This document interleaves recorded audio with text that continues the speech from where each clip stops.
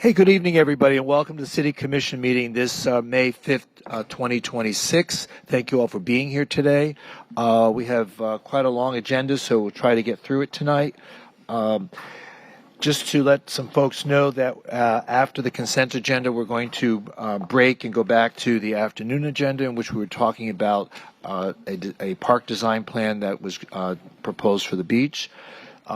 So for those of you who are here for the first time, welcome. We begin our meetings with the Pledge of Allegiance, a moment of silence, and then we have some special presentations tonight. We have two tonight. So if I could please invite Shauna Roberts, Zuri Williams, and Zoe Williams to please join me by the podium so we can all do the Pledge of Allegiance together. And may I ask you all to please rise.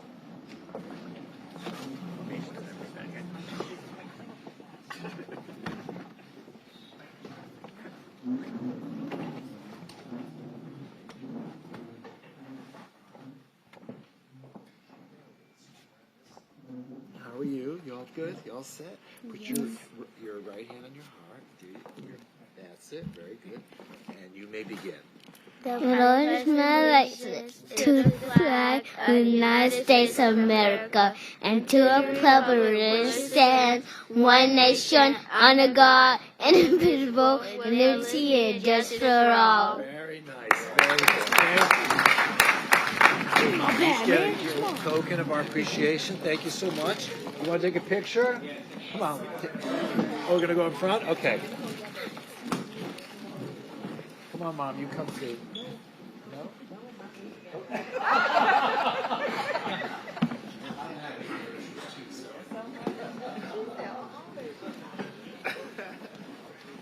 Which parts do they represent?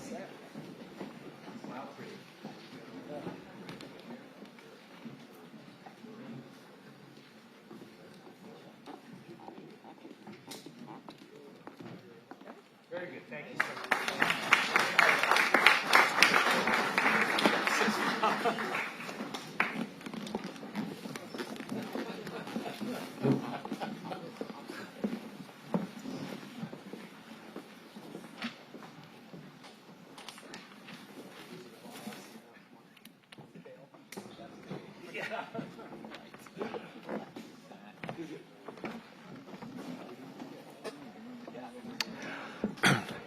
Okay, at this moment, I'd like to invite everybody to share in this moment of silence. And tonight, keep especially in your thoughts the following people who have recently passed away: Mary Cotton, Hattie Corley, Dorothy Bailey Young, and Joseph Amaturo. Thank you.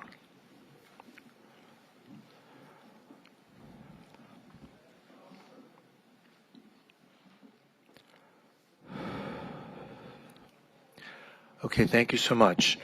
At this time, I also like to take a point of privilege to announce some recent retirees from our community. These are individuals who have worked with the city for more than 20 years. We have Yvette Martinez, police officer, who's been with us 23 years. Thank you, Yvette, for your service to our city. We have Derek Armstrong, who is a paramedic firefighter, who's been with us 23 years.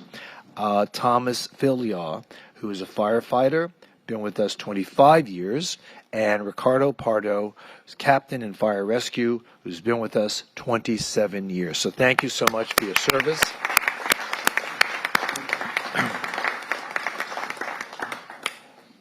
Okay, hard shoes to fill, but thank you for your service. So before we vote on the agenda, we have a few announcements. We have a walk-on resolution calling for a special election to be held on November 3rd, 2026, to elect a city commission candidate with regard to Commission District 1 and to establish a qualifying period for the special municipal election. Second walk-on is a resolution providing notice of intent to enter into a comprehensive agreement for a qualifying project for the Melrose Manor Stormwater Improvement Project. And the third walk-on is a resolution providing notice of intent to enter into a comprehensive agreement for a qualifying project for the Riverland Stormwater Improvement Project. Also, R5, the CAM was updated to add Exhibit 2, resolution to the CAM, and Exhibit 2, resolution was added. So, May I hear a motion to approve the agenda and the minutes as amended? Moved. Second. Been moved and seconded. Please call the roll.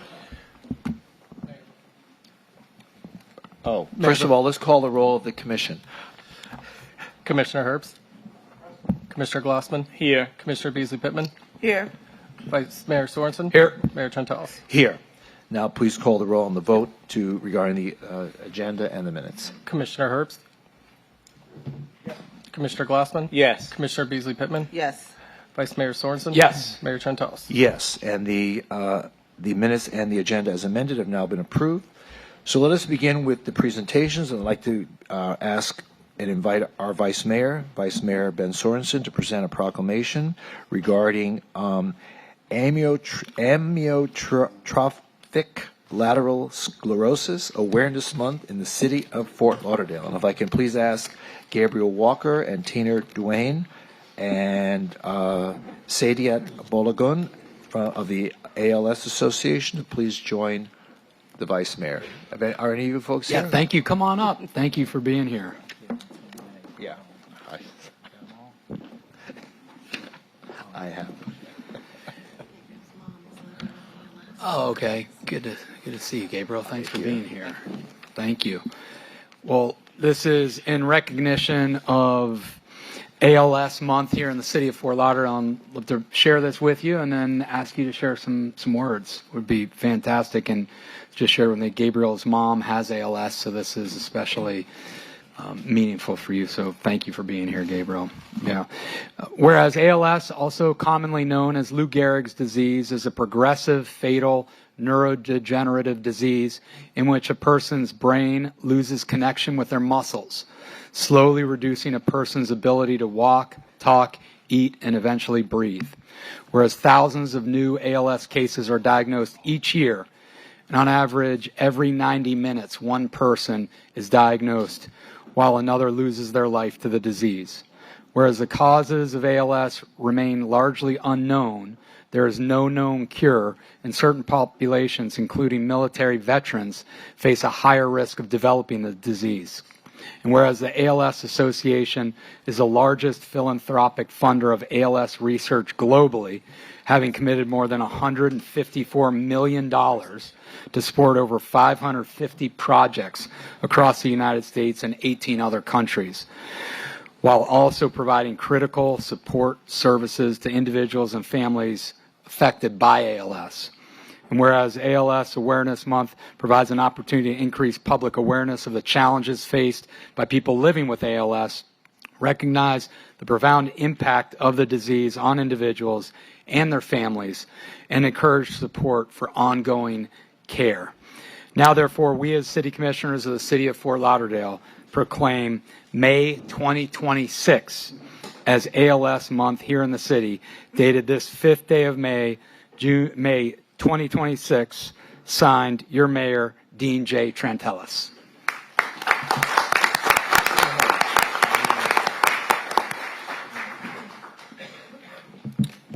Hello, everyone. I would like to thank the City of Fort Lauderdale for their decisive action in making this proclamation. I sent an auto-generated email that was created by the ALS Association, and I was not expecting to be here tonight. So thank you again to the City of Fort Lauderdale. Thank you to the ALS Association for all the work that they do. And thank you for the support that you have provided to my mom. It's not easy living with a person who has ALS. I wrote some stuff down, but, I would like to speak about my mother, Iris Cordova Martin. ALS has taken many things from her. It's taken her ability to walk. It has taken her ability to even raise a cup of coffee to her own lips. It will take her voice away soon, and eventually it will take her life.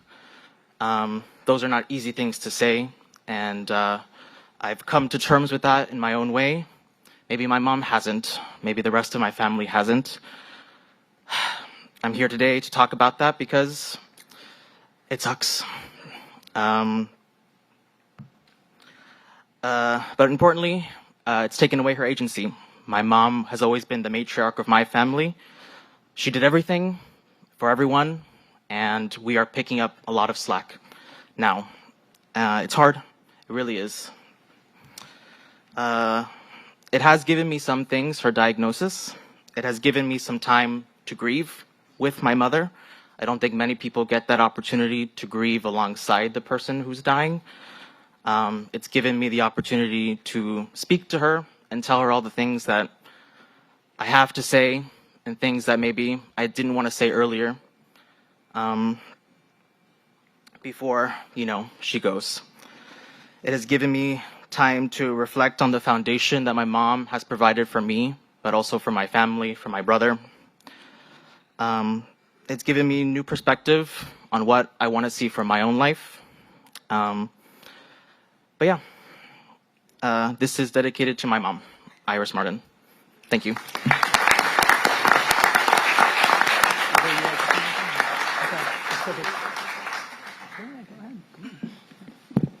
Hi, everyone. I'm the development manager for South Florida. I just want to thank the City Commission and, first and importantly, Gabriel, for what you did.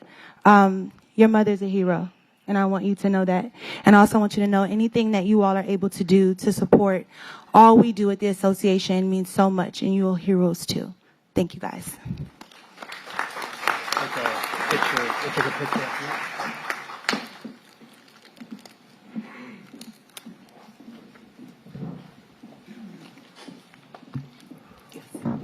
Want to see?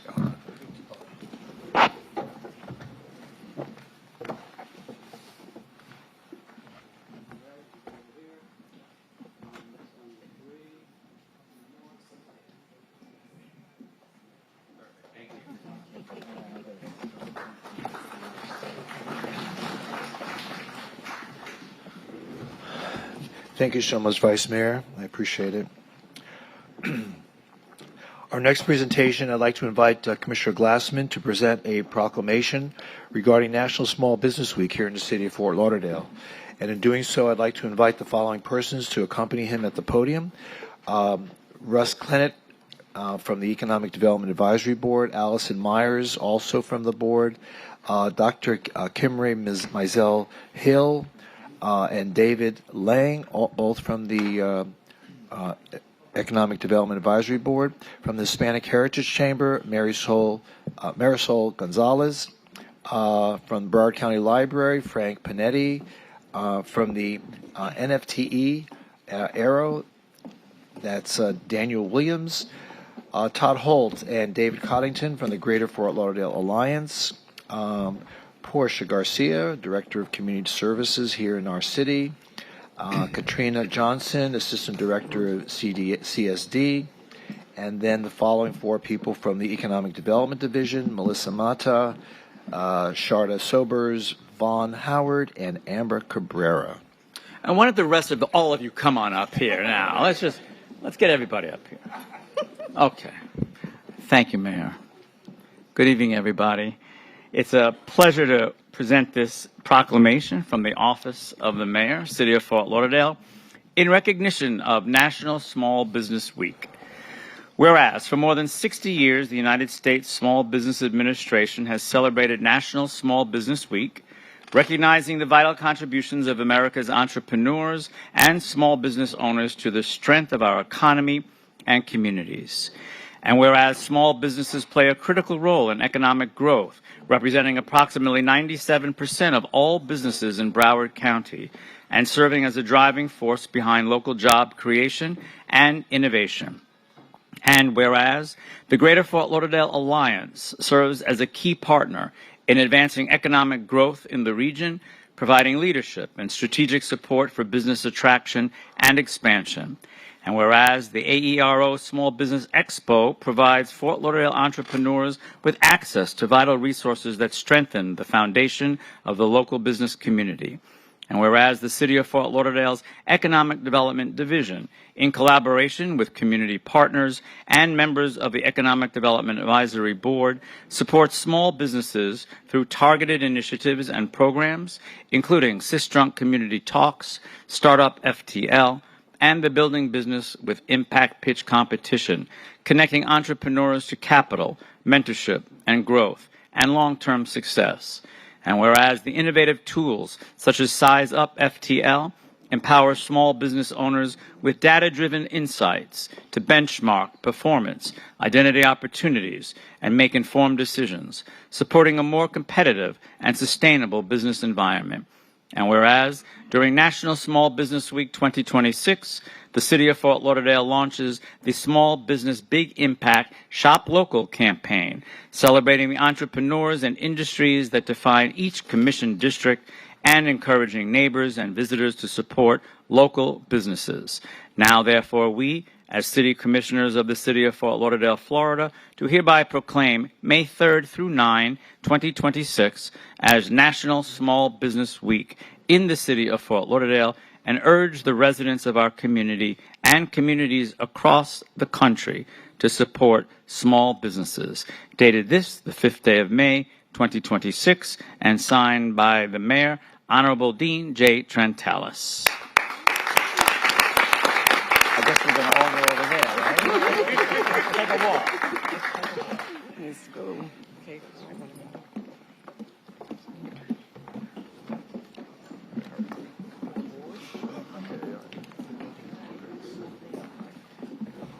Yeah.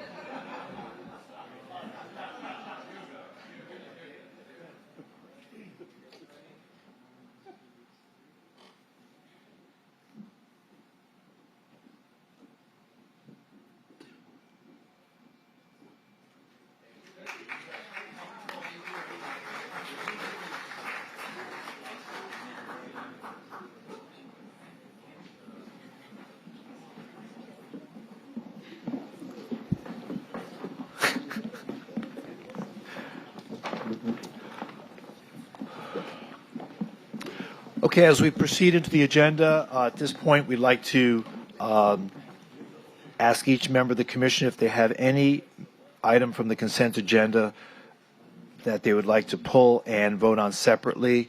Let's see. We're going to do that after the consent agenda.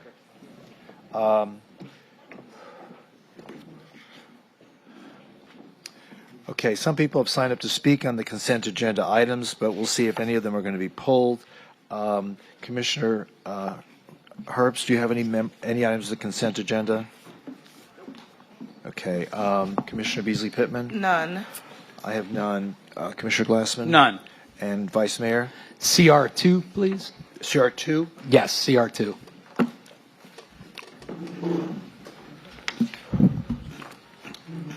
Okay, so several people have signed up to speak on other items, but just for questions only, except Kiara Stevens. You wanted to speak on CM3.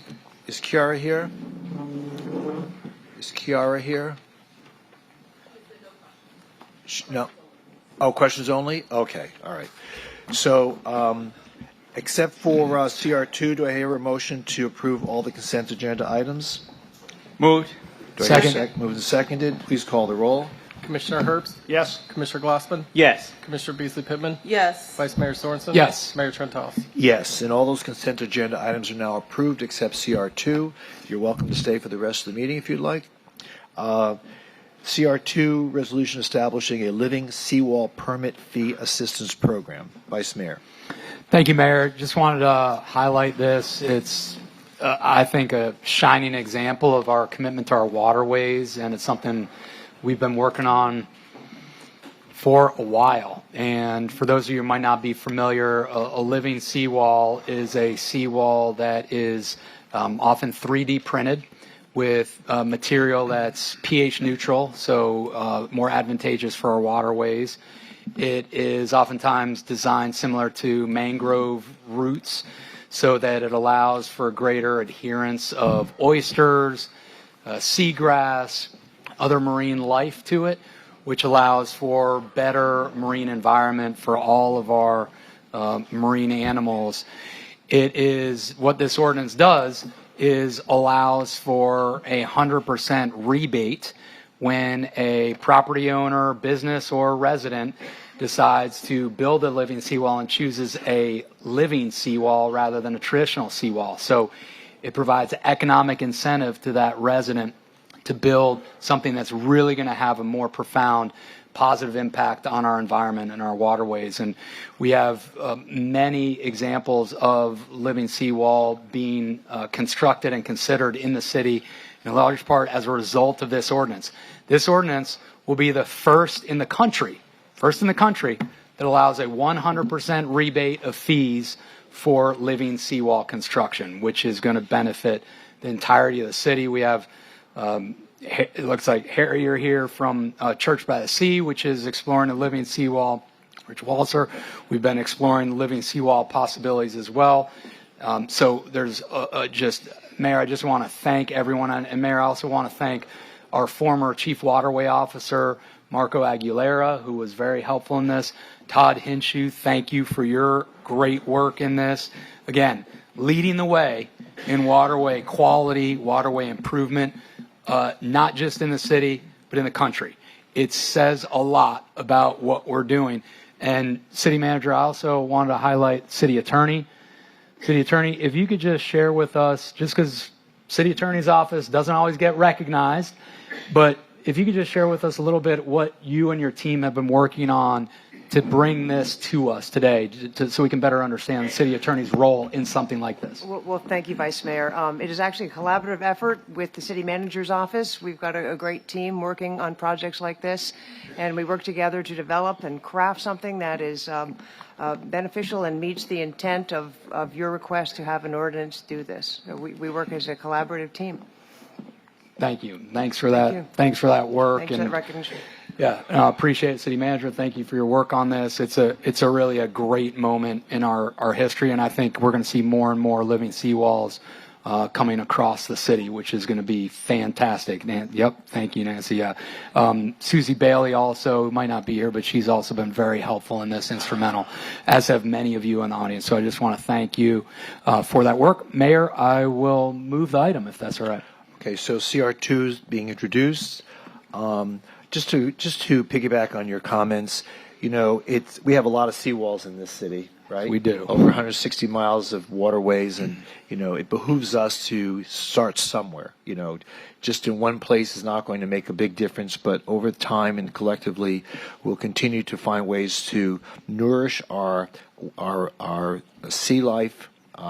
The marine life that exists in all of our canals and our rivers, and considering what how we have polluted our waterways over the years, it seems that it's about time we turn the clock and try to do the right thing. So I applaud the efforts of the city and our city staff in moving this forward. So as a resolution has been introduced, please call the roll.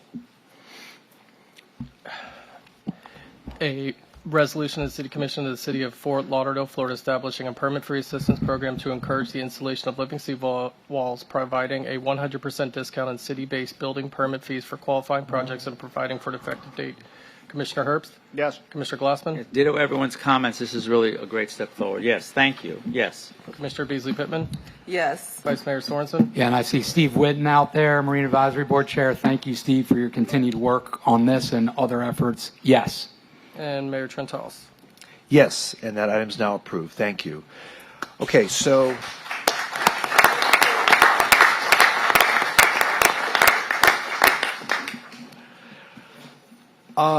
now we have to pause the evening agenda and move back to the afternoon agenda, in which the issue regarding the parks improvement on the beach is called Business 4, and a number of people signed up to speak. And so I just want to begin that process. I'll call you names 3 at a time, and I'd ask that you take the 2 minutes that you're allotted and convey your remarks within that time period. So we'll start out with Lorraine Saunders, followed by Fabian, Camille, and a lot of other names, and Aspen Vincent. Are you folks here? Is Lorraine Saunders here? How about Fabian? How about Aspen Vincent? How about Nancy Thomas? Followed by Tricia Halliday.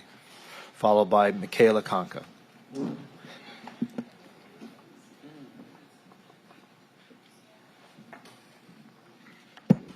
Good evening. I was going to say good afternoon, but now it's evening. Nancy Thomas, 41-year resident of Fort Lauderdale. I think our beach is wonderful. All my guests and relatives love it because you can see it from A1A. You don't have to have buildings blocking you like you do in Miami. The rendition that EDSA has put together, it just doesn't give the public enough information because this is a public beach, the whole thing. And this is only part of it. And there have been a lot of questions raised, which I don't know how much you'll hear because not everybody could stay, about it's just not enough information for the public because we need a full rendition of the beach. We've passed the bonds for it. I guess EDSA, I'm not blaming them. I guess they were asked to do this section. But the city needs to provide a full rendition of what's proposed here because it's our beach. Can you hear me? I'll stop the clock. You saw the renderings on the backup. You saw the renderings on the backup, right?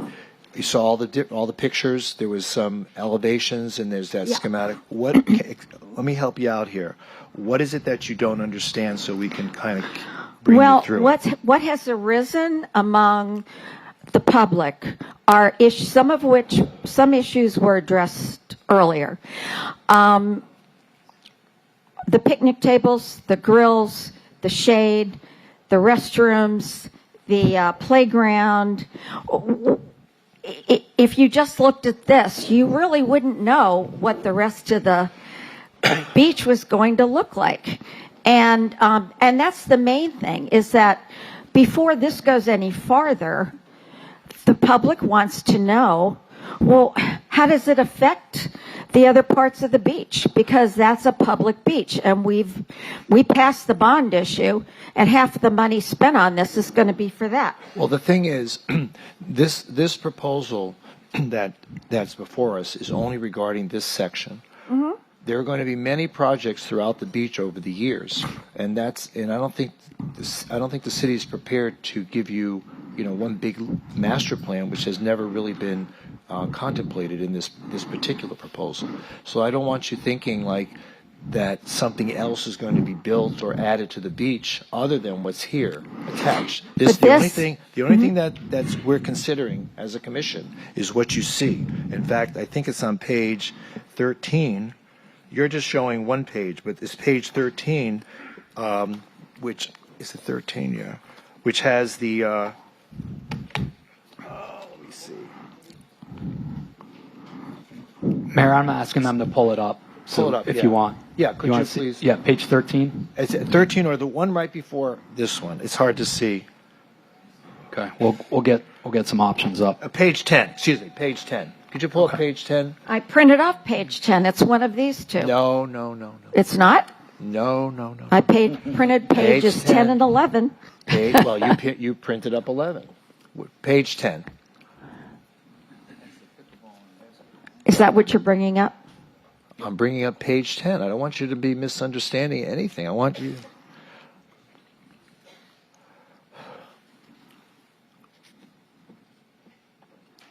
Keep going. Keep going.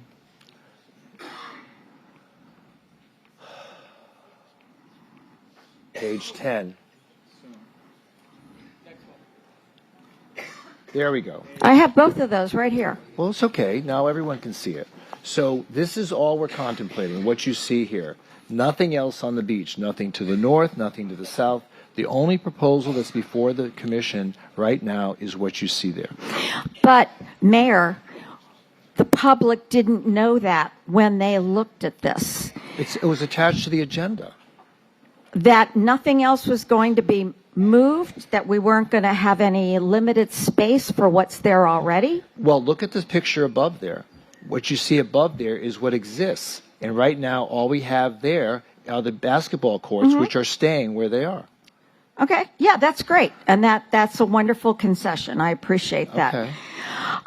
Okay, well, I'm just telling you that the public may see something that you don't, and not everybody is able to go to the agenda and read all the backup and know what's going on. It's only 12 pages. It's not all of the agenda. It's only so this is a perfect opportunity. You said you didn't have enough information, so I don't want you leaving here tonight thinking you're leaving without all the information. This picture tells it all. This is what we want to create. Looks nice, doesn't it? It does, but we don't need 4 pickleball courts. Okay. That takes up too much space. 2 basketball courts, 2 pickleball courts. Okay. That was the original plan, and that's all we need. Okay. It looks like it goes pretty far south, and something's going to be lost with an extra 2 pickleball courts. Okay. And that was a request by the city commission. I read all that. I heard it. We don't need 4. And I will stand by my word. I've talked to a lot of people about, well, what's the rest of the beach going to look like? Half this money is bond money. We've been waiting since 2019. Okay, well, we'll see. We don't know. That's not what this is before, though. Nancy, this is just the only thing Okay, we're I'm talking telling about you what people want is they want a full rendition of what the beach is going to look like in case there are changes that we don't like. Okay, thank you. Trish Holiday. Good evening. It's been a long day. I know you guys have put in a... Day's not over yet. I know it's not. Getting started. However, I warmed up. have the same question that Nancy had. And it's a beautiful picture. Looks great. However, one of my first questions was, I thought originally we were supposed to have 2 pickleball courts. When did we go to 4? And how was that determined? And then I know this afternoon it was decided that we don't have to have plastic grass. We can do other things, but in fact, I think the terminology was used that ecological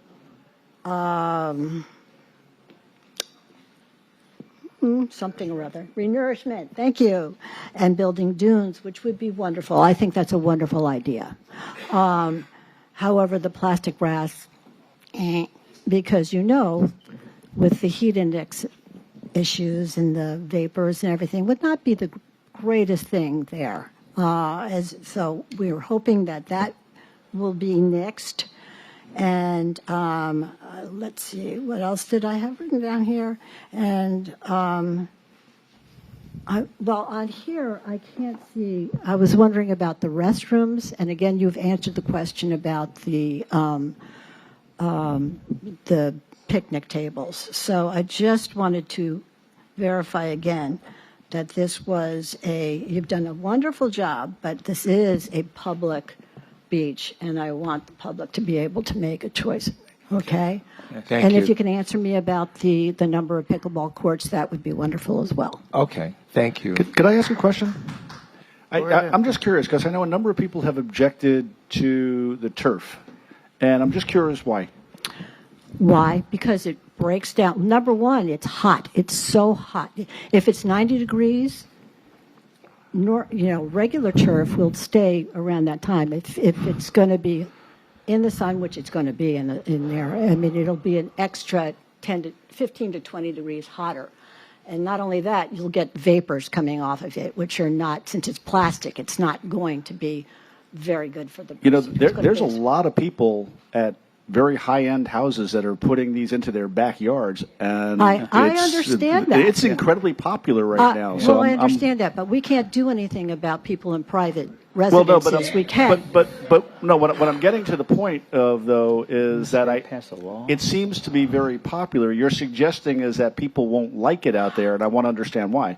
Because people are paying tens of thousands of dollars to put this in their backyard so that they can enjoy it. Apparently, they don't find it to be 150 degrees and not tolerable. They're literally spending $20,000, $30,000, $40,000 to install this. I understand that, and I have a feeling it has to do more with education and communication out there to what exactly they are putting in their backyards. To your point, Commissioner, I would also agree with you, but to tell you that the quality of the artificial turf has really progressed over the years. The makeup of the material is very different from what it first was. And I will also tell you, in my district is the Las Olas Oceanside Park. There's a large area of artificial turf that people are doing yoga classes on every weekend. People are gathering. My office has never received one complaint about the artificial turf at the Las Olas Oceanside Park. First of all, it's cleaner. You will not have to use pesticides on the grass, and people would, of course, complain about the pesticides if we had to use pesticides. We will not have to have an irrigation system. We will not have mosquitoes. We will not have everything that the natural grass would do there. And it is proved to be really very successful at the Las Olas Oceanside Park. Again, no complaints. People are gathering there in all weather, hot, cold, you name it. Again, for those classes, for the gatherings. We have festivals there all the time. How long has that been down so far? Just out of curiosity. Is it about 5 years? Okay. At least 5 years. Okay, good. Now, I will guarantee, I will say that there are variations of the different types of grass. And by the way, I think the sand would be as hot as any grass. Sand is true, but you don't think the sand is going to get up on top of that artificial turf? I mean, come on. Let's. If you can go natural, which you said that you could do earlier. And also, by the way, the maintenance of regular turf would be at least $100,000 a year to keep that, as opposed to something far less. You know what? This is a city. Yes, it's a city. That was so excited. I mean, and I was excited too when you decided not to use plastic straws on the beach, and you're going to put plastic grass on the beach. Come on. No, come on. Let's all come on. All right. I want to answer one more question. There is another question. All right. Yeah. Michaela. Wait, So by the way, her question about the restrooms, it's important to know. The reason we're not seeing that is the restrooms, the picnic tables, the grills are not affected by this. That's all to the south, and it's still staying there. That's why it's not on the renderings. Okay. Thank you. All right, Michaela Conca. She's not here. And Mayor, while we're waiting for that, so Commissioner Glassman, I wanted to ask you that because that actually came up in my agenda briefing last night where we talked about the Oceanside Park, and I said I wasn't aware of any complaints. I've been there a lot, and I've never noticed that it's particularly hot when I've sat there, or I haven't burned myself when I've been there. No, no one has. In fact, we gather there even for the city events. We'll be gathering there for the American Beach Party at the end of this month, and we always have the ceremonies there. It has not been an issue. That's all. Okay. No, thank you. I appreciate that. I wasn't sure if your office had heard anything or not. Not at all. Okay, continuing. John Roth, followed by Leo Lorenz, followed by Vicky Mowry. Jean, I know you were here this. Oh, there you are.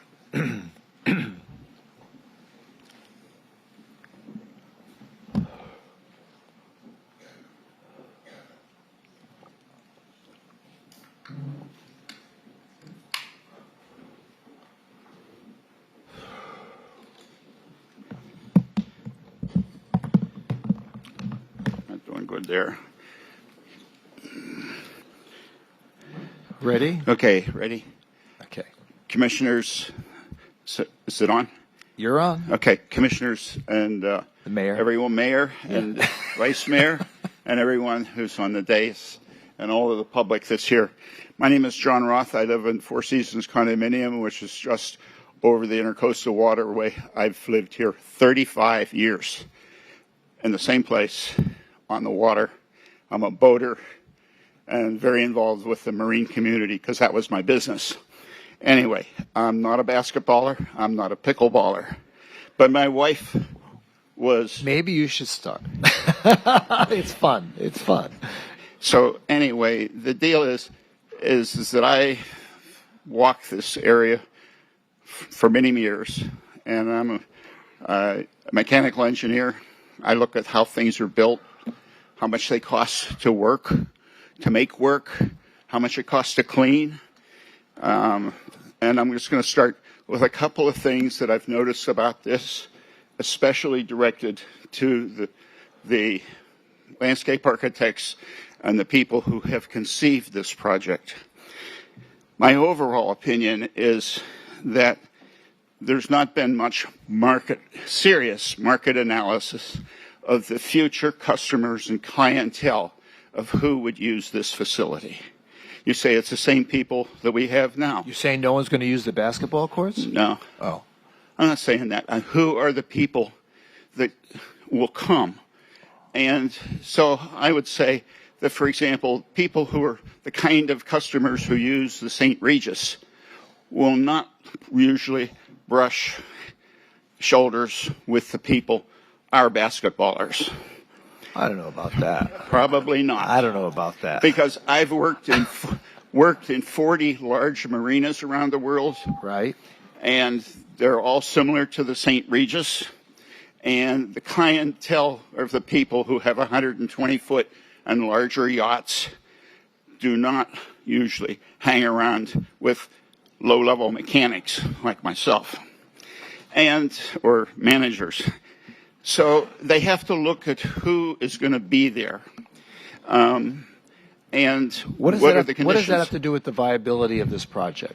Well, the thing is if people don't like it, they won't come. But the argument has been for us to retain the basketball courts because we have the public that uses them. That's it has right. nothing to do with the St. Regis. I'm talking about cutting down all of the pine trees so we don't have any shade. There are no pine trees there. Of course, there's none on this picture. What this is what they've done. About? What are you talking about? Well, I'm looking at the picture right in front of me, and I see all palm trees where there used to be pine trees. Look at the picture in the corner. That's the existing condition. Tell me where are all these trees you're seeing? Well, that's an aerial view of what's there now. Well, that's an aerial artist conception, and it's been managed. So on the right-hand side, is that a modified? It's a Google Earth area. I can't hear you. It's a Google Earth aerial. It's a Google Earth aerial. The pine trees are located just south of the image, the artist rendition, south of that. Has that image been modified in any way? No, that's not true. But anyway, I will take him at his word. Thank you. Okay. So the thing is that you come over the bridge. They've got major work done on the bridge itself at the bottom. They've got an area which is make a nice raised patio. You could put a band down there for music or something if you wanted. And there's an exit and an exit. And you've taken out a lot of the space underneath and replaced it with very small little cubicles for the maintenance on the guys on the beach. And I just look at this from the point of view of maintenance of the artificial turf. You'll probably need more machinery to maintain the artificial turf than what they have now. So they're going to need space for that, and none of that stuff is small. And everything that they're showing on the drawing is small spaces. So a lot of work needs to be done to make this thing compatible with Parks and Recreation Department and the financial side of this. So there was a mention just when I heard this afternoon, that said that the people can move their picnic tables around. The picnic tables are heavy, and they use a high lift to move them around. They don't use people picking up your own family picnic table. I don't think they said people pick them around. I think the city staff moves them around. Not once you get there in the morning. The insinuation was that I heard is that when you get there and you're going to have a fantastic place to move in, and if they're not spaced to your liking, you will be able to pick one, or your family would be able to pick up a picnic table and move it. We don't want over. people picking up picnic tables. Okay, that's fine. No. So can you please complete your remarks because your time is up? Okay, my time is up. Thank you. And I hope that you do more work on this, because I've had projects before in my life, and you think everything is just perfect and hunky-dory. Okay. And nobody comes. All right. Thank you. Thank you. Nobody comes. John, those pickleball courts will be full. People will come. Trust me. They'll come. I'm sorry? The people will come. They'll play basketball, and all 4 pickleball courts will be full all the time.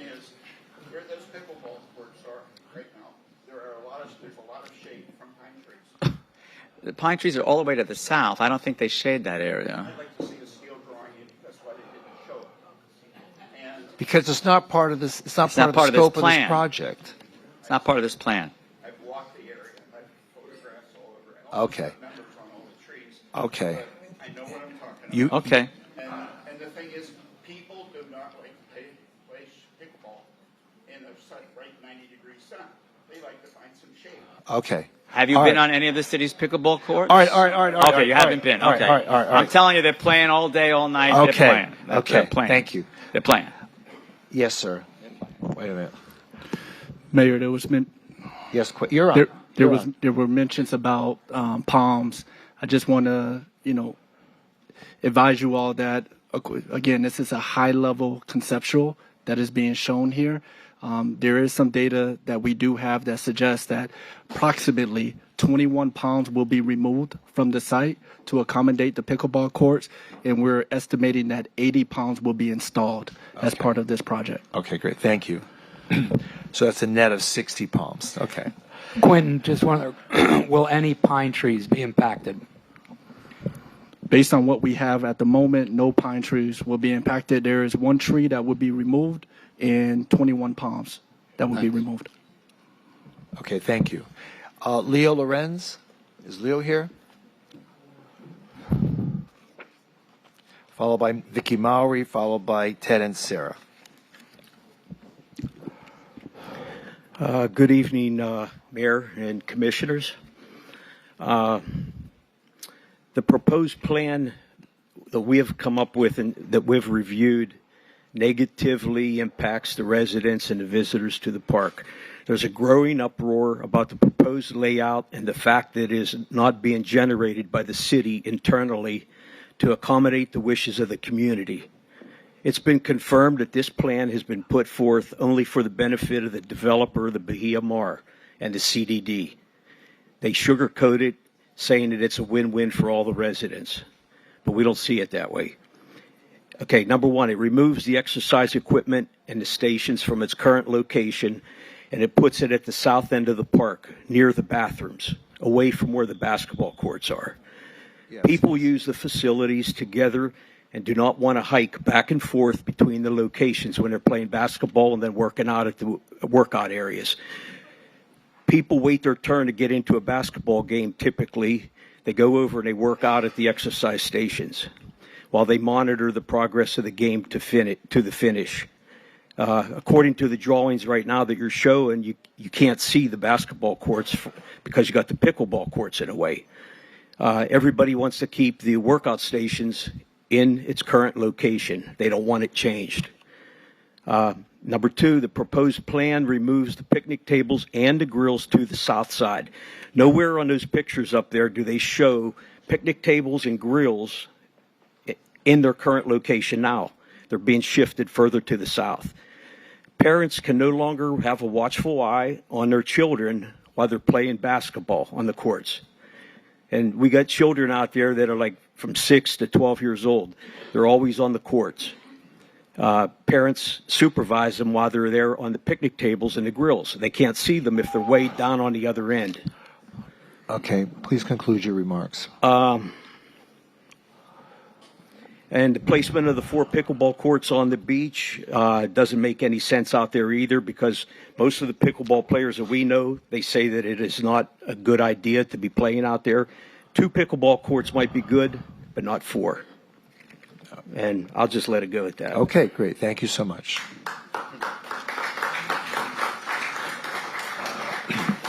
Vicky Mowry.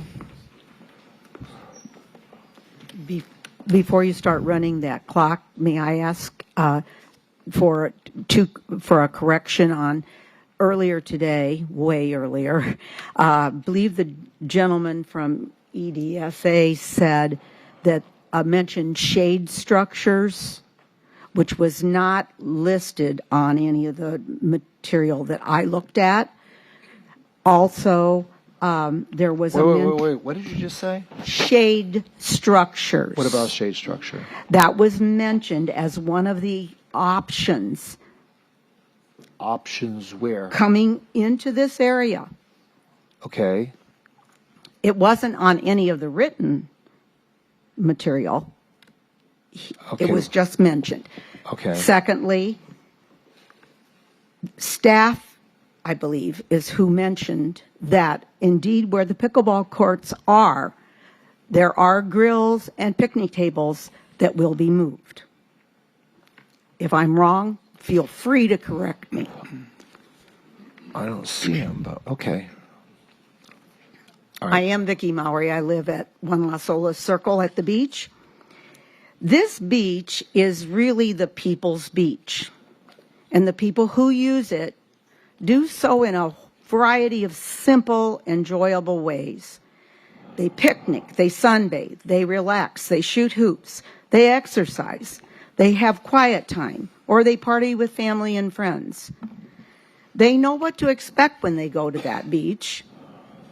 Expansive views of the ocean and seemingly endless sand and sun. This is the people's beach. Why are you, our elected officials and guardians of our city, even entertaining the idea of mucking up this area with 1,700 square feet of concrete for a welcome pad or central plaza, as though the natural beauty isn't welcome enough? Artificial surfaces and blocked views with fencing and dense landscaping around pickleball courts is not needed or wanted.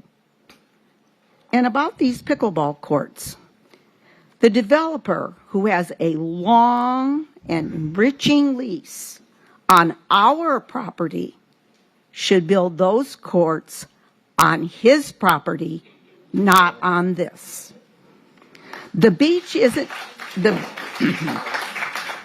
the beach isn't some bargaining chip to be batted back and forth for the benefit of a developer's project. We, the people, are not a project.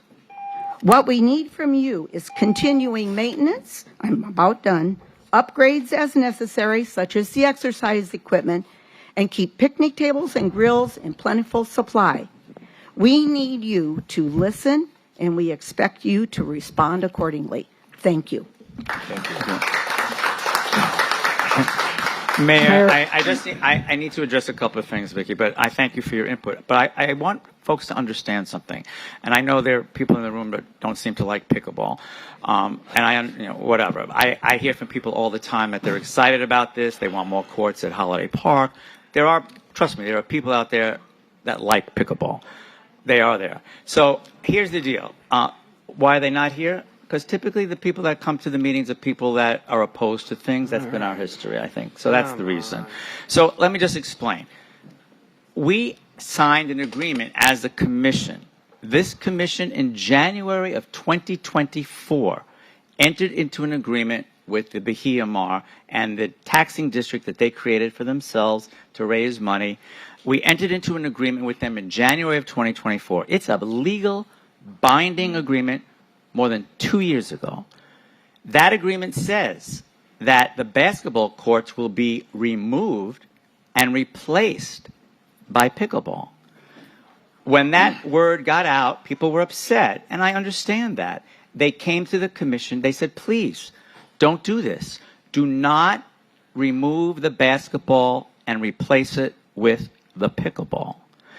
So we went back to the developer and we said, okay, look, there's a public outcry. People do not want to see the basketball courts go. What can we do? So the first thing I asked for them was to extend that agreement past January of 2027. We are legally obligated right now to have all of this finished by January of 2027. We can't do that. That's impossible. So what we said to the developer was, please tell your CDD, your community district, please tell them that we need an extension. So our legal team is working on that extension now to give us more time so that we don't get sued and lose. So the development team said, fine, we will reconsider. So we will keep the basketball courts. By the way, those basketball courts don't look great today. They're all being totally refurbished, okay? I'm not arguing that, of course, as they should. They're being totally refurbished. Remember, the legal contract says they're to be removed And the only way that we could get around that was by both parties, the city and the Community Development District, agreeing to that. So here's the crunch. Here's the crunch. At any point in time, this developer could actually say to us, you know what? We're just going back to the original legal agreement that we have with you. So what do you think about that? And then we would be between a rock and a hard place. It's not true. It's true. It's true. All right, let's stop. We're not going to get into a disagreement with that, but it's true. So what everyone tried to do was come up with something that made sense for everybody so that we could move forward, so that we would have the pickleball that was guaranteed in the legal agreement. We could have the basketball that we brought back, and in the meantime, make the area really very much a community area. This is not going to be a private area. I've heard that misinformation. It's not. This is open to the public. Of course this is for the public. This is for all the public to enjoy, all of the new fitness equipment. By the way, there is a designated fitness equipment area, right, to a gym, about 2,500 square feet, I believe, right to the south, which on your view would be to the right of the pickleball. So I think that everyone came up with a great middle of the road compromise where everyone should be happy with something. Will everybody be happy with everything? Probably not, but we never see that anyway. But there's, I think, a lot of reason to be happy about how we got from where we were with the elimination of the of the basketball, to something for everyone. And in the meantime, doing some really nice landscaping. I think when this is done, people are going to be very happy. People are going to enjoy it. I think people are going to say, wow, this is a really pretty little area of the beach on both sides of that pedestrian bridge that crosses A1A. So it's really important just to know the facts. I wanted everyone to understand the legal ramifications of what's going on here and how we had to finesse and make sure that we just don't get sued and lose, and then everybody loses. The money is not all of the Parks Bond money. The money is just some of the Parks Bond money. And correct me if I'm wrong, but I believe the development team's also kicking in $1 million on this, I think. Yes. The Community Development Page District 5. will reimburse the city up to $1 million for eligible improvements. That's what I thought. So that's where we are. That's the history of how we began this discussion, and this is where we are now. That's all. I just wanted to make sure everyone understood everything. Thank you. Thank you so much. Ted and Sarah, followed by Kendall Antoine, I think it says, and Mary Furtick. Hello, everybody. My name is Ted and Sarah. I'm the president of the River Oaks Civic Association. Thank you, everybody on the dais, for letting me be here. Boy, that was, I don't even know after that, Mr. Gaspin, if I even need to speak or not. I guess it's already made up. But what I'm saying, what Vicki said was absolutely correct. This is the residents' beach. This is the people's beach. This is the one area, it's the wide area of the beach that we can come and picnic, that we can come and park, we can play some ball, we can go into the water. And this is the part we have. Anything to the north, it's all the hotels. Everybody is all into the, having their little private beaches or their own beaches in front of the hotels. This is for the residents. It always has been. Because I was born here in 1956 in Broward General Hospital. I've lived in River Oaks for 60 years. And I'm still there today, and I wouldn't live anywhere else. But this part of the beach, there's two iconic views when you're riding around Las Olas Boulevard, Fort Lauderdale.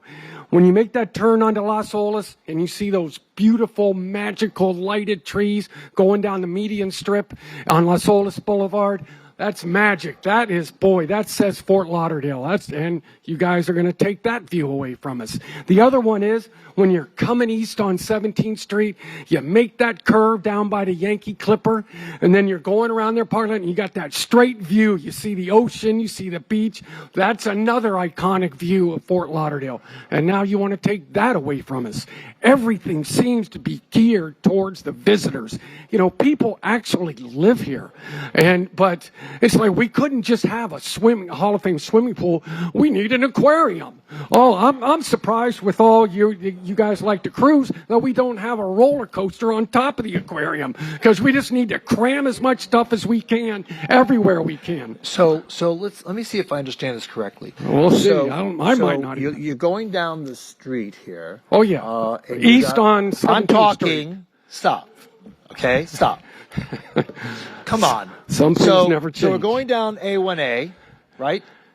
And what do you see? A parking lot with cars, right? Parking lot with cars, okay? No obstructing of the ocean there, right? Then you got a wave wall, okay? No obstruction there, Well, it's okay? 2 feet tall. And now all of a sudden, a pickleball court, which is on the ground, is suddenly obstructing the view. Tell me the thought here. Because, look, like you said with this picture, it tells it all right there.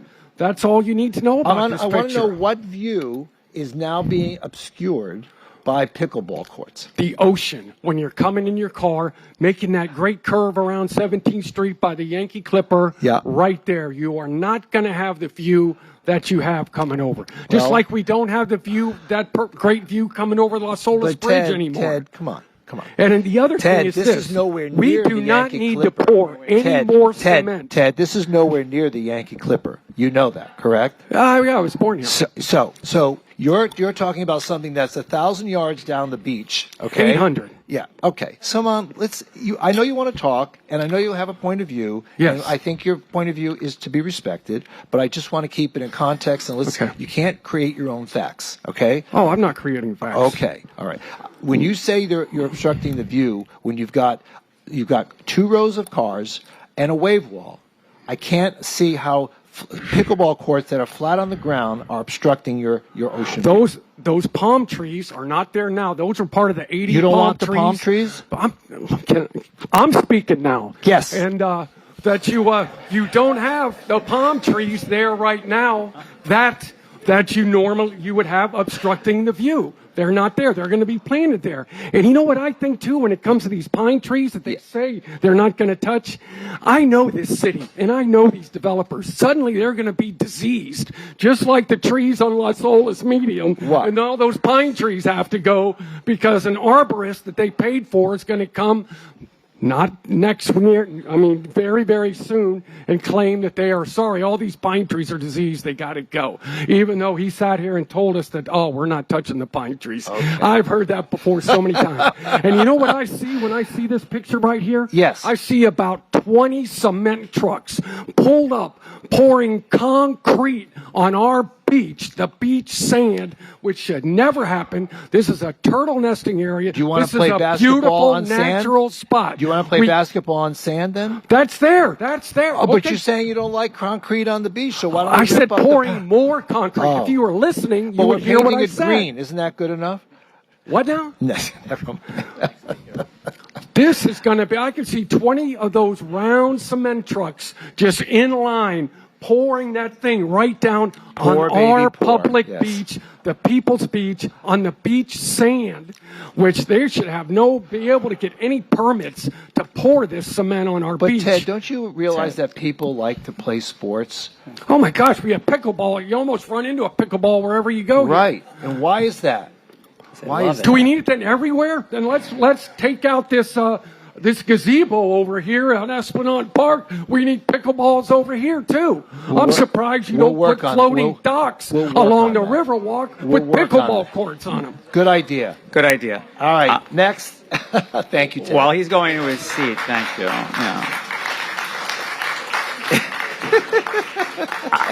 And Mayor, I love the concrete phobia. We took away a lot of beach when we did that whole sidewalk along A1A. We took away a lot of beach. When we built the iconic wave wall, the length of the beach, we took away the sand. We took away the beach. Where was all the concrete phobia then when we built those things from concrete? I'm just wondering. It's that's okay. all. Thank you.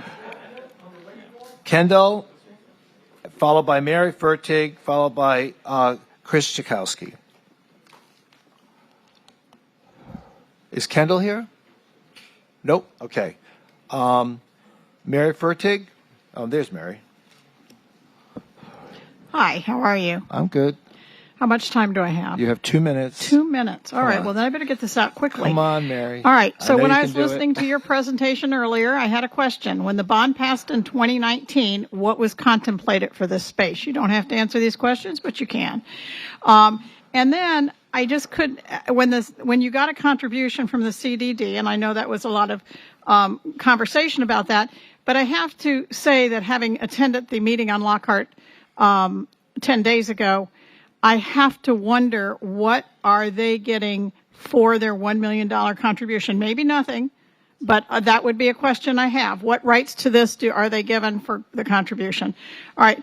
The next thing I wanted to say was this really blew up about a year ago, a little more than a year ago. So I was glad to see they picked EDSA and they're local, and that's great. So that makes me wonder, did you have a meeting with the community about what the community would like to see at this site before coming up with this graphic? And if not, who did they meet with? These are all questions you can answer in writing Brown, to me, Mr. Did this ever Solomon. come before the Central Beach Alliance? Don't take my time, though. I love Bill, but just add me a few more minutes in. Well, I'd love to come, Bill. But Mr. Brown is the president of the Central Beach Alliance. I and realize that. And his neighborhood association would be the one that would be the public. And he says that because we're not voting on anything I know. tonight, it's going to be presented to them at the next meeting. And my question is, because I believe, and you can add some more time in for the time you took, but you spoke so well that I'm glad you did it. Yes, thank you. But my point on this, Dean, is, and that's great, but I believe this beach belongs to everybody in Fort Lauderdale. I believe it really belongs to the people in the county, the tourists we entice to come here. This is, as Vicki said, this is the people's beach. So I think it's wonderful they're going to the Central Beach Alliance, but I think there's some other constituencies they should have met with as well, and maybe there's time for that, and then you could bring people in instead of closing people out. So I just want to, I don't have much time, so I want to say I like to think in 1953 that my grandmother went to the polls to vote on the ordinance on this beach, which keeps it public for all time. Now, I did bring it, and I could read it to you, but you're cutting me off on time, so I won't. So can you let me just read the end of it? Because we have a lot of conversation about a public speech. And this beach, unlike almost every other one that we talk about, this was subject to a referendum of the people. And so it said, as aforesaid, it shall not be amended or repealed except upon a vote of a majority of the electors at any regular biennial municipal election. It gives it just that much more strength. And so this is a public beach. It was a conscious decision by the voters to make it a public beach. And so whatever you do with this piece of property, with this beach, I hope that you do it by including everybody in this room and everybody who couldn't come tonight that wants to speak on it. Mary, Thank can you. I ask you a question? Yes.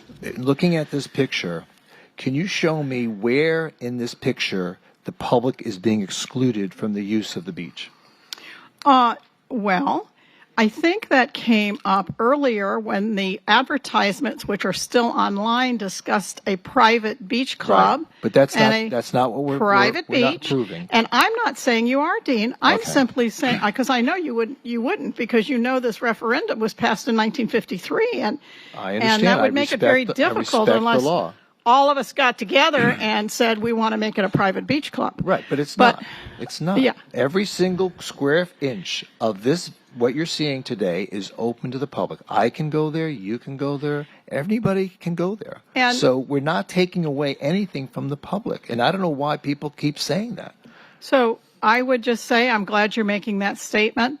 And the one thing that I think could really help the public to really accept and adopt that is if you started meeting with all the people who have tried to have a voice in this and haven't been able to before you come back to the next conference meeting, and then see what their vision is for this beach, not what the vision of a few people is, but what the vision of the people who own the beach would be. Got it. Okay. Thank you. You're welcome. Chris, followed by Barbara Stern, followed by Jairus Goss. First, I'd like to start out by thanking Commissioner Herbst for all of his service. You will duly be missed in your fiscal common sense, man, which is something that seems to escape us here quite a bit. First off, there's a lot of different things that were covered here, and we'll start off with the big one. The outrage came when we found out that it was going to be a deal done with changing out pickleball for basketball courts. Nobody knew about that. So we really got ticked off about that. The whole pickleball thing, to me, we're so sick and tired of hearing about pickleball. Enough already. It's Patel now. You guys are missing it. Fake grass at the beach. It's called the beach for a reason. You're going to put fake grass there. And since everybody's typing away on their computers, go ahead and just Google for a second, is fake grass harmful?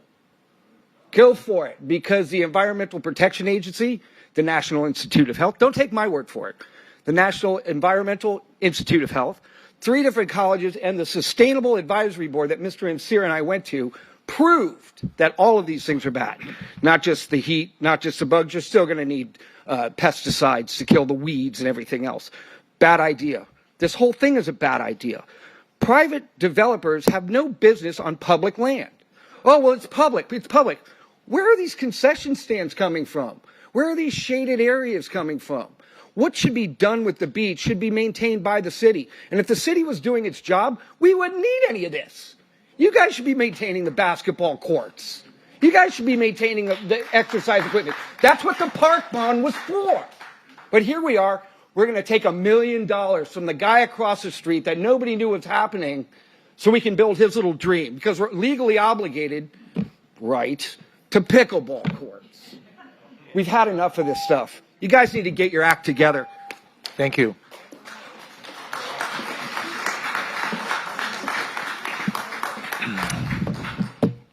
Good evening, Mr. Mayor. Before I go into my speech, may I just have a point of privilege to answer one of your questions about where did all this concern about the privatization of the beach come from? And I believe that was the messaging from the developer. Yeah, Good, bad. I don't dispute that. You're not wrong on that. But that's been changed, or will be changed. Yeah. But will be changed. Yeah. Okay. So the problem is it's not being changed now.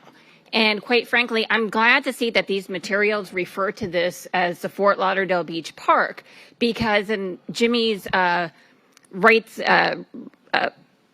dedication of fiction that he sent to the Commission and the Historic Preservation Board in his attempt to block historic preservation designation for this beach, he refers to it as the Bahia Mar Park, which it is not. It is the Fort Lauderdale Beach Park. So I'm glad at least that's part of the presentation. We've settled that tonight. Okay. Well, thank goodness for that, because he continues to refer to it as Bahia Mar. We got that. And I believe that's part of what the problem is, because all these additions that we're seeing, they are things that have been in advertising for the Bahia Mar St. Regis project. For instance, I'll pass around the advertisement for yoga on the beach, which they are doing in the sand. Why do we need a concrete platform for yoga? It's being done in the sand. We should be able to continue doing it on sand, but it's something to promote what they have in their advertising materials. We heard about a shade structure. If you go through the Bahia Mar St. Regis's marketing materials, they're advertising a little gazebo on the beach to enjoy your sunset. So when people talk about, is this for us? Maybe it's because of the advertising and marketing materials coming out from the Bahia Mar. They are the ones who have created this problem. That is why we were here today. The agreement was for 2 pickleball courts, not 4. Commissioner Glassman asked for 4. I don't dispute that pickleball is all the rage and they will probably get used. I think it's a horrible location when you think about the wind velocity and trying to play out there. In terms of the grass or artificial turf, have you ever tried to get sand out of that? Have you traveled around? I've seen it in California. It's a joke. How are we going to maintain it? This isn't what the people wanted. This is what the Bahia Mar St. Regis wants, to match their marketing. We don't need to move the exercise equipment. It should stay right where it is. What kind of welcome center do we have? We had to hear that it needs to be more welcoming for the people, make it usable. People are on that beach all the time. We don't need this to make it usable. Go down there on any given Saturday or Sunday. It's packed. We did hear today, it doesn't show up in the materials, that the grills and the picnic tables will have to be moved somewhat. Go down there on a Saturday or Sunday. I'm going to date myself and bring up the United Colors of Benetton, because that is what it is like down there. It's like the United Nations of people enjoying that section of the beach. And when you're pushing it further south, all I can seem to ask myself is, are we trying to move that from being in front of the St. Regis? So as you come up with these plans, I encourage you to reject this current design. The exercise equipment should stay where it is. The picnic tables and barbecue grills need to stay where they are. Figure out your design, go back to the 2 pickleball courts. We were not in threat of being sued. That agreement said it could be modified. The CDD doesn't even have the money yet. Last time, according to their financials that were filed for the end of September, they only have about $6,000, or maybe they're negative $3,000. They don't even have the money because they haven't even broken ground. Have they even sold enough units yet to break ground to start collecting dollars? So maybe Mr. Tate can give us a timeline for when that'll happen to find out, because I thought we should already be at that process by now. So thank you. All right, you're welcome. Thank you. Jairus, followed by Nicole Holmes, followed by Michael Gerhardt, and then wrapping up with Maggie Hunt. Good evening, Mayor and Commissioners. I'd like to start by assisting regarding the turf question. The space has become more engineered, structured. We're losing natural flexibility and social feel that made them valuable in the first place. Regarding Ted's point, the obstructive views is valid because public spaces aren't just about movement through them. They're also about the openness and experience being there, the skyline. Although there are broader environmental impacts considered, like stormwater, drainage, concerns, maintenance, lifespan maintenance, and construction waste, my focus here today is preserving the existing community, staying with the connection and unintended consequences. EDSA designs spaces for the people. I'm here asking you to also account for the existing human culture already happening. I appreciate the courts being preserved. Thank you. My concern is the connection displacement of the existing workout and community space. The plan shows and talks about everything connected, but the space already functions as one socially, not just physically. As far as this slide up there, I'm guessing the concrete line is where the workout space would be because we don't want to divide that area. I'm not 100% sure on that. I haven't really looked into all that. But if you divide it, you still have the same pieces, but you lose what makes it special. It's energy and quality of life. Elevation shouldn't come at the cost of what's already there. Regardless of curb appeal, these plants are breaking up something that already functions organically. I understand there are legal infrastructure obligations driving parts of this project. Just please consider revisions. Thank you. Thank you so much. Is Nicole Holmes here? No. And Michael Gerhardt? You've already spoken. And Maggie Hunt. Maggie, are you here? Is there anyone else? Maggie, there you are. Anyone else wish to speak on this item? Okay. Well, I know everybody is not necessarily environmentally, caring as some other people, as others are, but when the rain happens, it's going to wash chemicals and all the nanoplastics that are in that grass out into the ocean, and we're already starting to see fish with little plastic particles in there. While I know most of it comes from plastic bottles and waste out in the ocean, I just don't feel like we need to contribute. I don't think it's a necessary area. And when you talk about Central Park, that's a more necessary area because you've got really heavy foot traffic there with the festivals and the music events. And yes, it looks better, but it still looks like plastic.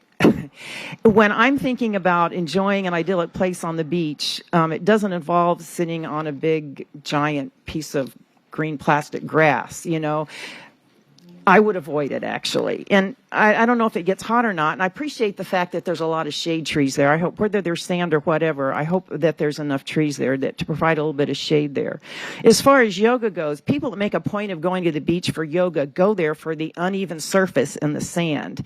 And if you're a beginner, you might not be able to do it. But then you could maybe, Bahia Mar would have a place over by the Intercoastal. It has a beautiful view where you could just be on the grass there for beginners. It's just not a necessary place as I see it. to have artificial turf there. You go to the beach, people go to the beach because they want in the sand. And the presenter said, who wants to sit in the sand? Well, me and everybody else I see there on the weekends and the holidays that pack those beaches that are there and so happy to be on sand. And I see them picnicking, and I picnic there, you know, with a towel on the ground. In fact, if you want a picnic with grass, we have so many public parks to picnic in. I think as the more artificial turf that we have, I think in our parks, more people get upset about it. And maybe you haven't gotten emails about it, but if you go look on social media, there's a lot of people that aren't. And yes, I have seen it in people's backyards on the water and stuff. I don't know what percentage makes popular, but I appreciate the point that some people like it. So the last question I have too is about, you know, when we did the parks bond and we planned all the other parks, there was stuff online, you know, to say, oh, what do you want here? What do you want there? What do you think about this? What do you think about this? And way back then, I filled out that survey and I didn't see anything on there for the beach, and that's a park, right? And I would assume the same process would happen. And maybe it happened and I just skipped over that part and didn't see it somehow online, but was there something way back when we passed this bond and we're talking about what we wanted at parks where people got input as to, hey, if the beach is going to change and have this park area, what would people like to see? Because I got some ideas that aren't on there. I'm sure there's people that would have wanted pickleball also, but I'm sure they would. Anyway, I'm just wondering where that was in the beginning. Thanks. All right, thank you. Is there anyone else who wishes to speak on this item? Did you sign up? I did earlier, but I didn't hear my name. Oh, I'm sorry. Well, come on up. Tell us your name. Tell us your name. Good evening, everyone. My name is Fabian Diaz. Oh, yeah, I called you earlier, yeah. Oh, you did? Yeah. I It's okay. missed that, sorry. I couldn't pronounce the rest of your name, though.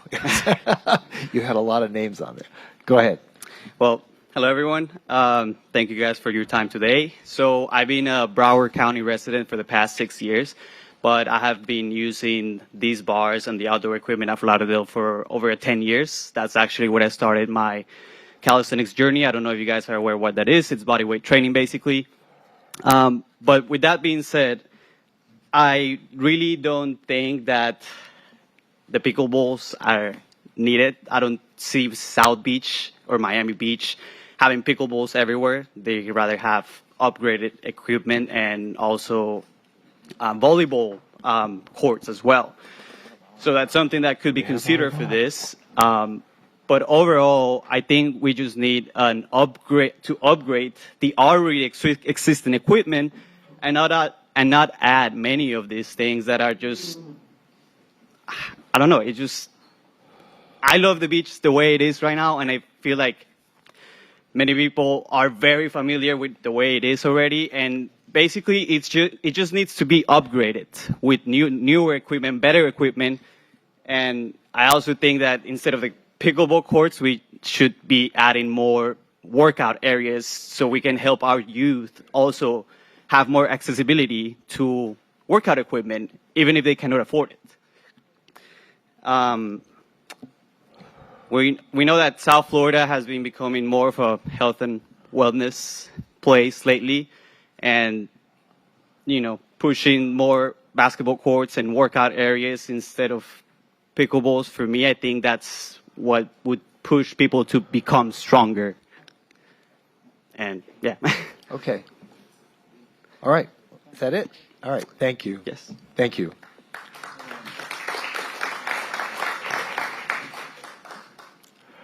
All right. No one has signed up to speak. So this was just for discussion purposes. I think now the folks at Bahia Mar are going to take this to the CBA now, and we'll get some feedback from the community there, and then the city manager will bring it back at some future meeting. May I find out when is that future meeting? And I asked that question because we've been discussing this park. We've gone through several iterations. I think for 2 years we've been discussing exactly where all these elements are going to be. I know that we keep having discussion. It's not bad. Some folks in the public don't pay attention till a little bit later than others. That's not bad. It's just the way it is. But I'm just not interested in continuing to kick the can down the road. At some point in time, we are going to have to make a decision as a commission as to what we're going to do here, and I certainly hope that will happen before we take our summer break. So, City Manager, when do you envision this coming back to us in the evening for a vote on the site plan? We actually did vote. Well, we had a consensus on the site plan, and then that went away, right? Because there was a change of heart. And so this is not a new topic. I'm just curious as to when you see us actually seeing a vote at night on the site plan. As shared in the backup material, we intend to come back to the Commission on or before July 2nd, 2026 with an amendment to the interlocal agreement to extend the timeline. So between now and then, it is anticipated that we should be able to have an audience with the Central Beach Alliance to share information and gather any additional feedback and incorporate that in the materials for July 2nd or before. So you see this coming back to us for a vote prior to our summer break? I think that is feasible. Okay, thank you. Okay, so that would complete our afternoon agenda for now, right? Are we going to we're not going to have business, we're not going to have the other two business items? We're going to defer that to another meeting? What have we decided to do there? What have Mayor, we decided to do since there, this Commissioner? does impact District 3, I want to defer to the Commissioner. What do you want to do? I really think we could wind this up in a, discuss it in a short manner. I think we should go ahead and take care of it tonight. Okay, now or at the end of the evening meeting? Now. Is there anybody here who's on the, let's find out who's still here. Anyone here on Business 5 and Business 6? Oh, well, just, I believe we could do it in a timely manner. I believe we can do it in a timely manner. If we could move forward, please, Mayor. Okay. All right, we'll move on to Business 5 then. Presentation of the evaluation of the unsolicited proposal submitted by David Mancini for Riverland portion of the Melrose Manors Riverland Stormwater Improvement 4 to 5 Lauderdale project. Brad. Thank you, Mayor. We have Brad Kane, Public Works Director. Before he begins, you'll recall that I shared a letter to the Commission on January 5th of this year. Since then, we've been made apprised of some changes to what we know as the site conditions, and as a result, we're bringing forward this item for discussion. There is a companion item, so Business 5 and 6 are very much related, and I'll allow Director Kane to proceed. You can speak to both of them. Yeah. Yeah. Thank you, Manager Williams. Good evening, Brad Kane, Public Works Director, Mayor Trenchatellis, Vice Mayor Sorensen, fellow Commission. The presentation tonight, if we could flip them to Melrose versus Riverland, we could do that.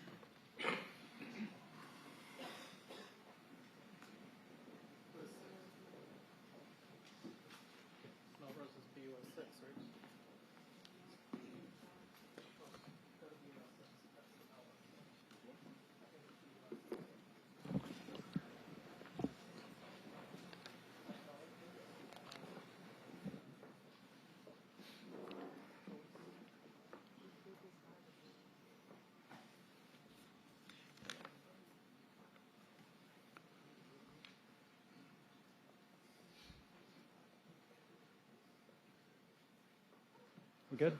Yep. Thank you. So I'm just going to try to highlight some of these things real quick and get to the real items at hand as it relates to the unsolicited proposals. Just to recap the scope of the work for these two projects combined, where, as you see in the slides here, it's basically neighborhood design, drainage, and construction of stormwater infrastructure in both of the areas, which consists of the following items there: 21 miles of drainage pipe, 1,200 drainage structures, 2 water quality structures and 2 stormwater pump stations, water and sanitary sewer line relocations, and some swale improvements. This is what I really wanted to get to, which is really, one of the key updates here. The current project status, as we have it, the project currently is about in 60% design. But as I get to this one issue, as you'll see, the city's design phase timeline has been extended by 1 year. And that's because we've just learned very recently of some conflicts as it relates to some FP&L undergrounding projects that are happening in the area that create conflicts with the design of this project. And therefore, that's going to delay our timeline in terms of completing design by about another year. The other thing, just to understand, we're also working currently with the Chipmunk property to get the necessary drainage easement. That probably will come to commission at some time this summer. That's not going to affect this. But the other item, as I just mentioned, is really important to understand that that has an effect on our ability to complete design as we anticipated it currently. The next slide just talks about the different regulatory permits that are required through the county, U.S. Corps of Army Engineers, FDOT, and FDEP, typically for a drainage project of this size. Just pointing those out to everybody. Just for informational purposes. Mr. Kane, could you speak up a little Yes. bit for us, please? Thank Sorry. you. Thank Absolutely. you. Mm-hmm. The unsolicited proposals we received on December 23rd, 2025 were from Mancon and David Mancini and Sons for the design, construction, and delivery of stormwater improvements within the Melrose and Riverland neighborhoods. They were two separate proposals, which is why we had them in two separate presentations tonight, but very little difference in terms of the overall information being provided, which is just a couple of slides which I can explain as we go through this. The Melrose Manors one, which we're talking about right now, was submitted by Mancon, and Riverland was by David Mancini and Sons. Just a little background on Mancon. They have over 30 years experience in the underground utility infrastructure business in South Florida, specializing in stormwater, sanitary sewer, water mains, force mains, and drainage system construction. They have experience in delivering large-scale projects of this size, including neighborhood improvements and pipeline. The unsolicited proposals specifically related to Melrose included, as I pointed out here, 62,000 linear feet of gravity stormwater pipe, over 1,000 linear feet of force main, over 740 drainage structures, and one stormwater pump station for this particular project. This is the other slide that's pretty critical to understand. So as it stands today, our anticipated completion for design won't occur until summer of 2027, with a construction period in the range of 2 to 4 years. And as we get through this process of the additional design, we'll have a better idea on actually where that will fall in terms of the years of construction. The estimated completion time, as far as we have it right now, is somewhere between 2029 and 2031. In the unsolicited proposals we received, it's the same for both. It's 2 years guaranteed from notice to proceed. So basically, if we gave them an NTP in July, they would have substantial completion by July of 2028. Now, this slide here is just showing the city's estimated cost of this individual project related to Melrose is about $80,969,721. Mancon's price was around $91,840, $159. And I need to just point out in the original package that we submitted, there was an error on these numbers in both projects as related to information we had received from our consultant. There were some inversions of the basins that were involved. So those numbers, particularly in this one, were way higher than the difference now, which is only about $11 million gap. And it still falls within the high estimate for the overall project. But I needed to point that out because it was pretty significant in this one. But now that number has been updated and corrected. So Brad, so I'm clear. So this is post that design change based on the utilities in the right of way. Just so I'm clear on that, right? Your $80 million estimate, $81 million. That is where we see it today. Right now, as of right now. Correct, as of now. Once we go and do the additional design work and get to 60% on that again, that number will probably change. And as we get to 90% and 100%, that number will change as well. Sure, it'll firm up and it'll Correct. change and it'll narrow down to what your final number is likely to look like. And that's in the next 12 to 16 months, yes. Okay. Correct. Thank you.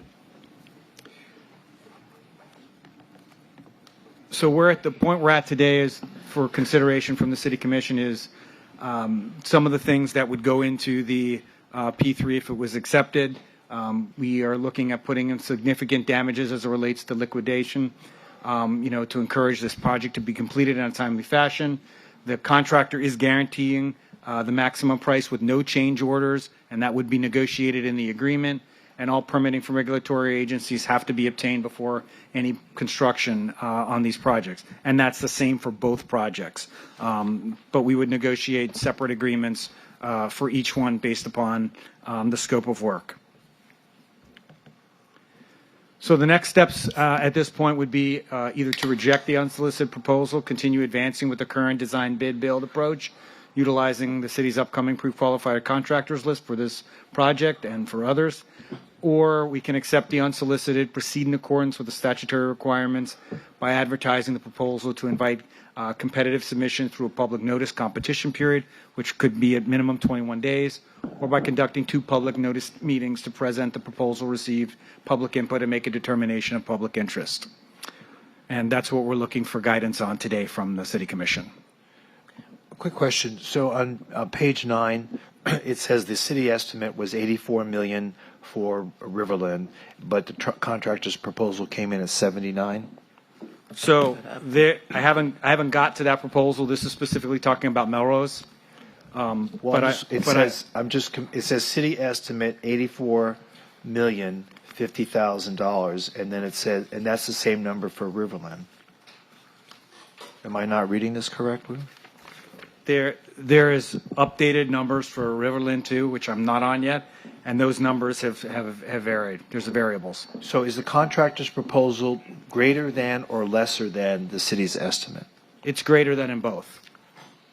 It's greater in both? Correct. It still falls within the overall higher end of the engineer estimates, but it is higher than both the current estimates at this time. Okay.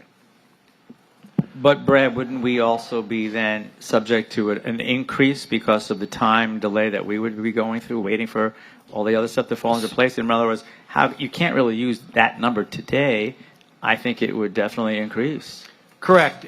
Going through this process and with a design change in the next 12 to 16 months, and then having it back at 60% and then 90 and 100, those estimates absolutely are subject to change and not necessarily lower. No, that's my point. Thank you. So, Commissioner Beasley Pittman, Yes. what are your thoughts? This is all in your district. Yes, it's in my district, and when I had this conversation, my drive with this was with the opportunity of the method in which this project will be done, given an opportunity of addressing in a quicker manner of the flooding, putting down these drain basins that would also address some of the issues that we're having with the flooding. With that being said, could we call up the proposal to let them explain also what was shared, so we can understand how this would move this process in a manner that will be really proactive while we're going through this process. David? Mancini? We have David And Mancini Anthony. and Anthony Anthony? Mancini. Yes. And if you could share with us the concept of methodology regarding the storm basins that you're proposing to put in place initially. Absolutely. Good evening, Mayor. Good evening, Commission. This project, Melrose Manors in Riverland, is a neighborhood with zero infrastructure.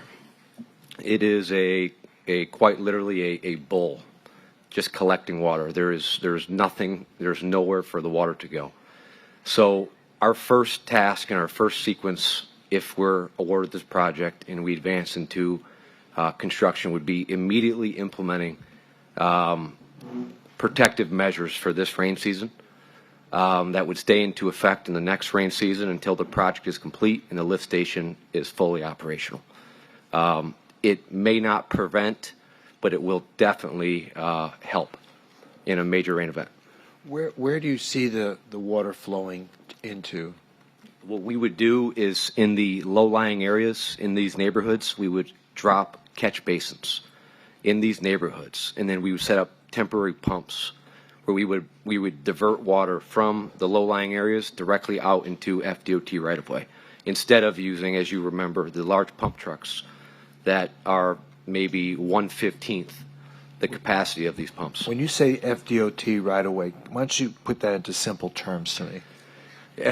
Existing infrastructure to the north and south of the neighborhood. Is there a river or canal anywhere near this neighborhood? There is. And To that's to where the north. water would be pumped into? It would actually be pumped into existing drainage systems that the state manages in a major rain event.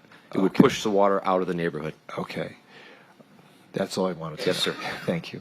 Thank you. With this, I want to move in an acceptance of this unsolicited proposal and asking that my colleagues have a consensus and we move in this direction. I do not want to witness our neighbors in Melrose Manors and Melrose Park experience what we have in the last several years. If there's an opportunity to reduce that flooding where it's not high standing, understanding that this is not a complete fix, but it is a way to address the problem, to bring down this issue. So that's my recommendation, that we accept this. Okay. What does the rest of the commission think about this? I agree with the district commissioner. From my perspective also, and I think from the rest of the districts actually, this project, correct me if I'm wrong, creates a little bit of a bottleneck for the Phase 2 projects because of the size and the constraints of it.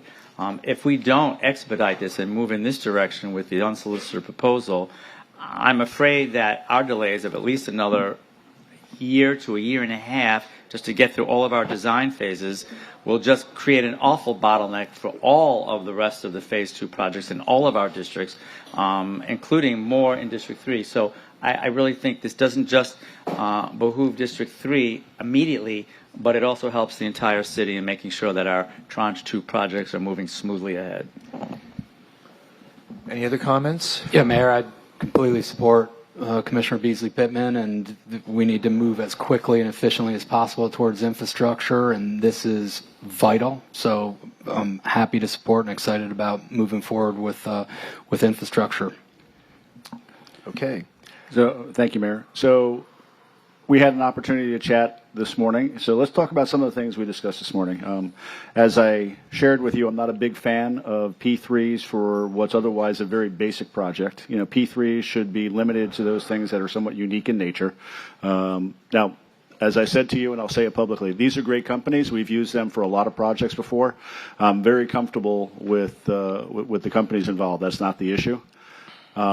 I am a little concerned about the process, though. So talk to me, and let's share with everybody what you said about being able to move forward faster than we can right now, because where we were before in terms of being previously at, Brad, correct me if I'm wrong, 90% design previously, before we found out about the utilities.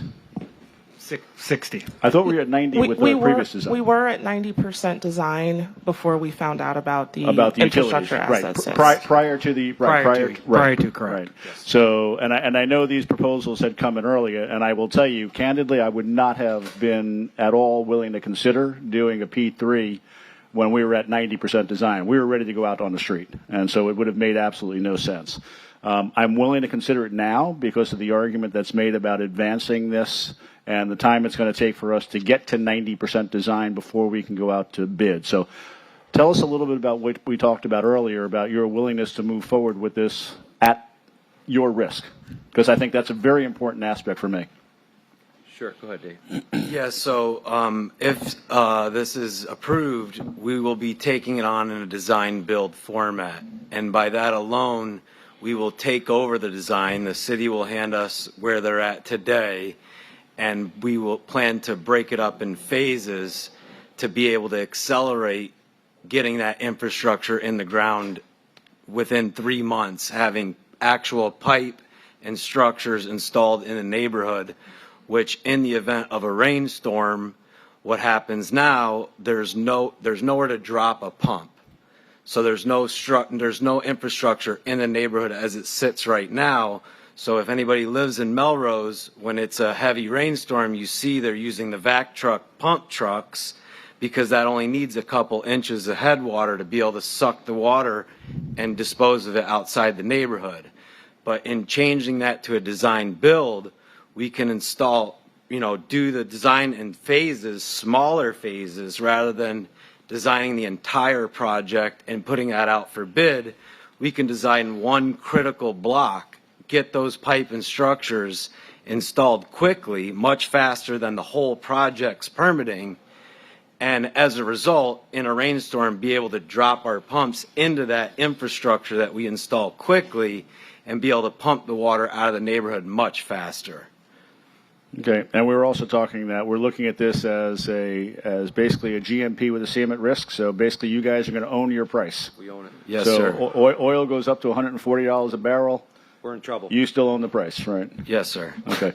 Which is why your estimate is coming in higher than our engineering estimates, because you've got to build some contingency into your numbers, because that's your wiggle room in case everything goes even further south than we are today. There is also, in addition to those contingencies, which absolutely are included in our price, the estimate definitely doesn't have that stormwater response. So we're taking on, for the duration of the project, managing if there is any flooding.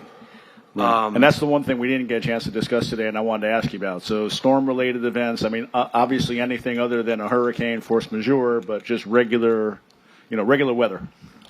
Well, even in a hurricane event, we will have a plan of action to be able to address that, and will. We're going to take over the neighborhood as it relates to flooding until the project is delivered fully complete. Okay.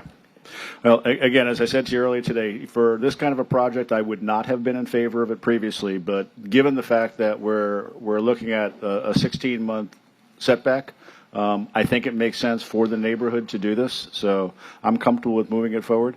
I also will share, though, with the commission, one thing I did share with the two companies, and they understand where I'm coming from, and I don't think they object to it, is given the enormity of the amount of money that we're spending, I would not be in favor of the minimum number of days of putting this out for other companies to bid. I'm very much in favor of the fact that whenever we're putting public taxpayer dollars to work, that we afford people an opportunity to compete for those dollars. So I think for anybody to put a bid together in 3 weeks in something of this magnitude, I do public bids for other companies that I consult with, and I can tell you it's an enormous undertaking. So I hope we have a reasonable amount of time that encourages competition. That's all. Thank you. Just to clarify, the minimum number of days for a competition period is 21 days, but it can go up to 120 days. So we would want that level of feedback from the commission if there was a decision to proceed to accept the project and set a competition period. So I'm just saying not the minimum. This is not a project of $80 million for each component. We're talking $160 million, give or take, is not a 21-day time frame that I think is reasonable for the vendor community. So what are you recommending? I was going to ask them. Thank you, Mayor. What recommendation? Sorry. I think 30 is probably realistic. 45 would be ideal, but 30 is probably realistic. I like at a minimum. 30. Yeah. All right, so we'll leave it I at just don't 30. want to delay too much. And actually, I think what we're going to find, I'm going to make a prediction that no one else is going to come in on this, because the pricing that we have guaranteed now actually falls within the range of what we thought it was going to be. A little bit on the high end of the range, but it does fall within the range. And yet those are numbers that don't even take in, as I said, that do not take into consideration what we're still facing, where those numbers will really escalate. So I'm good with 30. I'll defer to the district commissioner, but I want to get this started. Yes, I want to get this started as well. I am comfortable with the 21. Me too. I want to see this move forward. I have, with what we've discussed and what's on the opportunity, I believe that this is the time for the community.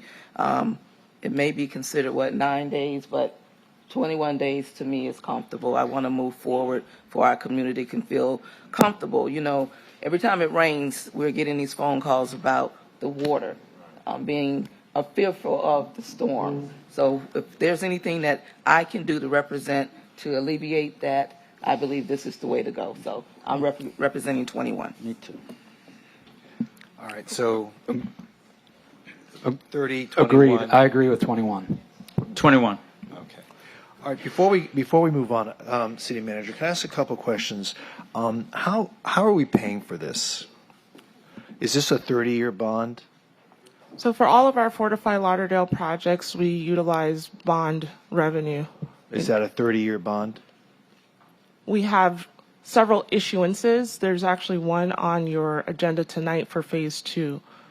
Is that what's related to this project?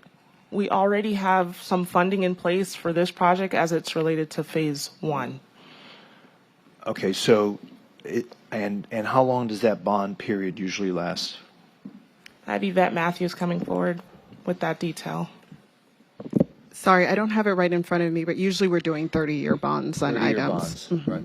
So just so that we have some perspective here, and I'm going to support this tonight, but just so that we have some perspective, because City Manager, you in the past have, like when we talked about the City Hall, when the projection of what the actual cost will be for a project, at this 148 million, or the high estimate is 173 million. It's not really 173 million. It's probably more $500 million. Isn't that correct?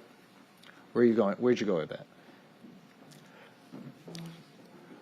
As I try to compare, the analyses that that was proposed to us when we were discussing the new construction of the City Hall.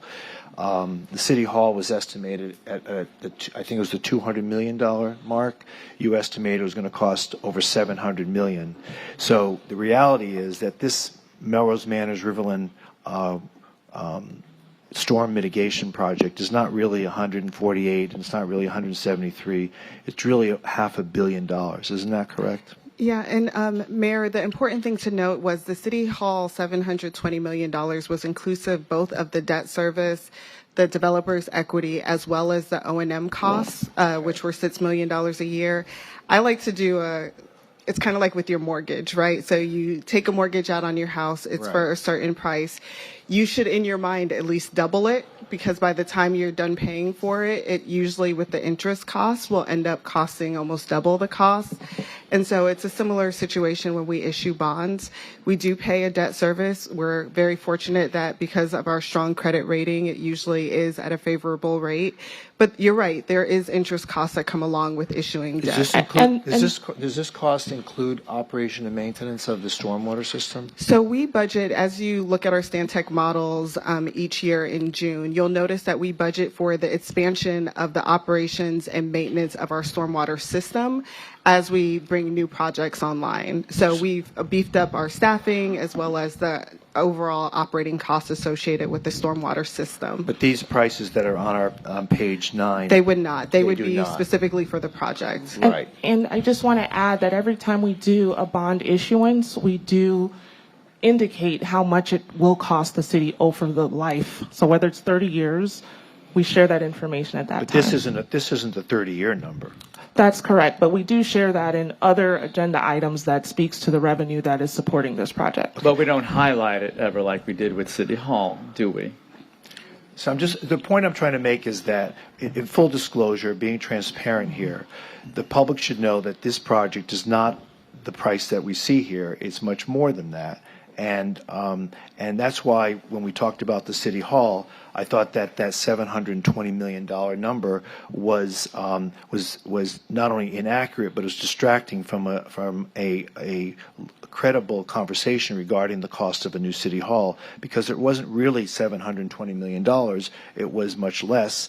And for some reason, you added the developer's fee, you added 30 years operation and maintenance. I mean, so I want to make sure that going forward that we present numbers that are real, and when we get back to the City Hall conversation, that we don't keep piling on numbers for whatever reason that we did that, when in fact the price is what we're presented now, and what it costs us over 30 years is another cost that we will have to absorb in future budgets. But I bring that up as a point because you didn't do it here, but you did it with the City Hall, and that's why I'm concerned that you didn't also bring it up here, because the reality is this is going to cost us $500 million. $511,514,331.08. Thank you, Dr. Spock. Just ask the CPA. That's really very important because I know it's important. Yvette, when you talked about, you should look at it like when people have a mortgage on their home. That was what I was trying to get out in the conversation about City Hall. A real estate agent advertises a $500. Excuse me. Please don't yell from the audience. A real estate agent doesn't advertise a house at what it will cost after a 30-year mortgage. They advertise the purchase price of the house. Same thing when you purchase a car and you get a car loan. But for some reason, we didn't do that before. But now we need to make it apples to apples, that's all. If we're going to highlight something, like on that last project with big, bold letters, and tell the residents that we're spending $750 million on a city hall, it's a little disingenuous, is what I'm saying. That's all. Thank you. All right, so let's move forward. I think the 21 days is the consensus. I think that these neighborhoods have suffered long enough. Not just so many of our neighborhoods were never built with proper infrastructure.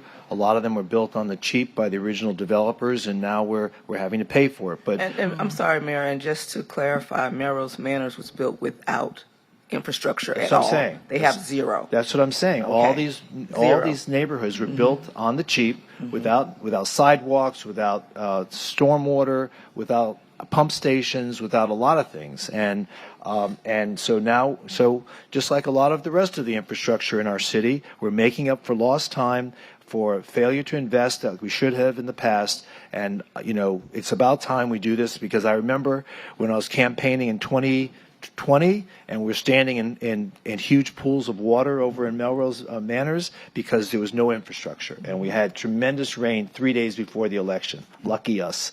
But let's move forward as aggressively and as quickly as possible on this. All right. Thank All right. you. And That's with regard to Business 5 and Business 6. yes. Okay. Later on this evening, we do have 2 walk-on items related to these conference discussion items that will address the competition period. All right, great. All right, that's it for the afternoon discussion. We're done. Conference. That meeting is concluded. All right, now let's move on to the finish regular the meeting. afternoon by So all 8:30. those folks that are here from Melrose Manors and Riverland Road, the item is You'll go moving home. forward. Okay, moving on to R1, appointment of board and committee members. Mr. Clerk, would you please like to read the names into the record? Are they turning the lights off on this? Mayor, we have motions also before resolutions. I can't hear you. Motions. M1. Did I skip motions? Oh, I'm sorry. M1, motion approving a service agreement with Pepe Gatka related to the installation of a mural in Peter Feldman Park. Before we get there, I saw the rendering. Who can speak to me on the rendering? We have Josh Harden, our Cultural Affairs Officer. Josh, you may have answered this question before, but I just want to make sure I understand. If you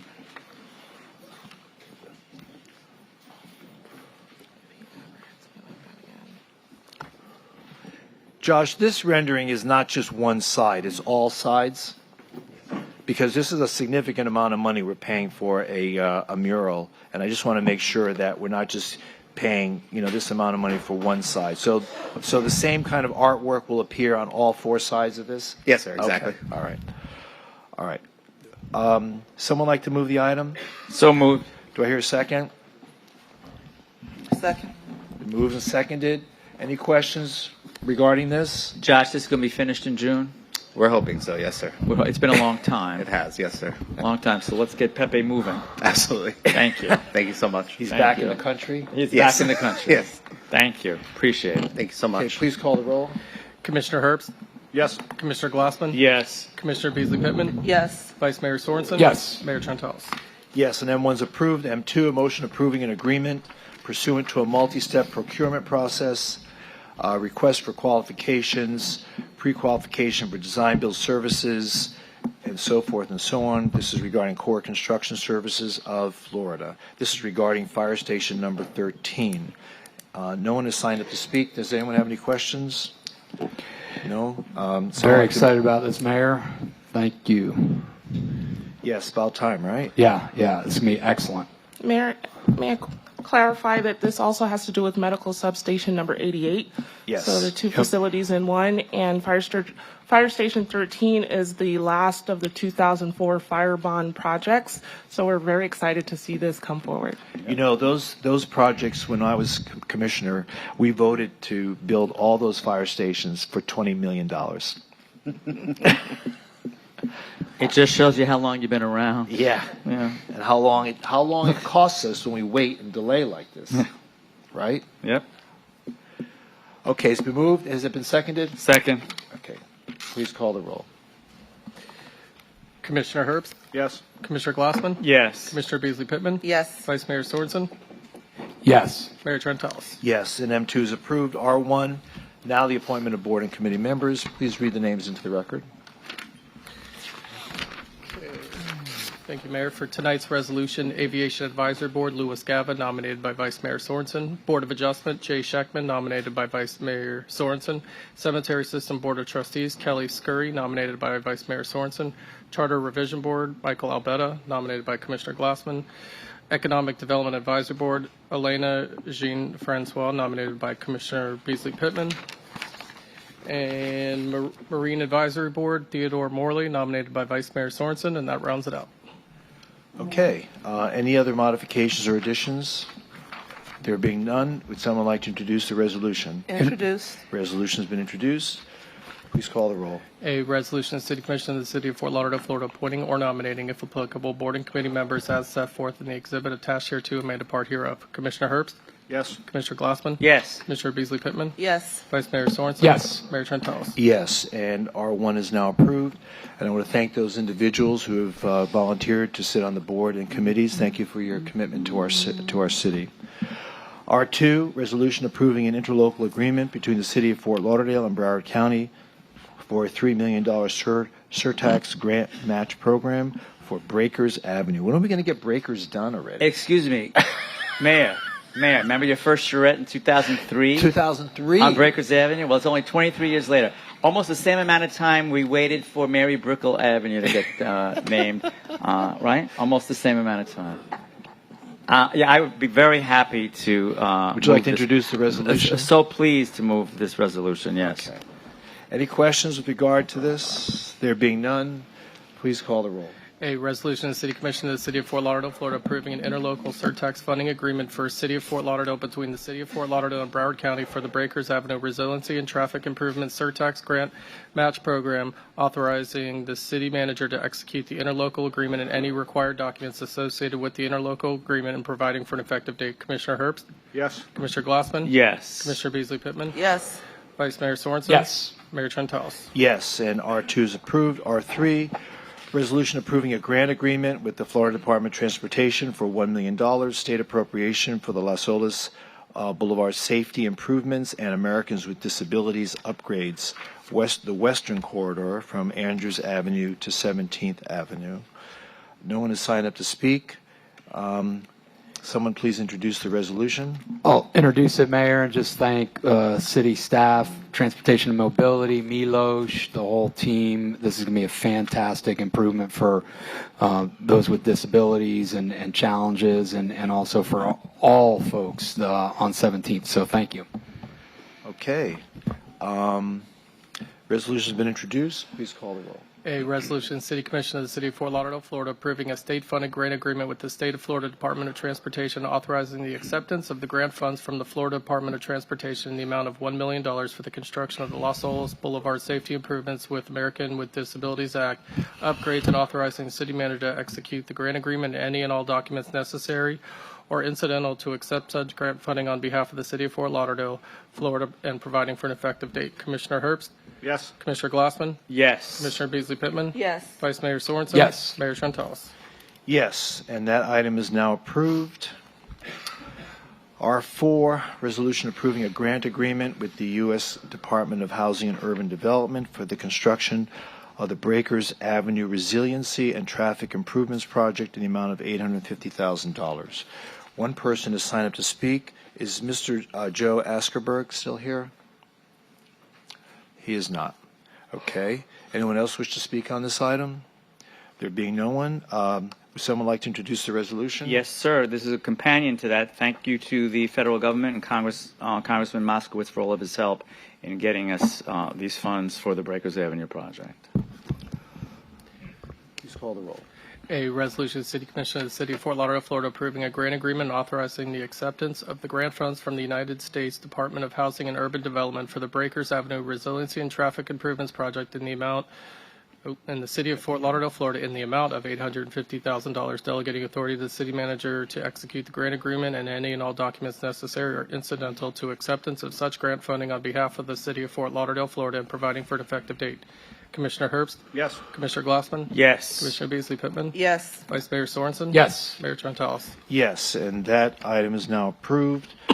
R5, City Manager Annual Performance Review. I understand the City Manager has a presentation. I just have a few introductory comments. I was told there might be a video? No, there's no video. There's an attachment, Exhibit 1. Right. Okay, so has everyone had a chance to review the attachment? Mm-hmm. Yes. All right. Okay. Do you have any comments you'd like to make? Thank you, Mayor. I just want to start by saying that it has truly been an honor and privilege to serve as your city manager over the last year. It has been 14 years since the city of Fort Lauderdale welcomed someone external to the organization to come in and serve in this capacity. So it has truly been a year of growth and learning and progress. Exhibit 1 reflects a sampling of the work that has been done under my leadership, but with your guidance and support through the strength of our very, very capable team of individuals. I've had the opportunity to go out into the community to learn more about the neighborhoods and the districts and the concerns. I've met with stakeholders. I've had a chance to do ride-alongs with various operational departments and learn more about the needs of the operation. I'm very proud that our city remains financially solvent. This year, we have re-implemented a financial integrity principles policy, and we haven't done that in 10 years, and so I'm really proud of that. This year, we also established an emergency reserve fund. We haven't what? We haven't maintained, what was that? Our financial integrity principles, we had not refreshed those in about 10 years. Oh. And so I'm really proud of the work that we've done to advance various capital projects, to receive funding for projects, some of which are on tonight's agenda. I'm proud of the reorganization that we've done, which has allowed for new departments to thrive and to allow existing departments to be even more productive. Our team is full of momentum, and I think the past year has taught me a lot about the strengths of our team members, and they've been very flexible and agile. No matter what I've asked for, they found a way to deliver, and I really appreciate all of them for that. And if every member of the staff could stand up at this time just to be acknowledged for all the work that you do.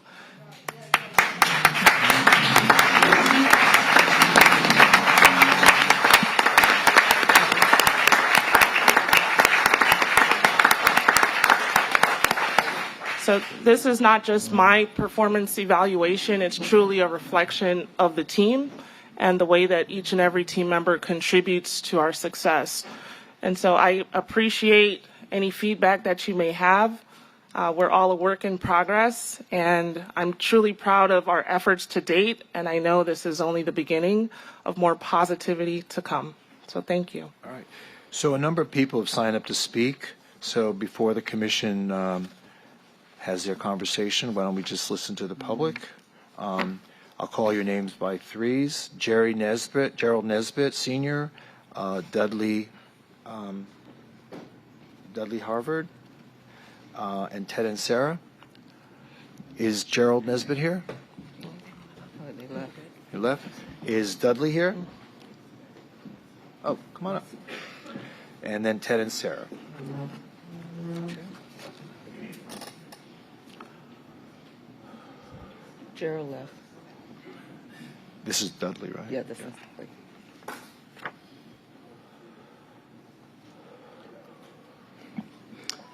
Good evening, everyone. Good evening. Mayor, Commissioner, staff, and everyone. My name is Dudley Etienne Harvard, and I proudly serve as the president of Sunset Civic Association within District 3 under the leadership of Commissioner Beasley Pittman. I'm here today to speak in support of our city manager, Ms. Williams, during her annual performance review. From what I've seen and what is reflected in her leadership, she demonstrates a strong commitment to responsiveness, accountability, and community engagement. Those are not just words, they're experienced and firsthand within Sunset. Ms. Williams took the time to personally meet with our Civic Association and the residents. She didn't just listen, she acted. She ensured we were connected to the right department, the right staff, and the right solutions. That level of follow-up speaks volumes about her leadership, style, and dedication for serving the neighbors and not just some. Effective leadership at the city level requires collaboration, transparency, and ability to move priorities forward. And we've seen that in action. Her approach aligns with what residents want, a city that listens, responds, and delivers. On behalf of Sunset Community, I want to say thank you. And I look forward to continuing to work together and seeing even more progress under your leadership. Thank you. Great, thank you.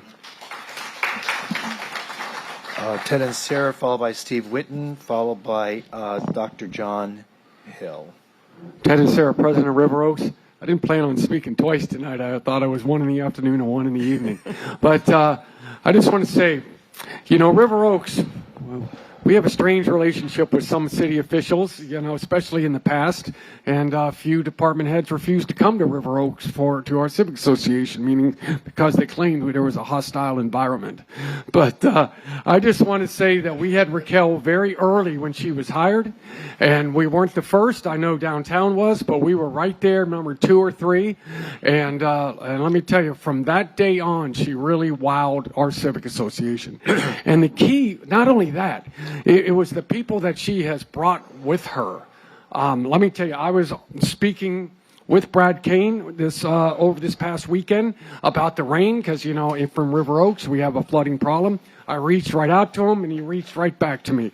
I met with Quentin at the Gorbetts Park, you know, on ground level. He came out, and we walked the ground. Anytime I've reached out to them, they have always come through. And she was smart enough to keep Chris and Ben back here that are vital parts, you know, and, you know, knew who to keep and who to replace. And I agreed with every one of her commands. And she's a hit in River Oaks. I think she's a benefit to the city of Fort Lauderdale. And I know. Let me speak for myself. I'm just very happy that she's our city manager. Okay, thank you. Is Steve Whitten here? Steve, followed by Dr. John Hill, followed by Bobby Henry. Good evening, Mayor, Vice Mayor, and Commissioners. First of all, congratulations for passing the Living Seawall Permit Fee Assistance, a tremendous program. And as Ben said, one of the leaders in the country, so congratulations for that. A quick moment of your time, please. I didn't come here tonight to celebrate Raquel's success, but I came instead to celebrate yours. This is about the 5 of you as much as it is about Raquel and her team. As my old Italian partner from Harrison, New York used to say, there is no I in team. I want to tell you how proud I am of all of you for taking the shot with what I thought was a still somewhat untested young woman from Miami. And look at the results. Look at the group. Look at the respect. Look at the collective respect for all of you. You picked the right person. You did it, and our residents are reaping the collective benefits of your hard and insightful work. The hard work of Raquel and her team, but it's all a result of your efforts. Through your efforts, we are truly one of the most respected waterfront communities in the United States, and it's now not just lip service when we refer to ourselves as the boating capital of the world. What's happened over the last couple of years, et cetera, particularly the last year, we are indeed the boating capital of the world. We're not the yachting capital of the world, it's boating for everybody. And again, you did this. You collectively created one of the hottest, most vibrant melting pots of a community. Raquel simply keeps the lights on and the city functioning, but it's all a result of your efforts. We absolutely look the part. Look at you guys, everybody on the team. We speak the part. of a true big waterfront city. Allow me to share. Back way too many years ago, I was in a master's program in behavioral psychology at the University of Pennsylvania, and we participated in a groundbreaking study on Bell Telephone employees. Do you remember operators? What motivates employees more?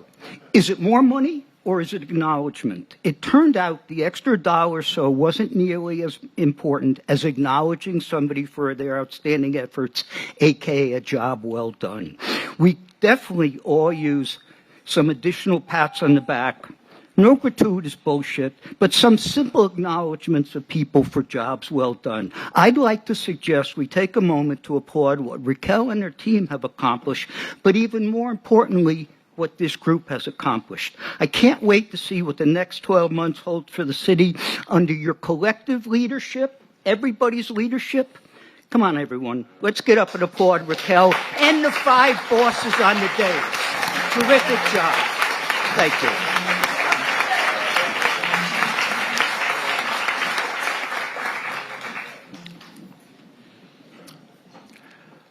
You could keep talking, Steve. No.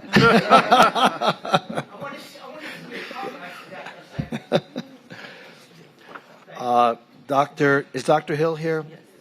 Oh, there you are. Followed by Bobby Henry, followed by Tatiana Johnson.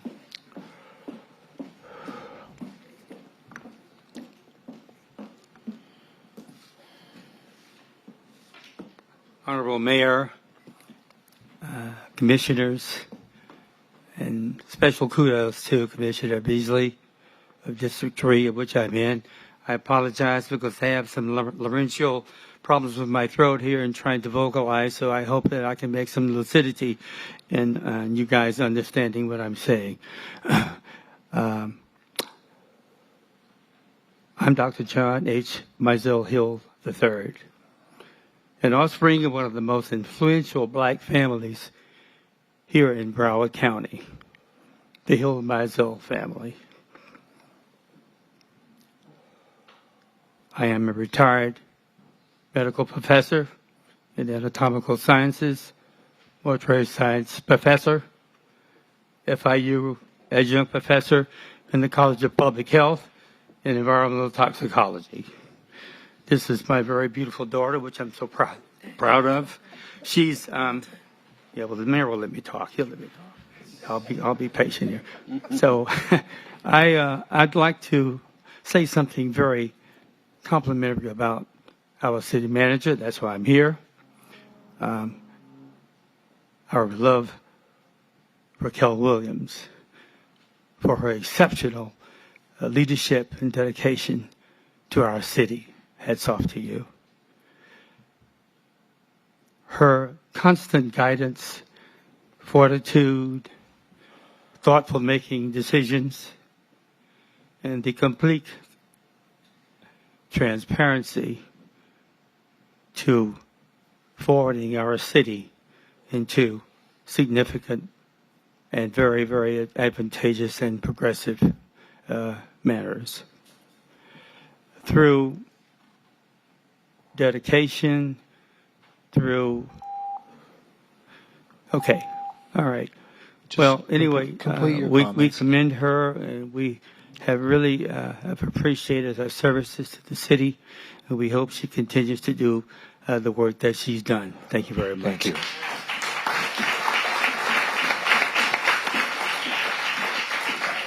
Bobby Henry, followed by Tatiana Johnson. Anyone else wish to speak? That's it.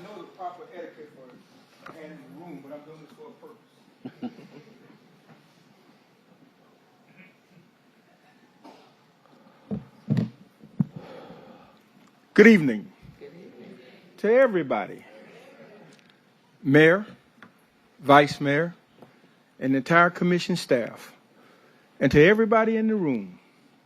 I want to take my hat off and tip it to the lady.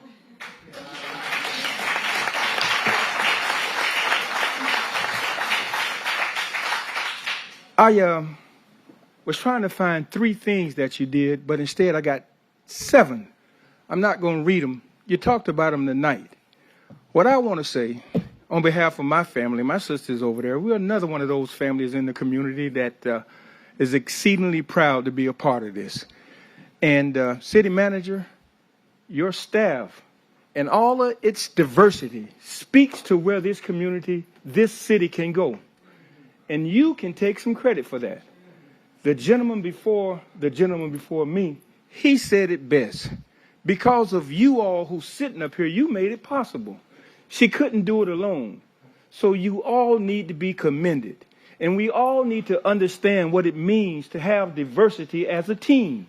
And I'm spelling team with 2 M's. Together, each can accomplish much more. And you got a team here. So I think you need to use it. And I learned something tonight coming here, other than laughing at y'all sometime when y'all put on y'all performances. I learned about a natural seawall and what that meant. I learned about grass, fake grass, and how it can cause damage.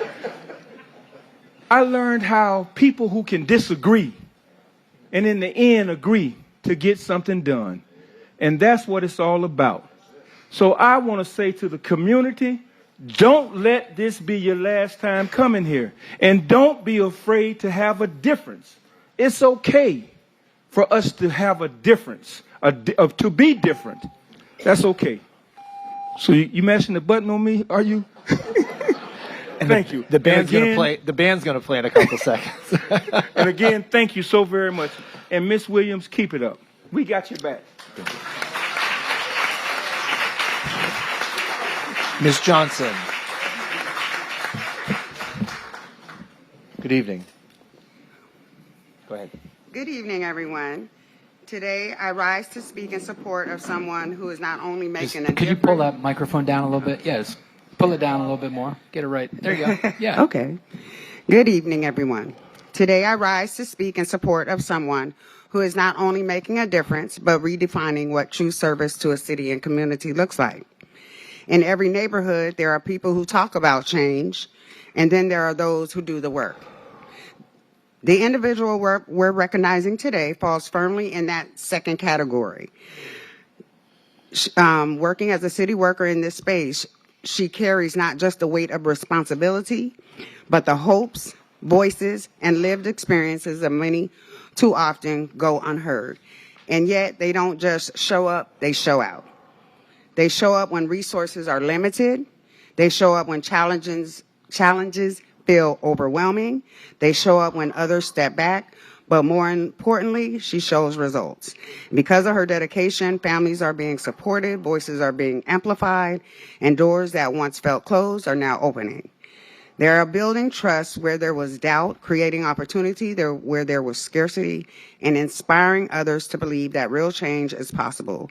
Representation matters, but impact matters even more. And this individual brings both.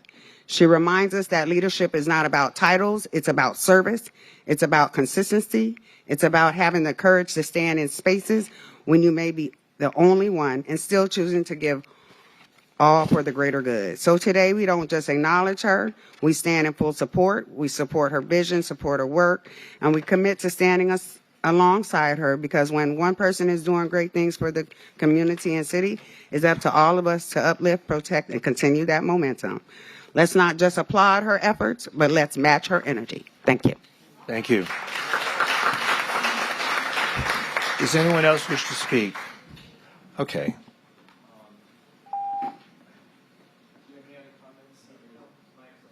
Raquel, do you have any other comments? Well, I just want to say thank you to every member of the community who spoke tonight on my behalf, and to those who have shared with me over the past year words of encouragement and support. Also to those of you who have held me accountable and who've said, hey, what's going on over here? We need the city to do better in this area. So thank you for the continuous feedback and the support. All Thank right. you.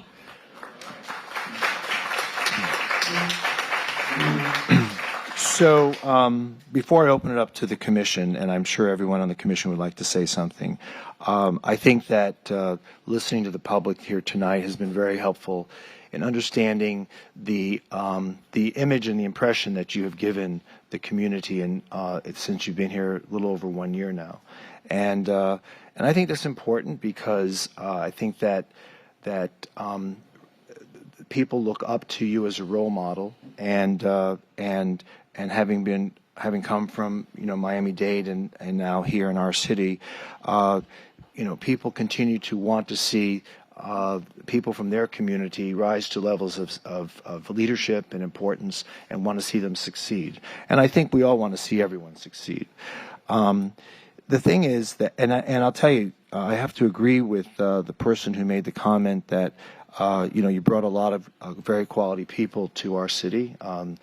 Many of the assistant city managers and directors that have now been hired, have brought a significant amount of value to our city. But what I want to bring up also, however, is that there are situations which I have great concern over. And so let's all sit back, and I want you to understand me, and I want everyone to understand where I'm coming from. I love Fort Lauderdale, and I personally have spent many, many years on this dais as a commissioner, as a mayor, trying to accomplish the things that I believe this community has wanted to see.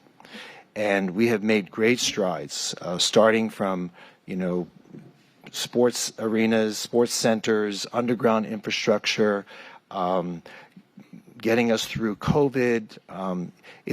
There have been challenges every time we turn around, and it's been an interesting ride.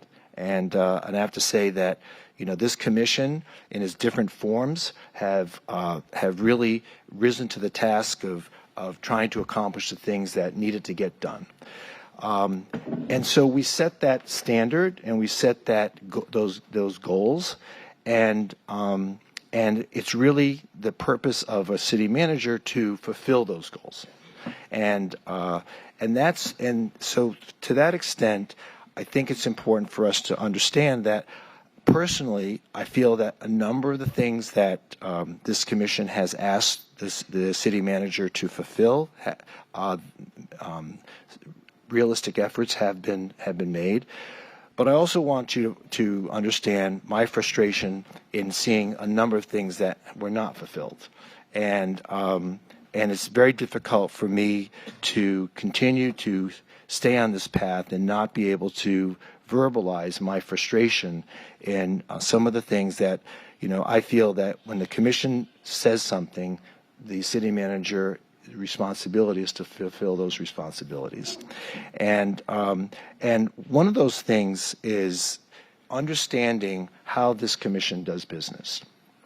And I know, for example, Commissioner Herbst has never been a fan of P3 development, but P3 development has always been a very important aspect of how we've gotten things done in the last 8 years of this city.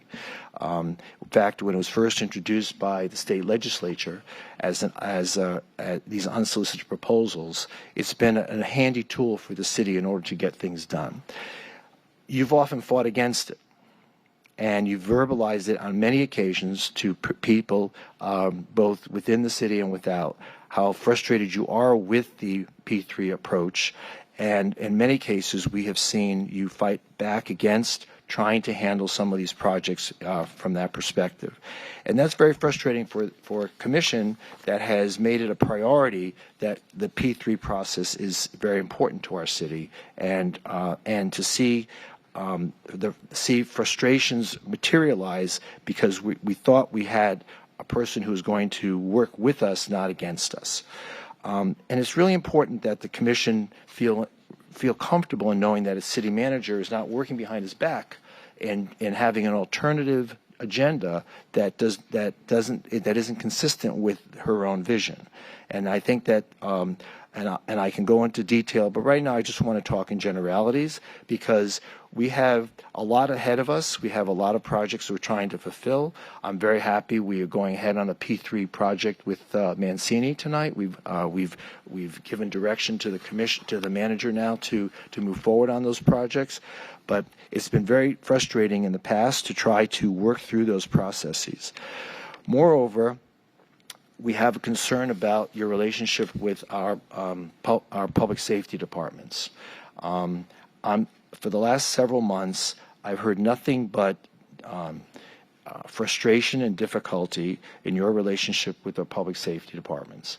Our fire chief, our police chief, mid-level command staff, they're tremendous amount of frustration, and that's not a good thing. The city manager should always work in sync with our public safety departments, and we're finding that that's not happening. In fact, there's a significant amount of pressure on them to even leave the city because they can't continue to work with you, and I think that, to me, that we're happy with our police department, we're happy with our fire department. We're not looking for change. So when we asked you to join our city, it wasn't so much it was there to be a facilitator, to fulfill the goals of the commission, not to be a disruptor, to upset the foundations of some of the, it's taken us years to try to create, and here we're finding ourselves constantly trying to trying to make sure that our city stays intact and we don't continue to lose personnel who have told us time and again they're ready to leave our city because they're finding it difficult to work under your directives. And I find that particularly frustrating because just the other day I got a call from a union chief who said he's been trying to reach you for the last couple of weeks and you're not returning his phone calls. And that's not good.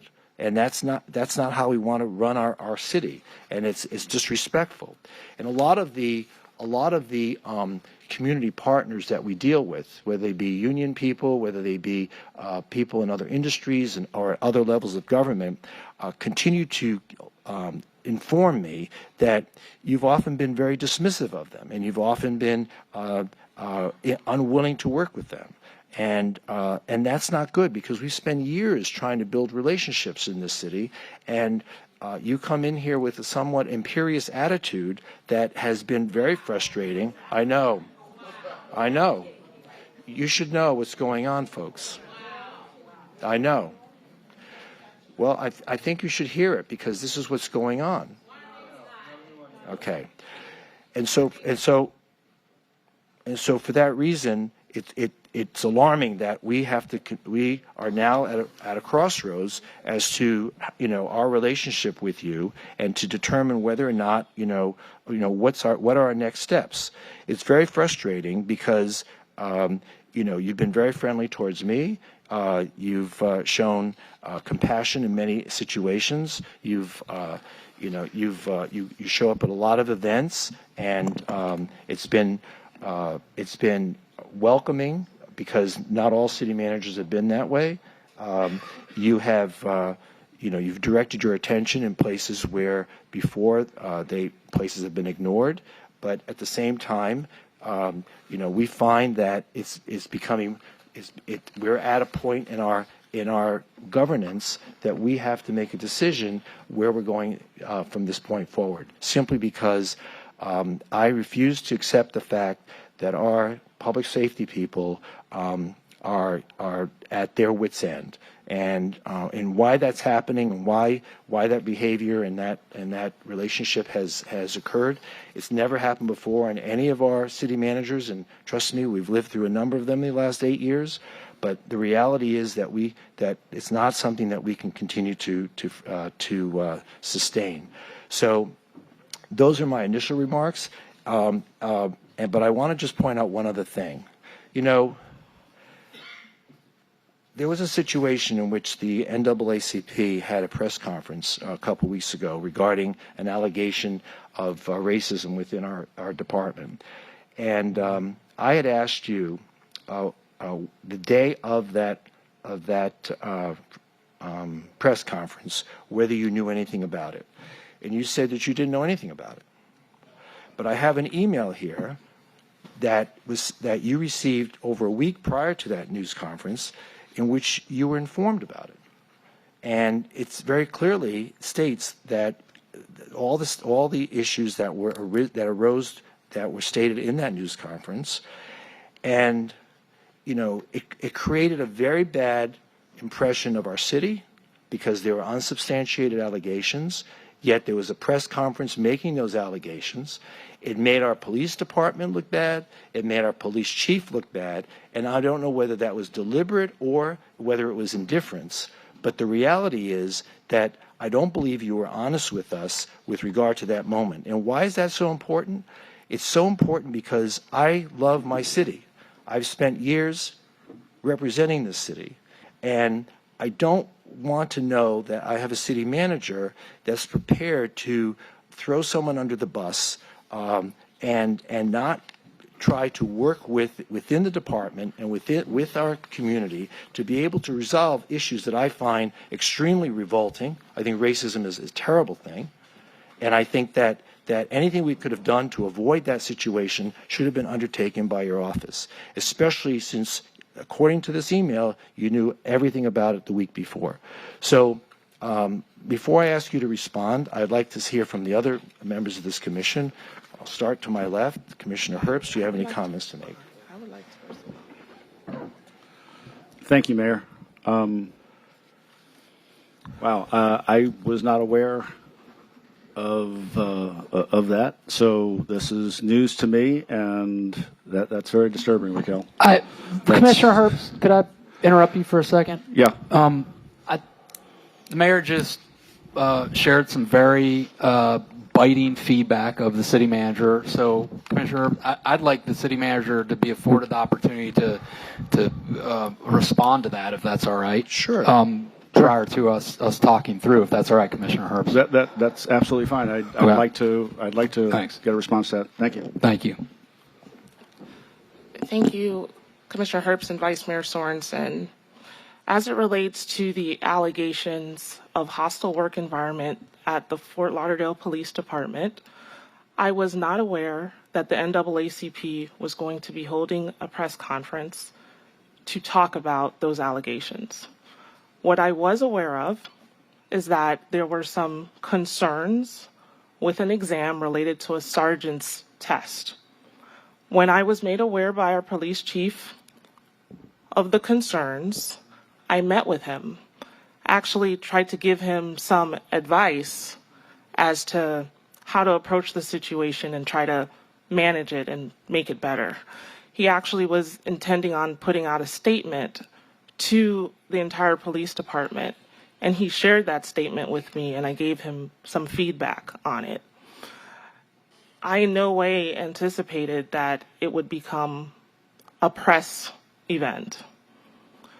We handle allegations or concerns administratively all the time. So honestly, yes. I'll let you finish, but so your relationship with the African American community and with Marsha Ellison, who happens to be in the audience, is that distant that she would not have alerted you that she was going to have a press conference regarding something so significant? I don't think you want to go there, Mayor. Yeah, I really don't think you want to go there, Mayor. I do not have. It is my assessment that the NAACP likely wanted to have a press conference without city staff having knowledge of it in advance. That press conference was scheduled for the morning of a city commission meeting. When the chief made me aware of the press conference, I shared that immediately with every member of the city commission. So any allegation as to my involvement with the press conference or me throwing any public safety professional under the bus is baseless. Since I've joined the city, our police department has done nothing but get better and better. We have shaved off $1.2 million in overtime, not by accident, but because I involved myself as well as the Office of Management and Budget to help get that under control.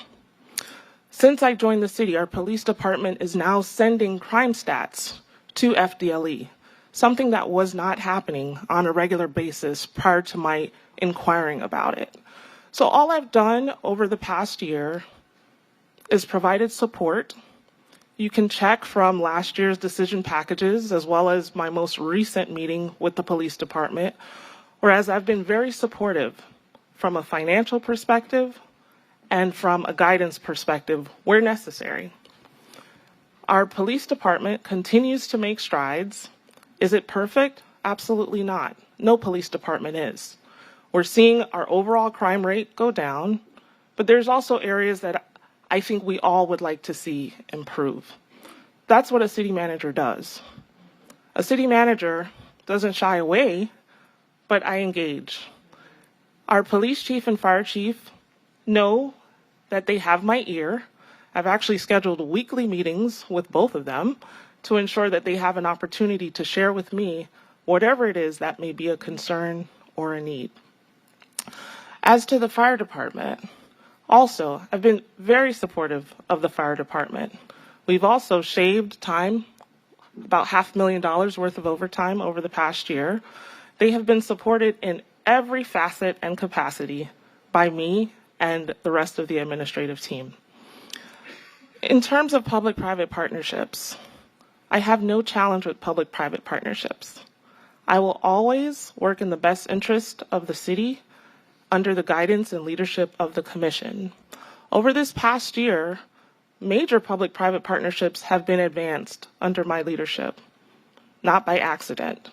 Our City Hall project, albeit that we are exploring additional options at the direction of the City Commission, has advanced more so this year than it has in years.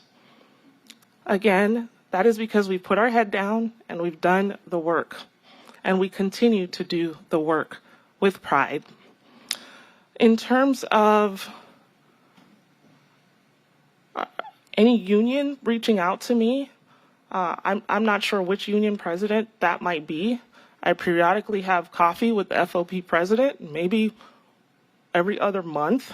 I speak to our fire union president maybe once a month. So I'm not really sure of which union president you are referring to. I never want to come across as dismissive or imperious. Sometimes a person in my role has to be assertive and has to be a leader. I'm not sure of what the dynamic has been prior to my arrival, but I'm working every day to learn more and more about what this commission demands and seeks from me. I've done nothing but push the city forward. What you've seen in Exhibit 1 are not just a collection of things that we've accomplished, but things that I've put on my plate, not because anyone asked me to, not because the commission directed me to, not because staff said this is something that has to be done. There's so many elements that have been completed and done based on me assessing and observing and making a decision that we can do even better than we've already done. So as your city manager, I am proud of the team that we have in place. I'm proud of being able to help build the team to be even stronger. And if there are areas or relationships that are weakened because of my style or my approach, and what I've shared with every team member is that I ask questions. I'm naturally inquisitive. And some questions probably should have been asked many years ago.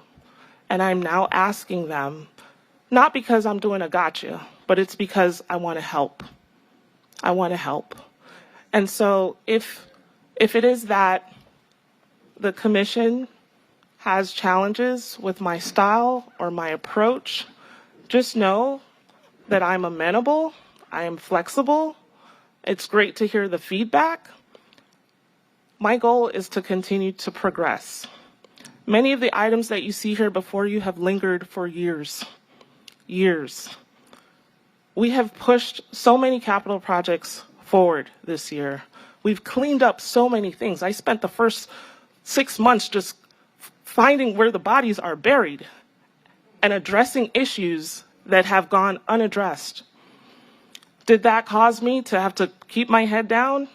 A lot, yes. But while I was keeping my head down, I was pounding the pavement.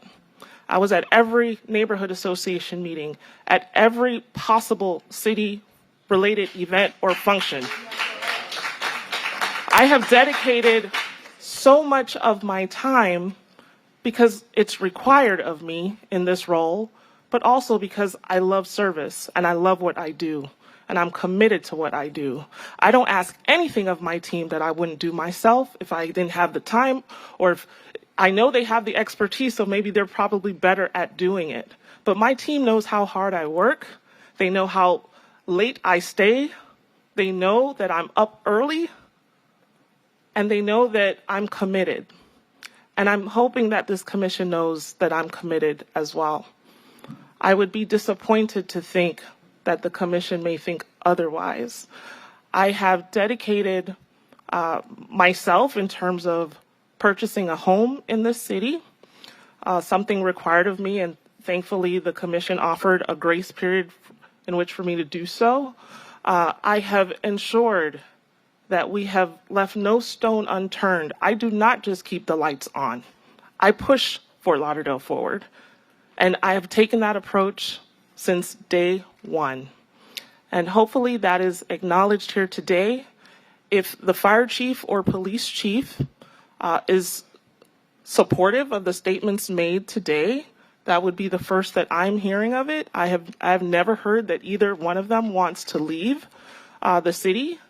I have always supported them. I even brought them to Tallahassee, a place they had not been to before, to help advocate and lobby on behalf of the city. I've done quite a bit to ensure that those departments are supported and funded.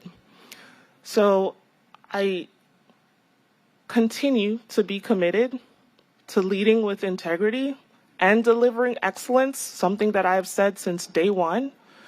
And these accusations and the aspersions that have been cast, I receive them in the manner in which they were offered as feedback, and I will work to address any of these concerns, but know that I continue to be dedicated to this city and to giving my all. Thank you. All right, thank you.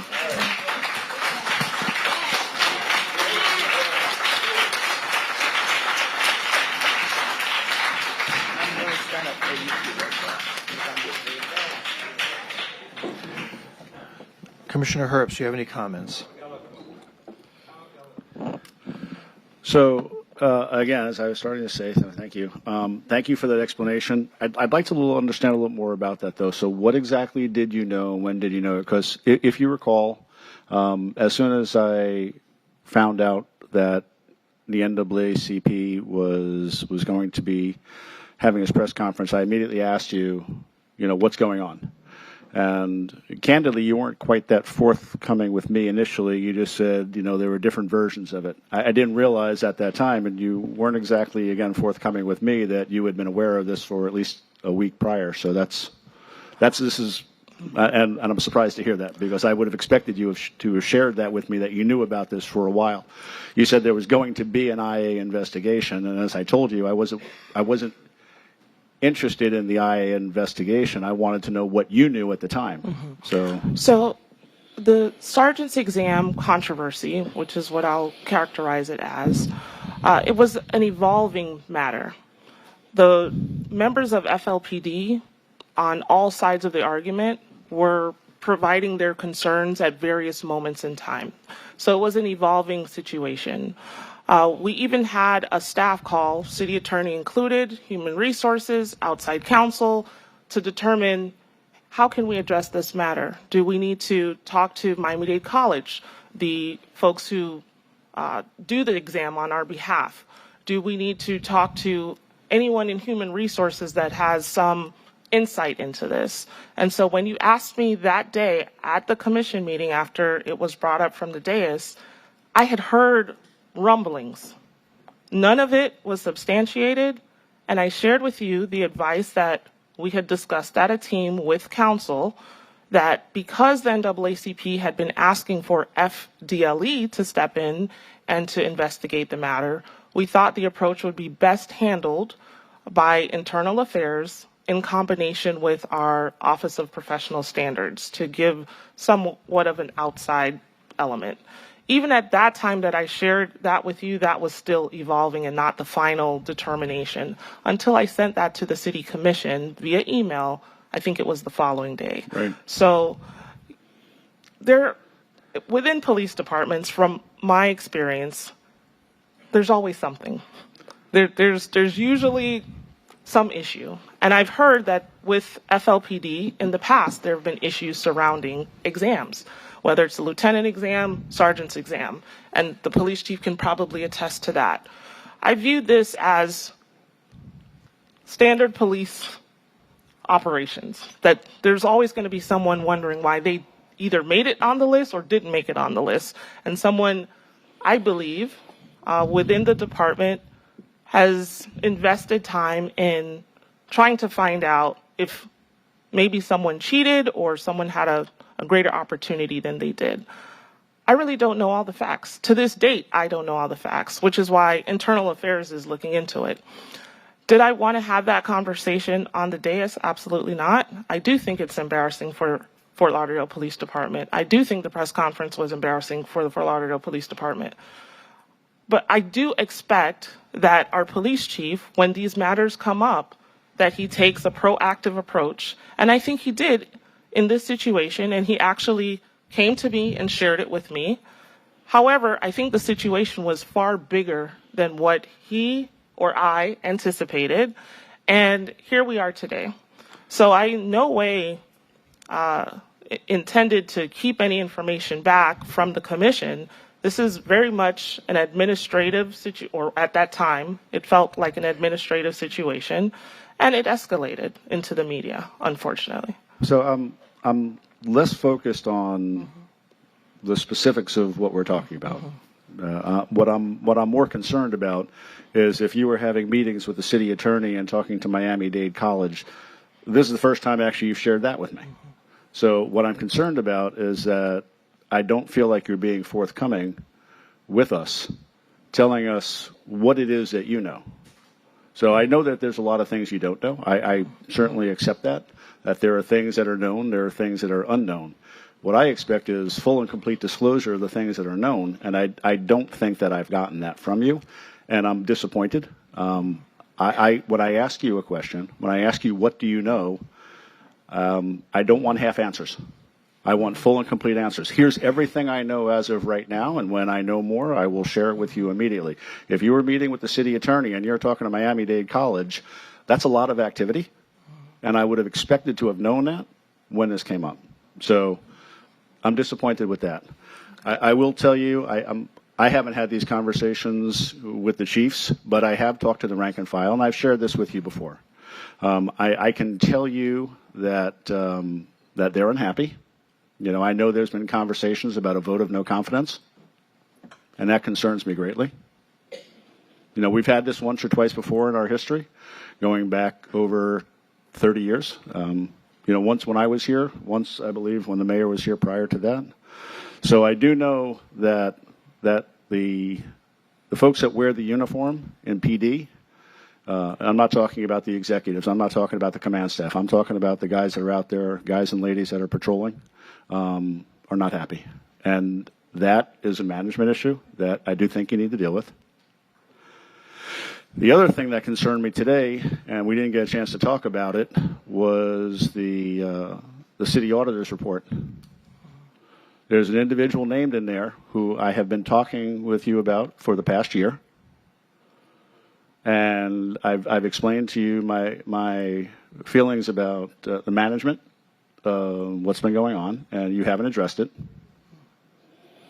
And I think that's also a failure to address problems, and this audit report reflected that failure of management that took place up there, and this was things that I brought to your attention, and you haven't addressed it. So I think these things reflect, I think, again, perhaps lack of experience. So I am concerned about that. I was worried about that when we brought you on. You know, I was very strong in advocating for somebody with decades of experience because I think a city of our size and complexity requires. Sir, please, Bobby, please sit down. Please sit down or you will be asked to leave. You are now, please, the commissioner is speaking. Please sit down or please sit down. So actually, I'll respond to that. You ask a very good question. I'll respond to that. So I don't believe that you go from having no experience as a city manager to being a city manager of $1 billion city. I think you cut your teeth on a smaller city, you learn how to do it. You're asking me a question and I'm trying to respond. Please give me the. All right. This is not a dialogue back and forth. I'm giving you my answer. I'm trying to be respectful to the question that was asked, and I'm sharing my thoughts with you. But we got here, and I've been trying to work with you since you got here. I've done my best to mentor you and share with you as much. All right, please. No, I wouldn't hug her. Okay, please, respectfully. I know what I didn't do. I shook her hand. I wouldn't hug her. I'm sorry? I'll give you a hug. Come on up. John, don't respond. That was a rhetorical question. Thank you. So my thought is your first year has not been knocking it out of the park, and I don't think you're overly surprised to hear that. I think you have room to grow. And I'll leave it at that. All right. Commissioner Beasley Pittman? Yes. First, I want to say, Mayor, I'm disappointed that you used the word we with your summary, because the direction that you went, I do not include myself with the statements where you said we as a commission, because I am in the position of where I stand. What Ms. Williams, our city manager, has been able to accomplish in this year, I am quite pleased with. Yes, there's room to grow. The frustration you're talking about, I'm not familiar with. This conversation about officers who are they're frustrated, saying that they're going to leave the agency. I've been building a rapport with our officers, with the fire department, and I am one who will say to individuals when I see them, how are you doing? How's things going on? Is there anything that you're not pleased with that's going on within the department, within the city? You can share with me because I want to know. Those individuals who I have spoken with, people that, I'm going to say it this way, people who look like me, people who do not look like me, they have not expounded on any situations that they feel that Ms. Williams is dismissive or incompetent. So the part about the we, please, I'm going to ask that you rephrase that and say and identify whoever agrees with that, because I do not, and I want that on the record. All right? Because Ms. Williams, I'm looking at someone who's come in as an outsider, never worked within our city, and has been able to build relationships, been able to achieve things, as she said, and as we have witnessed, things that have been unaddressed, not even considered, and she's been able to execute them and make changes. Since I've been in this seat, when we talked about the flooding in Melrose Park specifically, and I shared with the commission, I shared with others that in a conversation, it was determined or revealed that when Melrose Park and now Lauderdale, when they were all under Broward County before the annexing, at 31st Avenue and Broward Boulevard, there was a storm water gate. And for the past years, no one has been able to come to an agreement with Lauderdale to get that gate open when it's raining. So when we're seeing those floods, it's because the water was cut off and the water was trapped in Melrose Park.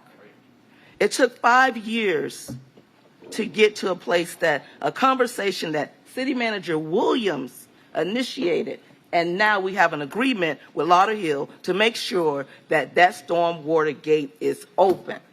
So all these things that have been cited, I'm not familiar with. What I am familiar with is an individual who's working for this city overall.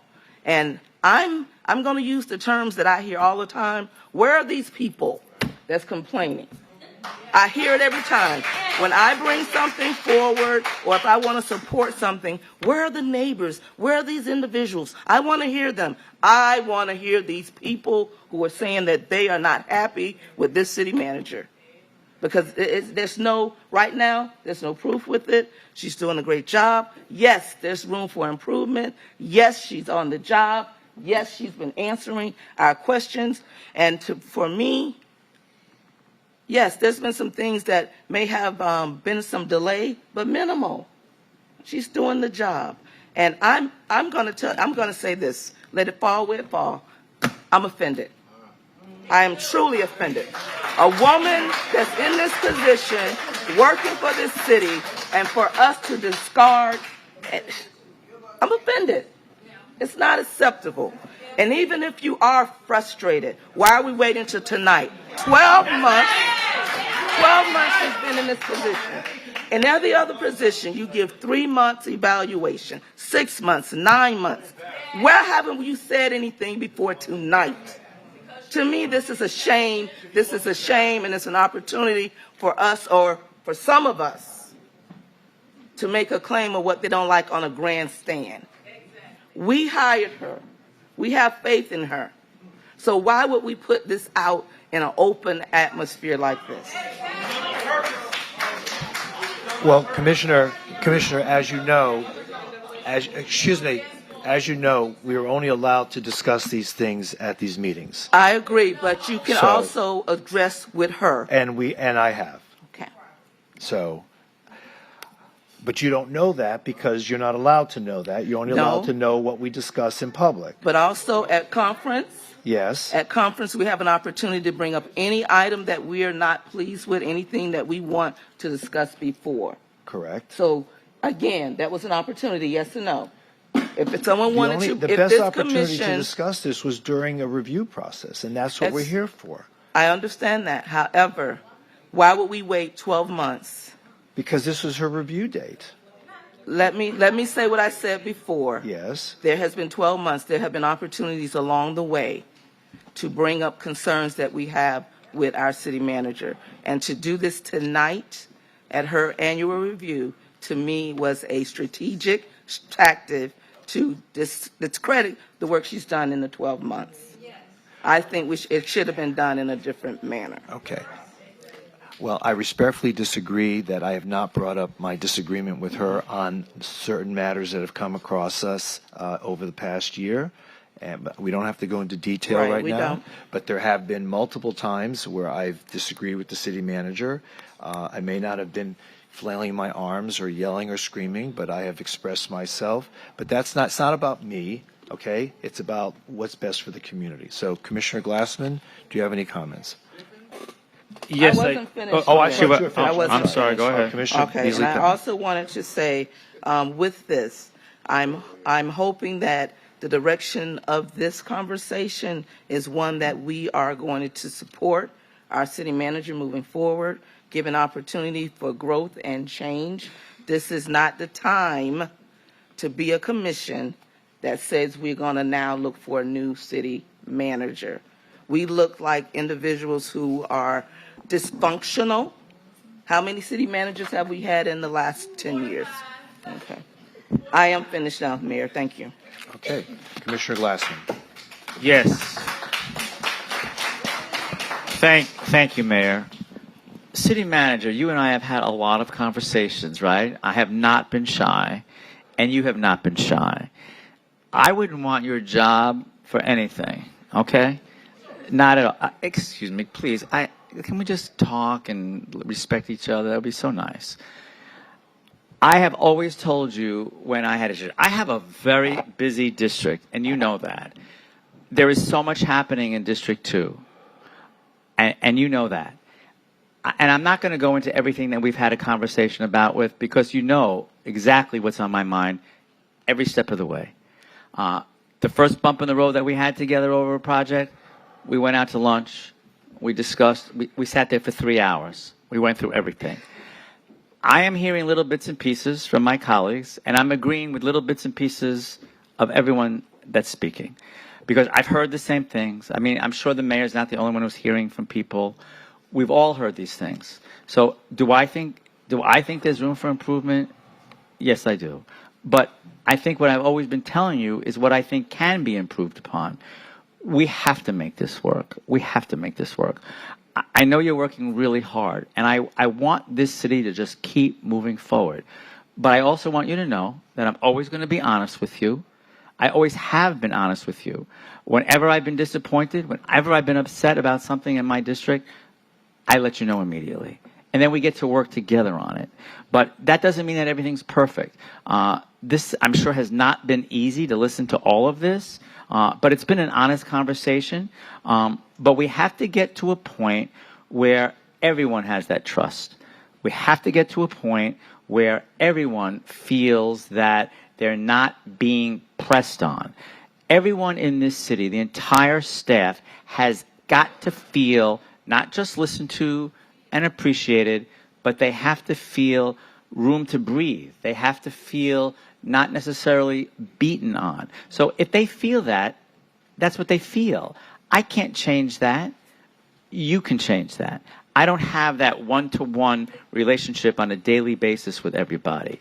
But I am going to say to you that we will continue to work together, and we will continue to make sure that whenever there is a bump in the road or a problem, we're going to get over it, and we're just going to keep moving forward. Just like I have always come to you whenever there's an issue. I'm not hiding anything. I would hope that you would too. We've heard a lot tonight. So I think there's a good list of things that we can work on together. But I respect every single comment that each one of my colleagues is making. And I understand where each one of them is coming from. And I want to make sure that we take that advice and we take those feelings and we take everything that we've heard and we work on it. That's all. That's all I can ask from this moment on. Thank you. Okay. Vice Mayor. Thank you, Mayor. I'm going to take some time here, so just get comfortable. Raquel, you and I have daily conversations. I provide you, I think, regular feedback around what I think you're doing right and what I think you're doing wrong. Is that accurate? That's accurate. Do I call you sometimes at 9:30 at night, sometimes 7 in the morning to work on behalf of the citizens of Fort Lauderdale? That's accurate. As I've told you many times, I think you are doing an excellent job.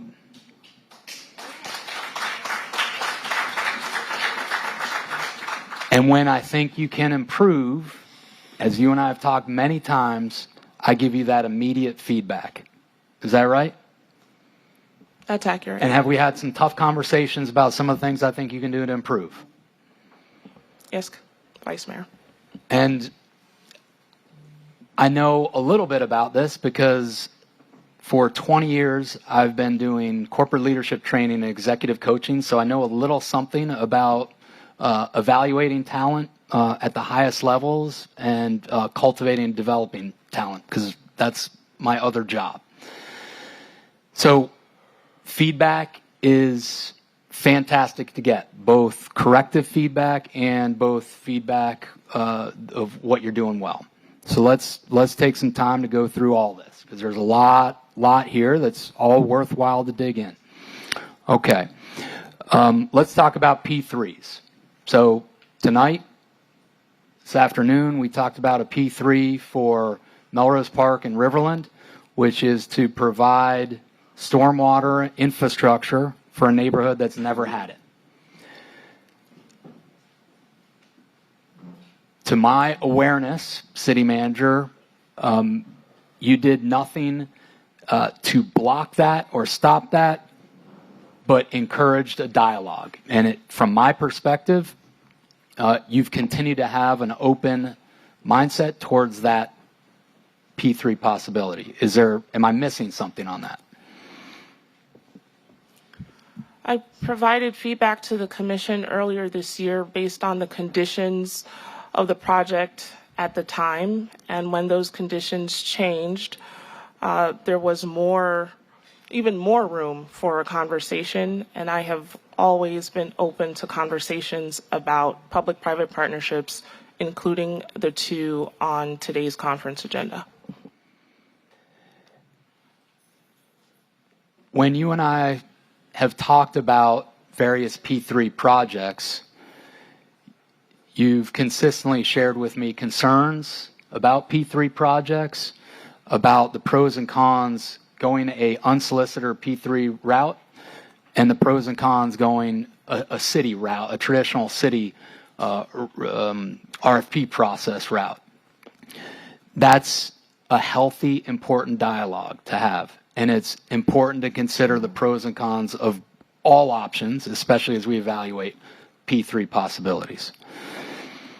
Let's go on to public safety. So, fire chief, if you could have the fire chief come up, city manager. Chief Golan?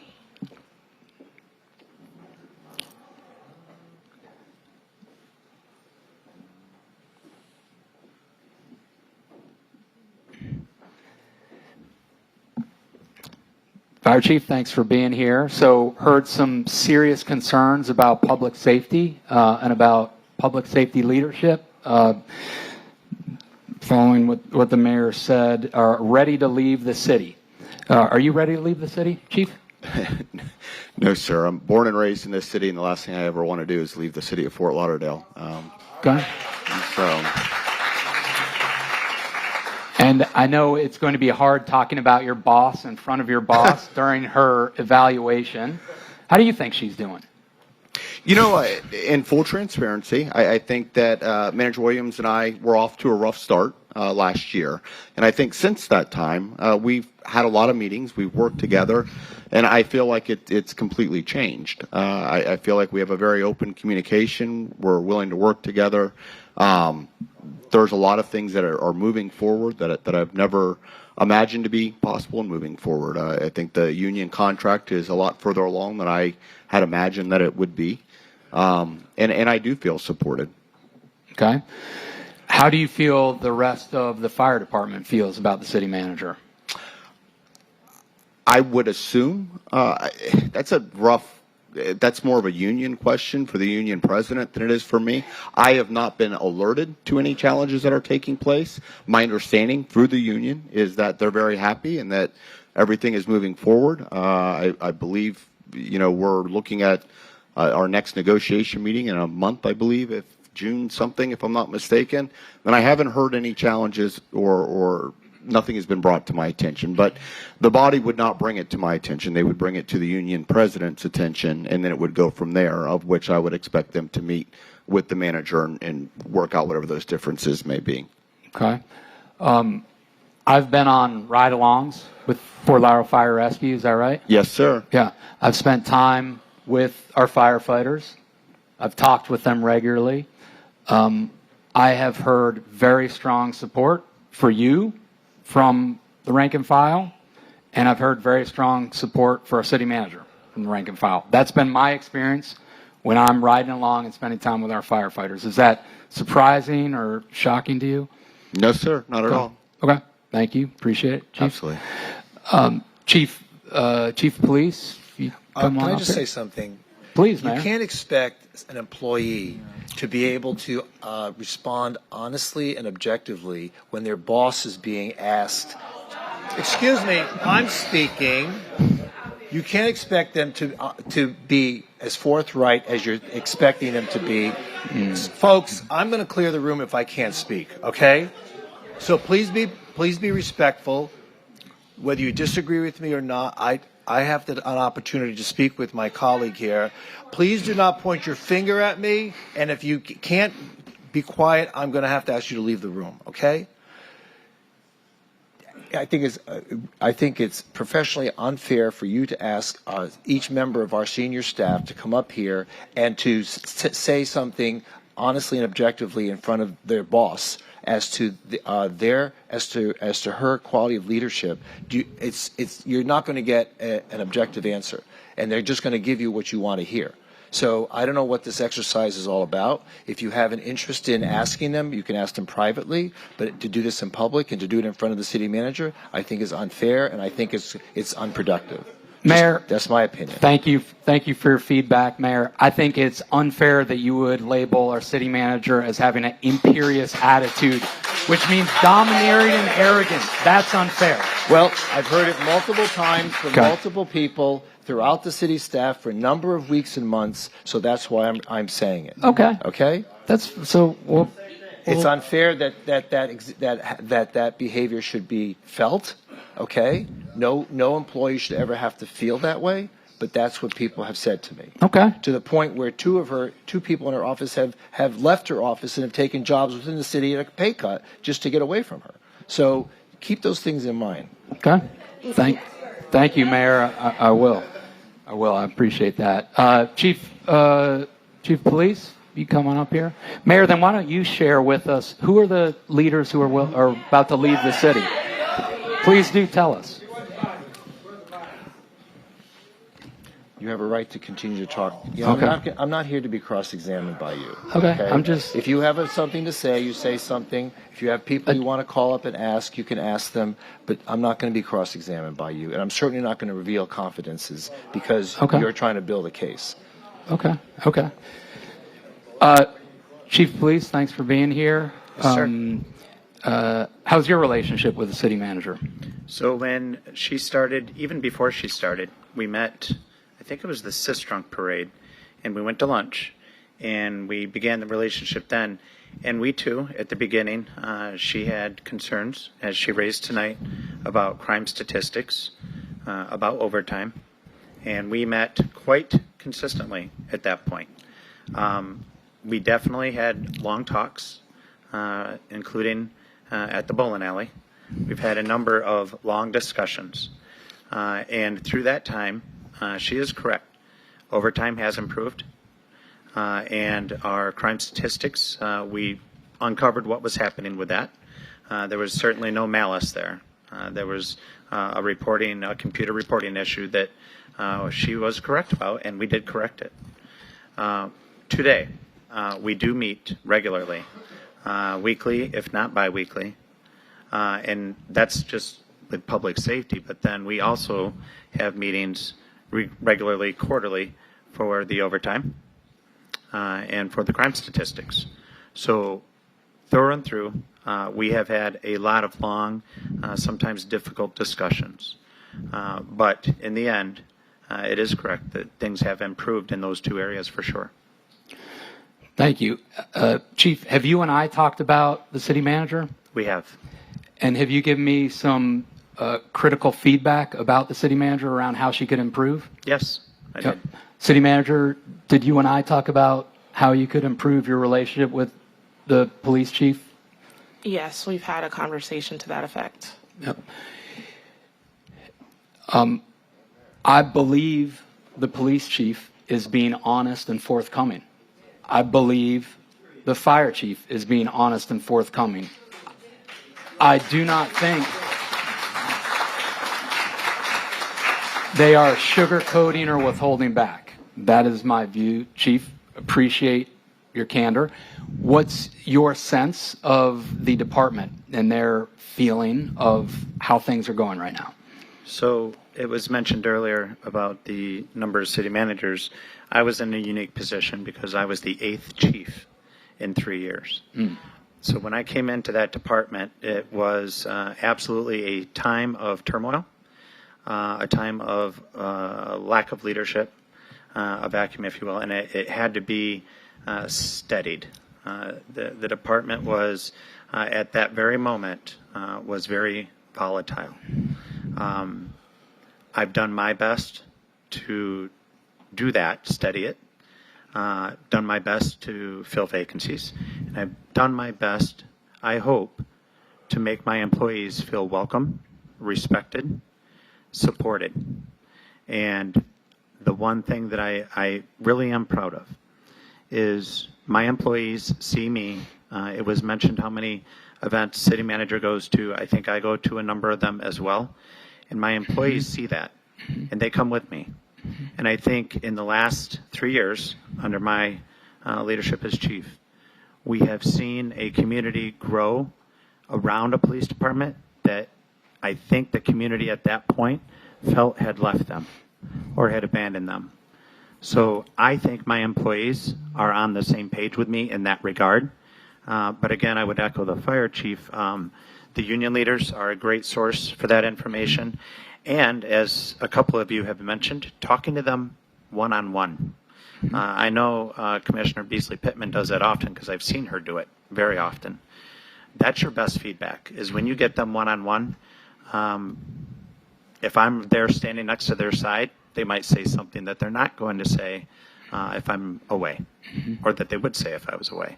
So in my estimation, I think we're in a very good place. Thank you, Chief. Appreciate it. Thank you. You're welcome. Mayor, so Mayor, I'm going to be really honest now. I don't know how many of you ever had a chance to watch the commission meeting. I don't even know how many years ago that was. George Gretzis was the city manager. And I'm just going to say this now, and I'm going to be really honest, because I've listened to everyone up here. So we have to figure something out here, because if you remember, I don't know how many years ago, was that 2006 or 5? 2007. It must have gone on for about 3 or 4 hours, that pay for performance review. You were on the commission at that time. No, I was not. Oh, you were not on that time? Was that Commissioner Smith? It was no, it was Charlotte Rodstrom. Okay, with Charlotte Rodstrom. I remember that we heard from all of the commissioners, and it was down the line, and then the mayor, Mayor Seiler at the time, said, because it all hinged on what he had to say, the mayor actually said that because he had heard such a split on the commission in terms of feedback, in terms of experience, in terms of rating, that he actually voted to, and I don't know if he made the motion, but he actually voted to remove George Gretzis. And it created a lot of shockwaves, but I want to know how we get past this when obviously there is such a range of feelings, such a range of opinions, such a range of experiences. I will agree with the mayor. I don't think it was fair to ask the two chiefs to speak, and what are they going to say? Please. We don't control. Commissioner, may I finish? I was speaking actually when you interrupted me just now. Oh, I'm sorry. I thought you were done. No. Oh, I thought no. you said mayor. I thought you said, okay, mayor. Oh, No. I'm sorry. I apologize. No, I didn't. Go ahead. Take it away. Okay. Take it away. Okay. Appreciate it. Thank you. So thank you for that feedback, both chiefs. I'd like to go through, City Manager, some of the exhibit here to ask you some questions. City Clerk, can we pull up the exhibit there, please? Thank you. First thing I want to talk about, City Manager, on this exhibit is, and we're going for page 4. One of the first points you say there is reduce the city's personnel budget growth from 8.1% in FY25 to 7.5% in FY26, and now projected further decrease to 5.08% in FY27. Talk to me about what that means, please. So every year, personnel costs typically go up. There is some level of growth that is anticipated based on cost of living allowances, merit, health insurance costs. So there is that level of expectation. And so what we've done and what we continue to do, you'll see a downward trend in the level of growth in our personnel budget. So that is one of the avenues we're taking to try to be fiscally responsible. Two of the approaches that support that is that we have streamlined our performance evaluation process. At this time, management category 1 employees are capped at a 3% merit increase. In the year prior to my arrival, members of management category 1, there were various levels of merit ascribed to different employees, some earning as much as 9% or 6% or anywhere in between. And so we've streamlined that to be more in line with some of our bargaining units. And that is one of the avenues that we've taken to try to limit personnel costs, as well as tie the performance evaluation more closely to actual goals and accomplishments as opposed to a summary of work done in the prior year. We have also reduced by 10% the travel and training budget for management category 1 employees to help to limit some of our costs. Our human resources department has been very active in trying to negotiate our agreements with our health providers, and so we're constantly looking for ways to improve in that area. Okay, thank you. That matters in my view, especially given further budget deficit projections and property tax possibly reform. Vice Mayor, can I just dig Yeah, a little please, deeper here? go ahead. So explain to me what is 5% of what?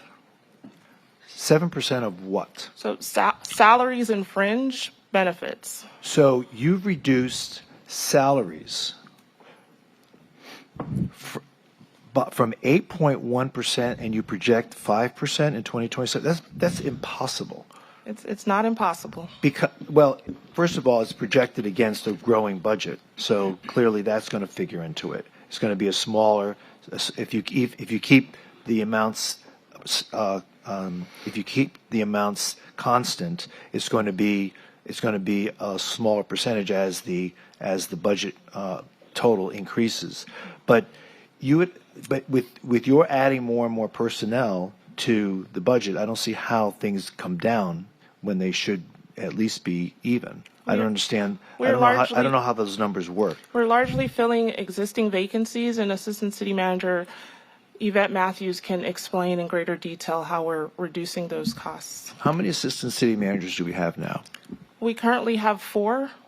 And how many did we have when you took office? When I took office, there were 2 acting and 2 permanent, so 4. 4. So those remain the same. Correct. Okay. We memorialized the 4 that I was introduced to when I came. Right. Okay. Good afternoon or evening, Mayor. Each year we look at our salary and wage budgets year over year. So we look at the growth in personnel costs. What we expect to see on an annual basis is really growth that's tied towards our merit and our cost of living adjustments. So in the past year, the merit and cost of living adjustments for most management category employees have been a 3% merit, a 3% cost of living adjustment. Those numbers go slightly higher as you look at our public safety personnel, which have anywhere from a 4% step, which is their commencement with the merit for a management category employee. And then their cost of living adjustment has been tied for our police has been tied to Social Security COLA with a floor of 3%. And then for our IAFF members, it has been tied to the 75th percentile calculation. What we're seeing year over year is a compounding of a couple of different things. So last year, what we saw was a high volume of retirements. And with those retirements, it tended to reset a lot of the personnel related costs. So we did see a slowdown of the increase in salaries.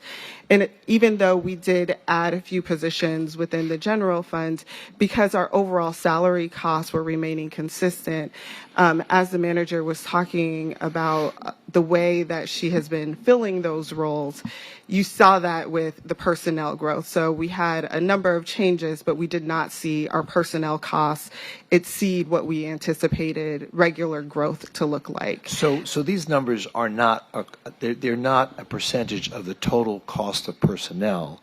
They're actually reflecting. You're just giving smaller increases in wages from year to year. As a percentage of total personnel. So it's your salaries and benefits together, and it provides the year-over-year. So the raises are smaller. That's all that. That's reflects. a component. There are a number of components, and that feed into the growth of a budget this big. But it sounds as if it's a percentage of the total cost of personnel has been decreased from 8% to 5%. That's not. The growth has been decreased. The growth has been correct. reduced. Correct. Okay. So the budget's still growing. It's just not growing as astronomically fast as it was growing. Absolutely. Okay, got it. One question I just want to ask, because I just want to make sure I understand. So all the years I've been here, we've only ever had 2 ACMs. So, and I've objected to the 4 ACMs. We are top heavy. I've made that very clear when we went through the budget. I think I've made that very clear to you. So we got way too many Indians and not enough chiefs around. Way too many chiefs and not enough Indians around here. Do we have 4 ACMs plus a deputy? No. Okay. The deputy's included in that In that ACM count? Okay. Yes. Well, I will tell you flat out, and I'm not trying to get rid of anybody. Please don't take this the wrong way. We don't need 4 assistant city managers in this city. Okay? I also objected to when we increased the departments. I told you that too. I know everybody voted for this when we went through our budget, but I objected to that too. So, again, just so we're clear on this budget stuff, I've been a strong opponent of the growth in the number of departments, the administrative overhead, and the expenses. So I will say that we need to slow that down going forward. We need to be leaning into the fact that things are going to get tight. Please, please, please start embracing frugality. I can share with you that thus far, through our budget meetings with the various departments, the only 2 departments that are looking for positions are fire and police, and those would be from the general fund. Most other departments have not asked for any positions this year because I've shared with them at the budget kickoff that this year we are going to be even more conservative. So just want to share that with you in advance. The fire department has asked for 23 positions, I believe. And I think the police department has asked for 21 positions, all from general fund. I have not brought that forward to the commission at this time. We're still discussing those requests, but I am being very mindful of those concerns, and I just want to make sure that we're on the right track.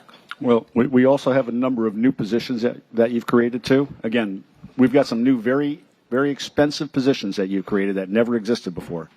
And they're in that city manager's office. So I don't want you to keep adding positions to the city manager's office. You're building your executive staff. You're stocking them with people who make $250,000 a year, and we can't afford that. So let's stop doing that, please. I think the one thing I told you when we hired you is I don't want you to bring up everybody you ever worked with in Miami Beach. And I certainly have not. It feels like it. I just want to pause the meeting want to pause the meeting because we need to extend the meeting. It's almost 10 o'clock. Motion to extend. To what time? 11. Second. Second. Let's call the roll. Commissioner Herbst? Yes. Commissioner Glassman? Yes. Commissioner Beasley Pittman? Yes. Vice Mayor Sorensen? Yes. Mayor Trentalis? Yes. The meeting's extended to 11, up to 11. Vice Mayor. Yeah, thank you, Mayor.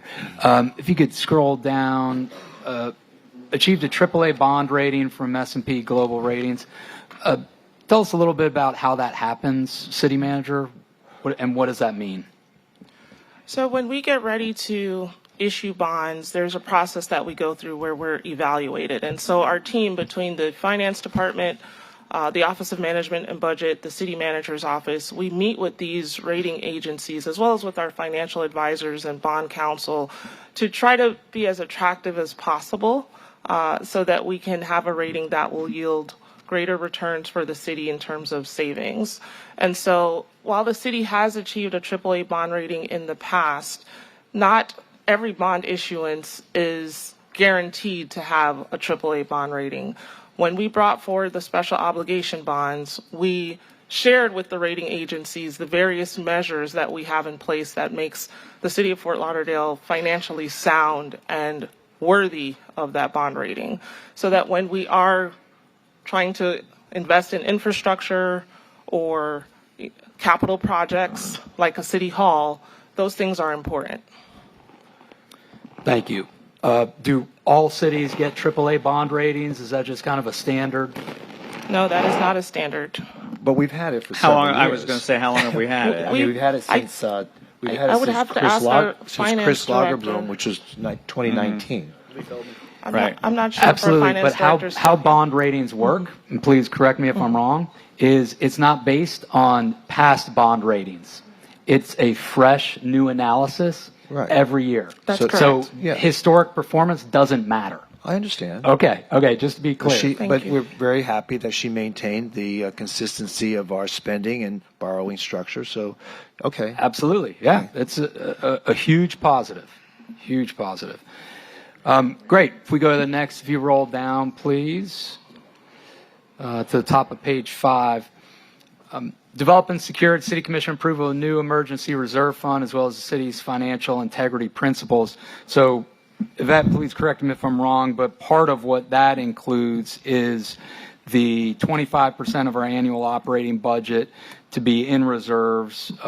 Is that saying that right? Yeah, there were 2 components to this. The commission memorialized the target fund balance of 25%. And in addition to that, establish an emergency reserve, which at that time was 1% of our general fund operating budget. Mm-hmm. Great. Which another success, I think, both of the city commission and the city manager to be fiscally responsible and fiscally conservative in a very difficult time. So another great win. A little bit further down, overall crime rate decreased by 8.3% from 2024 to 2025. City manager, tell us a little bit about that. What does that mean? Sure. So when we look at our violent crimes and property crimes, this is a combination showing a decrease. As I mentioned before, I'm really proud of FLPD and all the work that they've done to decrease our overall crime rate.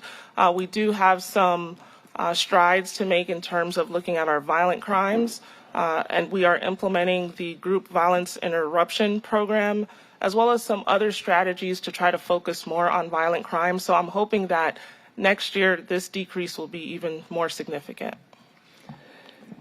Thank you. That matters and is very important in my view. Public safety and continuing decrease in overall crime is critical to our city. And that's, in my view, credit to you. And Well, this is 24, 25. She didn't start until 25. Before she was here. Yeah, I think the crime statistics continue to decrease. So happy to get Chief to come on up. Come on up, Chief Schultz, if you won't mind. We'll get some real-time feedback, Mayor and Commissioner Glassman. Chief Schultz, if you would share with us latest crime stats. How are we doing on reductions or increase in overall crime? So it is correct. Overall crime has gone down and continues to go down.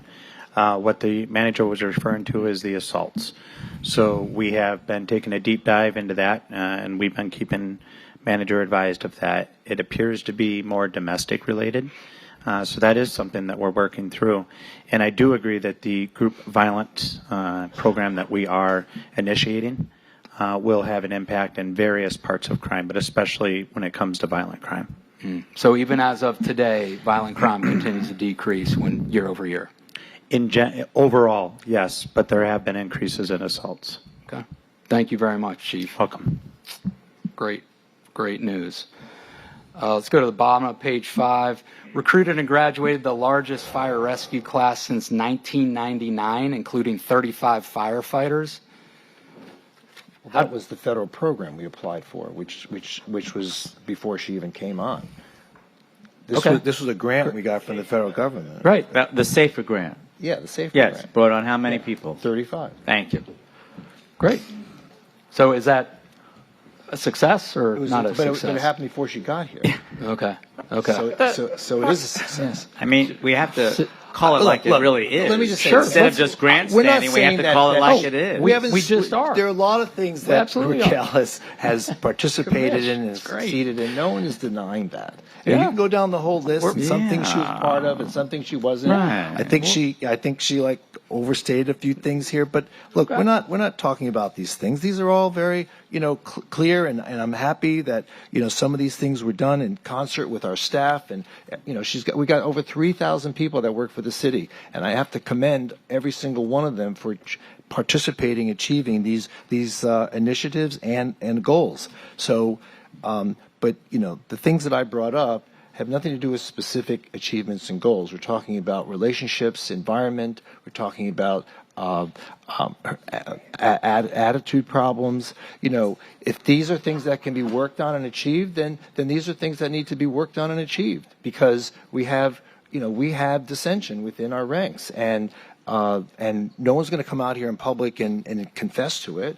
But when you speak to people one-on-one, if they feel that they can trust you with anonymity, then you'll find out that more and more people are realizing that things need to change. Maybe this conversation has been very constructive, and we'll be able to, going forward, in the future, we'll be able to be more responsive and responsible, and maybe that's what needs to come out of this conversation. But it needed to happen at this point, at the review, because today we're going to decide whether or not to give her an increase in salary, whether or not to give her an increase in salary, and whether or not to maintain her position. So I think that all these things that are being said are very constructive, and I think the city manager is hearing it, and I think going forward, hopefully we'll be a better city.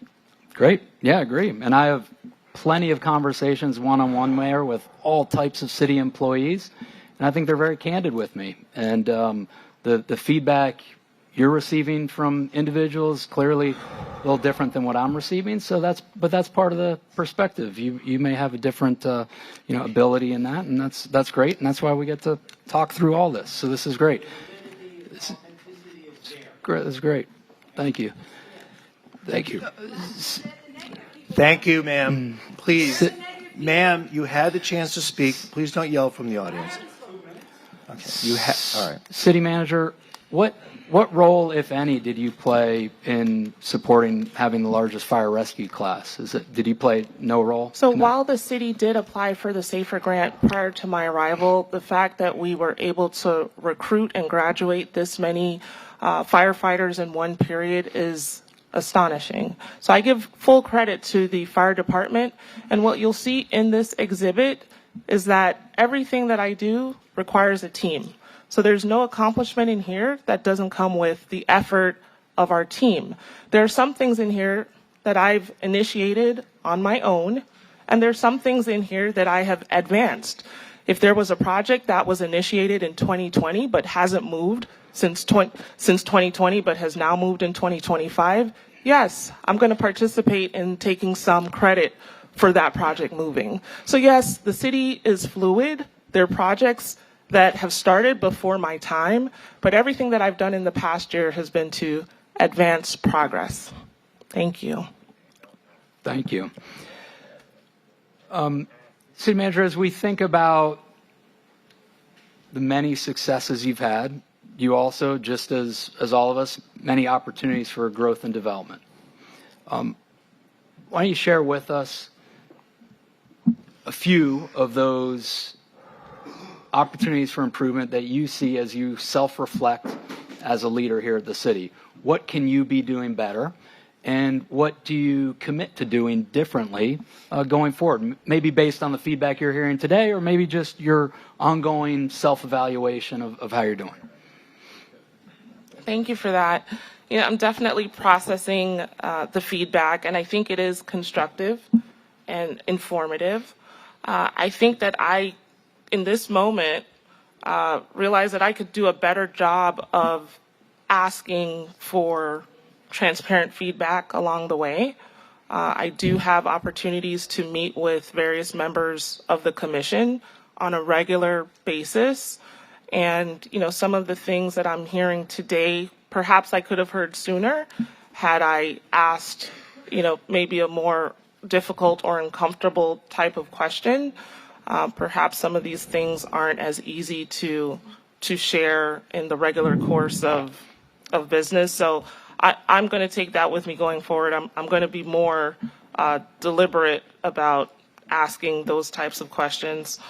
Also, I do want to make sure that I'm prioritizing time management.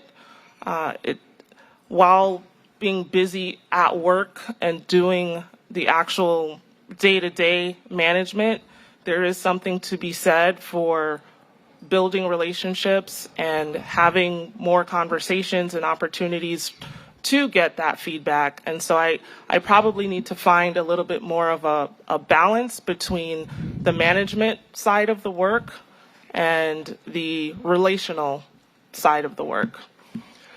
All right, well, why don't we bring this conversation to a close? I think everyone's kind of, if you don't mind, Vice Mayor, I know we've Yeah, got a lot of I'm- other business to do tonight, so. I'm great. Is there a motion to introduce a resolution? Yeah, I'd like to introduce a resolution. So there's a Mayor? resolution, R5 Exhibit 2, is that what this is titled at? I don't know, where's our city attorney? It is R5. Yeah. This is Section 1, City Manager Raquel Williams' base salary is increased by blank percent. Yep. So that would be the resolution. So does someone like to introduce a resolution and put a number in there? Yeah, Mayor, thank you. I'd like to. Oftentimes, not all the time, but oftentimes we provide a 3% raise. And so I'd like to suggest that introduce a resolution that city manager's base salary is increased by 3% effective April 2nd, 2026. Okay. So anyone have any further questions or comments? Well, again, I didn't get a chance to finish last time because Oh, I did okay, I'm defer to sorry. the vice mayor. I'd like to just finish that comment. Thank you, if you don't mind. Again, we're not having the discussion that we should be having with a split commission right now. So that's the discussion, just like when Mayor Sala had to opine the reason why he made a change, because he said a split commission could not function that way. And that's why he went in the direction that he did. There's a big split here, and we have to figure out. I mean, we're just going to say, okay, well, forget that whole conversation and let's do a raise.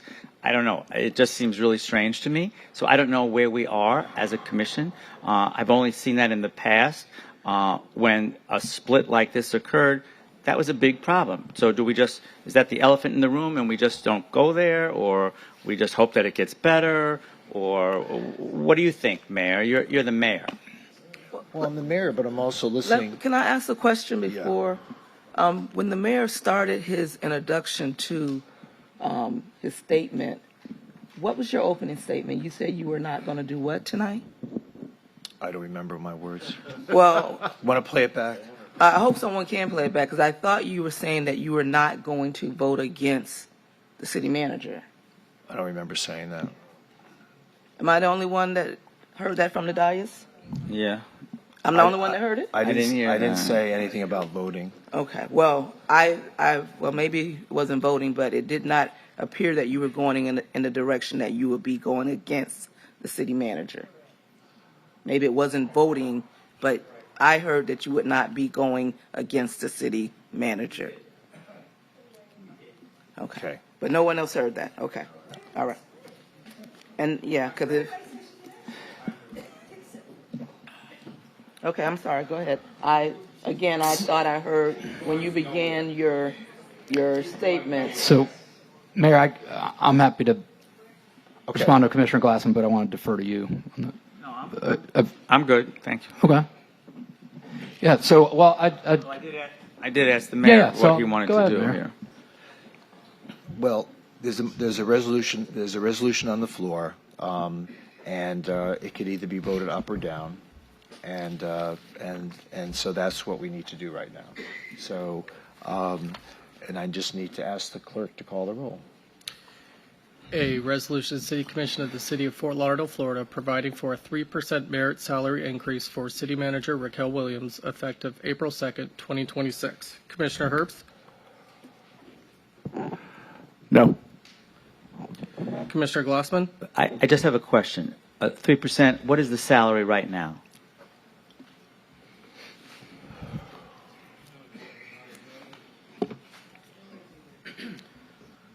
The dollar value of a 3% merit increase is $10,000.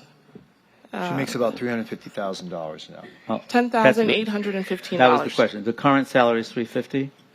Plus That plus was benefits. my base salary. I have since received a cost of living allowance. My base salary is $360, $499, and 78 cents. Thank you. I'm going to just basically vote on past practice of this commission. We grant a 3% raise to all of the charter officers, and it's always unanimous. This is not unanimous, so I'm going to have to vote no. Commissioner Beasley Pittman? Yes. Vice Mayor Sorensen? Yes. And Mayor Trentalis? And I'm going to vote no. So, Is there anything? Is there? I'm sorry. I'm sorry.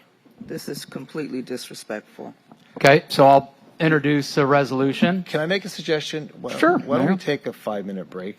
This has gotten very tense. All right. Let's just take a 5-minute break, and then we can come back to this.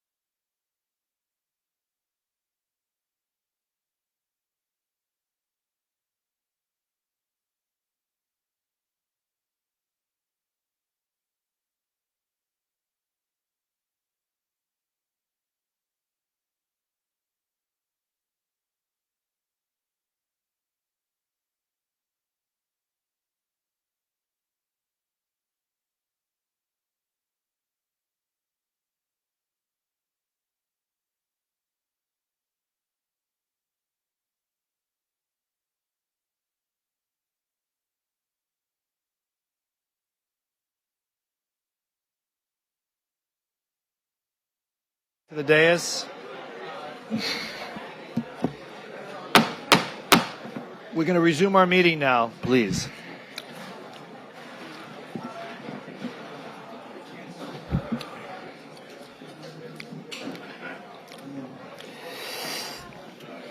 Where's Commissioner Herbst?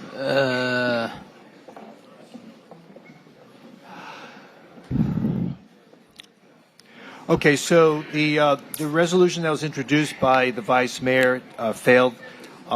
May I make a suggestion? I mean, clearly there's a dissension on this commission, and I feel that there may be opportunities here for both the commission and the city manager to learn from this experience tonight. I think that we should allow the manager to continue in her position, but I think that we should understand that we need to perhaps invoke some sort of probationary period of say 6 months, and see how relationships continue, and to see how the operation of the city continues, and to use that 6-month period in which to examine how we might better perform and how the relationships might improve, and that we should always be cognizant of the fact, as everyone has admitted, that things could always be better.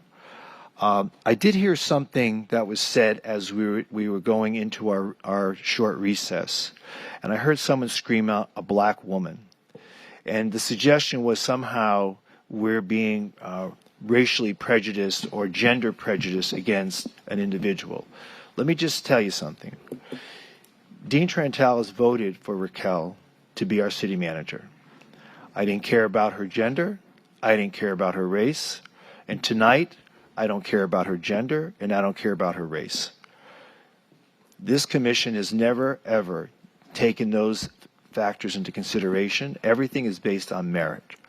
And tonight, when we speak, we're speaking about merit, we're speaking about performance, and we're speaking about expectations. We're speaking about honesty, we're speaking on goals, and we're speaking on the opportunities that we have as a city to go forward. It's been pointed out that there have been several city managers in the past several years, and everyone has come and gone for different reasons. But the reality is that this commission and this mayor needs to have a good working relationship with the city manager. When I first became a mayor in 2018, we did not have that good working relationship. And at the end of that first year, we had to let the city manager go because that relationship had deteriorated from bad to worse. And we were able to engage new city managers, and each city manager that we had helped to move the city forward. And that's based on a working relationship that the mayor and the rest of the commission have with the working staff. So my recommendation is that we take no action on a resolution tonight, and that we keep things status quo, and that we revisit this situation in 6 months, and to see where things are and how people feel towards their jobs and towards their city.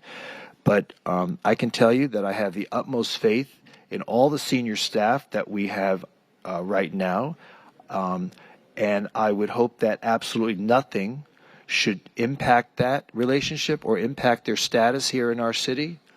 And if as soon as I hear that anything has compromised or jeopardized their status here in our city, I will immediately call this to the attention of the commission, and if we have to take any further action, we'll do it at that time. But the reason why we have low crime rates is because we have a great police department, probably the best in the state. The reason why we have the best response times from our fire department is because we have the best fire department in the state. And we continue to complement with additional staff people every year to help make it better and better. I remember when I first became a member of this commission in 2003, All we heard was complaints about response times, about inadequate service, about failure to communicate. We never hear that anymore. Our first responders and our public safety people have engaged throughout the neighborhoods, continue to participate in neighborhood events, and make themselves their friends, not their enemies. And this commission has only one purpose: to ensure the safety of its community and to make sure that the well-being of each and every member of this community is taken care of. And that's all I care about. And I know that's all every single member of this commission cares about. So I think I can speak on behalf of the commission when I say that, Commissioner Beasley Pittman. And I feel that we have an opportunity tonight to try to make things better. Things have not been better. If they were, we wouldn't be having this conversation. So trust us, there are shortfalls in what's been happening. So let's understand that. We're not making this stuff up. So I'm hoping that we can move forward, and we'll continue with the rest of the agenda tonight. But I don't know if we need to take any further action on this item. The resolution didn't pass, so let us just keep the status quo and let us continue to operate as a city, because I know we all love our city.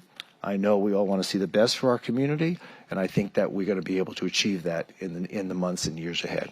Thank you. With the status quo, is there any, do we have to do anything, vote, put a resolution, do anything to cement this in what you're saying? We don't have to take any action on it. Okay, so just the verbal record that we are doing a 6-month probation. Correct. Yep. Thanks. Let's see. Jerome, head of HR, if you'd come on up here. So if you don't mind, please. Is he here still? Okay, good. Yeah, thanks. So the city manager's role, I believe, is one that's at will, right? Is that right? Can be terminated at any point. Well, we have a contract, so it's not entirely at will. There are consequences for any termination. Okay. Yes, sir. Jerome Post, Director of Human Resources. Thanks, Jerome. How would you describe the contract in general? Is it at will? Is it can termination be for any reason? I think the mayor described it pretty well. It is at will, but there are consequences if it is terminated before the expiration date. Right. Thank you. So it is at will. So city manager can be terminated at any point. So the idea of that the city manager needs to be on a probationary period, I think, is not a healthy one for her leadership, for the city's leadership. She is always being evaluated, I think, by all of us, and we all shared some great feedback around how she's doing. So, Mayor, I'm completely fine with status quo and continuing to move forward, but I don't think we need to fix a probationary title on some period of time. Well, we're not voting on it, so I'm just putting it out there. That's all. Okay, great. So I think that's your perspective, which is perfectly fair, but I think holistically we're not going to categorize it as such. So thank you. Okay. Thank you, Jerome. Appreciate it. Okay, moving on to R6, quasi-judicial resolution approving a site plan level 2 Central Beach development permit for 13-story, 54-unit multifamily development at 623 Bayshore Drive. Anyone wishing to speak must be sworn in, and the commission will announce any site visits, communications, or expert opinions received and make them a part of the record. Commissioner Herbst, do you have any disclosures? Commissioner Beasley Pittman? Yes. Stephanie Toothaker, a group, someone in that group. Okay. I have met with Stephanie Toothaker, and I believe her client. Commissioner Glassman? Hold on one second. I apologize. Yes, Stephanie Toothaker, several meetings. I also attended the Central Beach Alliance meeting when this was presented to the neighborhood. Thank you. And actually, many site visits over the years. Thank you. But Vice Mayor? Thank you, Mayor. Yes, applicant. Thank you. Okay.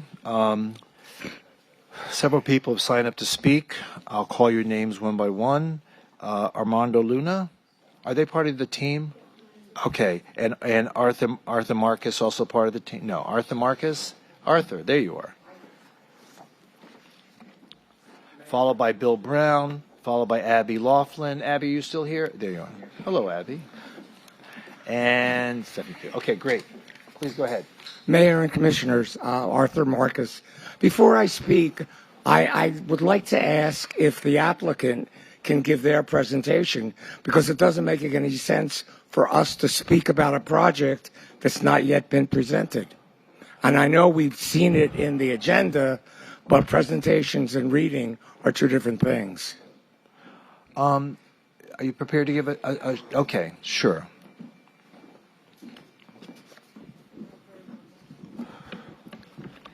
Mayor, Vice Mayor, Commissioners, thank you. I do have a presentation. I wasn't planning on giving the whole thing. We started with a project. There are two buildings that are there today. The project is referred to as Opus at 701. We spent a tremendous amount of time in the neighborhoods presenting to the Central Beach Alliance. I believe Mr. Brown is here, ultimately was approved by Central Beach Alliance. I have a feeling, I didn't know they were going to be here. I have a feeling I know why people are here. One of the buildings that is being demolished is called Manhattan Tower. There is an old metal, I don't know what to call it. It's an old metal structure that sits in front of it. We have done structural analysis on that. It is not structurally sound. We did work with the Historical Society. I had actually expected Ms. Eiler to be here. We've been working with her. My client recreated the structure to honor what was there previously, and it's going to be a sculpture in front of the building. We also did a historical record that's proposed to be a part of the building, and we ultimately ended up changing and making revisions to the site plan itself. We were originally asking for a number of waivers on the sides of the buildings for balcony projections. In working with our direct neighbors, La Rive, and the building next to it, and La Cascade, we removed all those. We are not asking for those waivers. This project is only before you on a request for the height in the Central Beach. You can go from 120 to 144. Only the commission can grant that. But we did do a full historical record of that structure. The structure is not in good shape. The buildings are in even worse shape. And my client worked very closely with the Historical Society to make sure that we honor that history. While it can't be saved, we will do everything appropriate to make sure that it's honored. And I'm happy to answer any questions. Okay, so let me ask you a few questions. I'm looking at your renderings, page 6. You know, the Manhattan Tower has been part of Fort Lauderdale for a very long time. Mm-hmm. It's rusting. It's not structurally sound. It's not. Okay, we're all aware of all of that. Okay, but it doesn't mean we want to erase it from the streetscape of Fort Lauderdale. Now, I see what you've done on the inside, and it's like a little small scale version of it. We did. Oh, thank you. This is me. I apologize. Let me take you to it. Because we did hire a sculptor. I'm already there on page 6. You're on page. I was going to bring it up for where others. else is it? Where else do you see it? So right there it is. Right. So we did hire a sculptor to recreate that metal structure that is not structurally sound and create it in the front. And we worked with Patricia Zeiler and the Historical Society to do a proper plaque that honors who created that in the first place. And it's not done yet, but that's something that we've been working on actively. Okay. Now, having said that, yes, is there any way your client can create a scale version of it? The size it is today? Yes, with the words Manhattan Tower, and somehow install it inside the lobby, because you have a very tall lobby there. Or at least this is the Port Cochere. This is the drive up. Yeah, this is the entrance to the building. I mean, if you want to pay a true homage to that look, I mean, can your client do a little bit better job at trying to? Obviously, it can't be restored, but can it be recreated? I don't think the size can be recreated. And by the way, I will offer again today. We have offered that to when we first met at CBA's, we got some comments back from folks like, well, I'd love to have it. We said, it's yours. Come take it. You're welcome to It donate can't be it. because it's going to fall apart. But I think we can make it certainly bigger. But And I don't put the think it word can Manhattan. be. Yes. You know, for example, like Yes. when we redid the Parker, right? We didn't Yes. destroy the facade. We kept the facade, and it's actually it really blends so well, you know, with the architecture of Yeah, the building. I agree. And I think that a better effort can be made to perhaps try to maintain the integrity of that look, so that when people come to that address, they don't say, "Hey, what happened to Manhattan Tower?" Like, I understand. You know what I'm I saying? think that's a good comment. And I certainly think we can work with, it's not built yet, so we can work with the sculptor Yeah. to make it larger in scale. I don't think it can be the same size because it actually is bigger Probably than not the the building. same size, but I think you could. One of these columns can certainly accommodate Yeah, that. that's a What do you really, think that's a about that, great, that's a Commissioner? great comment. Oh, well, thank you. I think it's great. See what your people can do. We're happy to do that. Because I really, Yes. you know, I've lived here 44 years now, and I've looked at it for 44 years, and it's just part of the kitschy look of Fort Lauderdale. We don't have Understood. a lot left, right? Understood. And it would be nice to at least preserve some of that. I know anyway, I won't go into all that, but I just think that would be good to have a little bit more respect for the existence of that look. I mean, if you go by there today, it's all rusted and kind of, Yeah. you know. And I knew the previous owners. I don't know if they're still the current owners, but they've been wanting to sell this property, and they always had the opportunity to designate that historic, but they chose not to because Right. they wanted to be able to redevelop it. That's So, correct. I know. So, okay, that's my only comment. I'm sorry. Yeah, No, I'm we sorry, had go a ahead. conversation when we talked about this project. Can you tell us what you're going to be doing? Because we talked about perhaps a gallery, a photo exhibit, working with the Historical correct. Society, doing more than just the homage with the sculpture, but actually creating a gallery where we tell the story of the Manhattan So Tower. we hired Peacock Architects to create a pictorial history of this. The other building that's being demolished, I don't think anybody noticed, but this one, because of that metal structure that's in front, so we hired Peacock and Associates to create a pictorial history, and that's meant to be inside the lobby of the building. This is a 54-unit multifamily product, so that was a commitment that we had already made and agreed to make. I think the mayor's comments are very well taken. We can certainly make it larger in scale and try to incorporate it more. I'm happy to commit to that this evening. That's All right, I appreciate I think it would be very nice. I think we could, and we did engage with Ms. Zeiler. I know she wasn't feeling well tonight, but we did engage with her to say we'd like to work with you to do a proper plaque to honor the history. So that's all. I'm happy to commit to that Okay. this evening. Excellent. Okay, I think Mr. Marcus will be happy.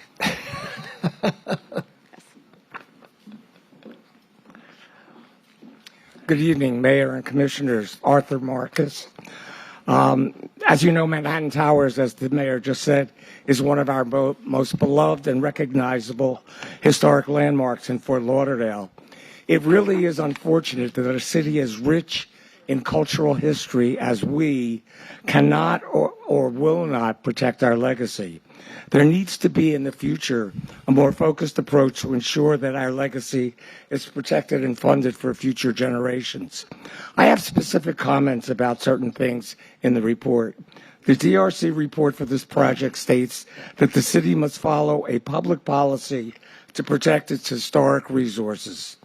If the city is following this policy to protect its historic resources, then how does approving the demolition of Manhattan Towers further the case for protection and preservation?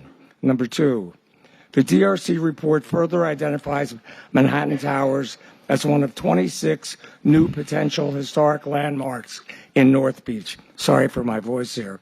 However, these are empty achievements. Since the city has not designated any of these properties as historic, none of them are legally protected, and all are likely to be demolished. This is 26 buildings in North Beach that are mid-century modern examples. This includes Birch Tower, this includes Birch House, this includes every famous building on the beach you've seen. And the third one, as an architect, I also respectfully and professionally disagree that the findings of the structural assessment justify demolition of this building.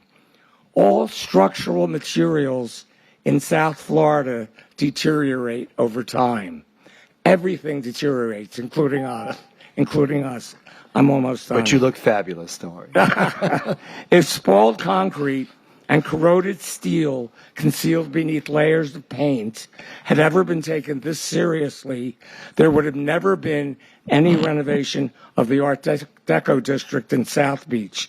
I know because I was there, and that's exactly what was happening with every single building. Of course, these can be serious structural conditions if left unattended to, yet they hardly justify demolition. To me, it's ridiculous to say that paint and spalled concrete are cause for demolition of a historic building. What is missing from this entire discussion is the fact that it does cost money to pay for restoration. The DRC report also states that the building has been substantially altered, but does not state how it has been altered. Alterations can be undone, and alterations do not justify demolition. And adding hurricane windows is not an alteration. This is my last comment. It has been said that an act of ethical remembrance is the refusal to allow absence to become invisibility. Memory is a moral act because it is the act of choosing which story to keep alive. I hope you as a commission can choose to keep our joint cultural history alive in Fort Lauderdale. All right, thank you.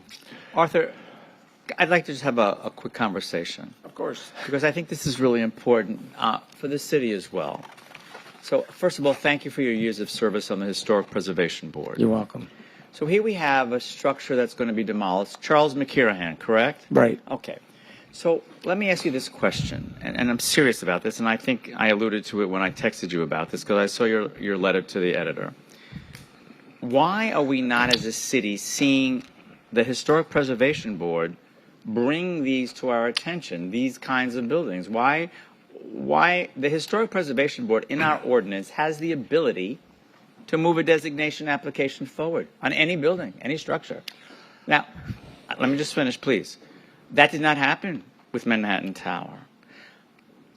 We could do thematic districts. We could designate Charles McKirahan buildings if we wanted to before they all disappear. You mentioned Birch Tower. Again, Charles McKirahan. All over the place, Charles McKirahan. Why don't we do thematic districts? Why there's such, and I brought this up over the years since I've been sitting here, that I just don't think that we do enough, starting with the Historic Preservation Board, to bring these forward. We also have supposedly a Broward Trust for Historic Preservation, not a peep on this building. But for 5 months we heard about sand on the beach and how it had to be designated. Was that a missed opportunity? These are questions that I think about, and I wonder why we're just not using the organizations and the agencies that are out there supposedly doing this work, but they're not. Commissioner, I agree with you 100%. And let me tell you a little bit about my experience with the Historic Preservation Board. I was on the Historic Board for 8 years.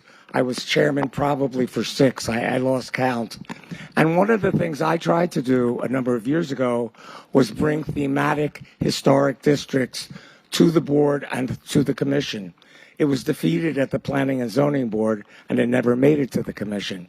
What I find in government, in people who are, let's say, amateurs, that we volunteer for the boards, there is no sense that people on the Historic Preservation Board, either through lack of experience or lack of knowledge, they don't feel comfortable bringing any of these buildings towards demolition. They don't feel comfortable going against the owner of a building. They just don't feel comfortable doing their job. And I say that because most of them have no idea that we can bring a building like Manhattan Towers to the board and further to the rest of the commission. So, yes, in theory, the system should work. In practice, it does not. I know people are grounded in what the Historic Preservation Board can do, but it's still amazing that so many members don't understand the process, don't understand what goes on. So, in answer to your question, I don't have an answer. I mean, I've tried when I was on the board to do what you're saying, and I never felt supported by the board. There was not enough support to bring it to you on the commission, and there was just not enough, how do I say, knowledge that people would want to do this. Yes, I know it's the Historic Preservation Board, and that's the line I've used practically in every meeting we sat in when things got out of hand, and I said, guys, remember who we are. But there's no courage, there's no bravery in bringing it forward. So I think we as a city, and I will let Michaela speak for Broward Trust, but, I think we as a city need to reassess how we are working with historic preservation, because it not only has to be supported, it has to be funded somehow. I mean, obviously, somebody needs to pay for the renovations. we do have transfer of development right. I know. So we have those. I fought for years to get that done, and we got it done. So, but this particular owner didn't care about that. I understand. So, and to the commissioner's point, spending time and effort on trying to designate sand on the beach as historic versus something like this. I mean, you have to choose your priorities here, and what's realistic and what makes sense. Okay, and it's not your fault. I'm just saying you, meaning the historic preservation community.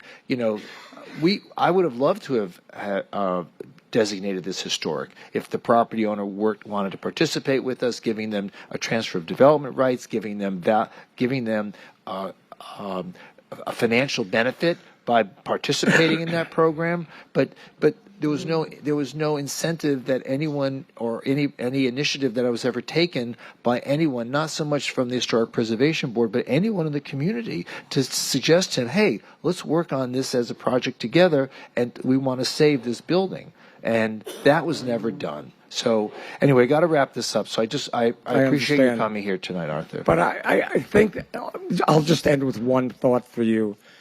The process does not work. Like I said, it works in theory, as you've outlined, but it does not work in practice. Okay. And I think a longer talk with Tricia and maybe the board, but more needs to be done, because obviously this is the first of probably 26 demolitions in North Beach. Okay, thank you. No, thank you again, Mr. Brown? Arthur, for your service. And Ms. Toothaker, could we make sure we also incorporate a lot, as much as possible, about Charles McKirahan in that, not just the building itself, but... Okay, great. Thank you. Please proceed. Good evening, Mayor, Vice Mayor, Members Commission. Bill Brown, President of Central Beach Alliance. In the interest of time, I just will say that everything that Ms. Toothaker spoke about in meeting with the CBA, meeting with the board, meeting with the neighborhood residents was accurate. At the final presentation, the first presentation of the general membership, it was raised, and Abby was even, I think you were even there at that meeting, about the signage, and then we later learned the structural integrity of the property, and the signage and the sculpture itself just would not work. One of the other things is the balconies. They've reduced the size of the balconies, as Ms. Toothaker said, and that would help the immediate neighbors, some of their concerns. But the one concern, which has no bearing on this, was I don't want this in my backyard. It's blocking my view, and we know views aren't unarguable. They're not protected. They're not protected. Right. So at the final conclusion, after the presentation, it was it was quite a large turnout, and we had it at the Los Olos Beach Club, and the final vote was 61% of the membership that evening was there, supported it, and 39% did not. I think we had close to 140 people. It was a packed room, so... Okay. And Mayor, we want to commend you on working with the developer and possibly changing, maybe making that sculpture bigger. But they did take our input on that sculpture, and they're to be commended for that. Thank you. Thank you, Bill. Abby?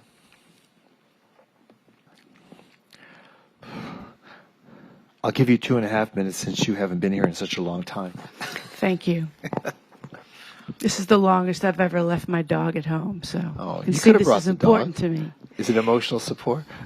Tonight, yes, yes. I'm going to change a little bit about what I was going to say after what your questions were to Arthur. But something absolutely is not working. You say that the Historic Preservation Board can bring these projects up for a vote, but the chairman does not set the agenda. The agenda is set by Tricia. And I know that Arthur, several times tried to, as he talked about, bring up the thematic district, but you can't even get it on the agenda. You have to bring it up for the good of the city. So, it is a very difficult process to try to bring anything up, to even get it on the agenda. But they're not the only ones who can make a decision about whether or not to bring something up for designation. There's only, besides someone like the Broward Trust, who probably has no money and is concerned about a slap suit, the only other folks who can make a designation are you guys. And you can't two people on a board get something put on an agenda? I thought, is that not a rule? I thought if two or two, what is Anthony? Wait, can we stop the clock? Yeah, we'll stop the clock. Yeah, Anthony, I thought that if two people on a board want to put something on an agenda, they have the. What? Am I mistaken? No, Mayor. Anthony Fajardo, Director of Development Services. So typically what we've seen with boards is if something is brought up under good of the city and the board has a consensus to have it on an agenda, we would put it on the next agenda. So it would be part of that discussion under good of the city, but it can appear on the next agenda if they so wish. Okay, I thought so. I thought there was a way to do it. Okay. Trisha's not here, so I can't confirm with her what those interactions have I looked been. around the room. I didn't see her. Yeah, she's out of the country right now. So. Oh, I didn't look far enough. All right. It would be a lot easier for the Historic Preservation Board to know about these if they could have these development projects flagged. They never are told that any of these historic properties are coming up for redevelopment. And that's one of the things that Tricia could do, is put that on the agenda. I don't know why they're not, automatically flagged.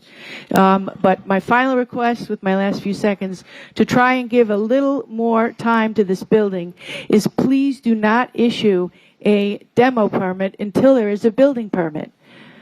If you issue the demo, this got, I won't go into hearsay.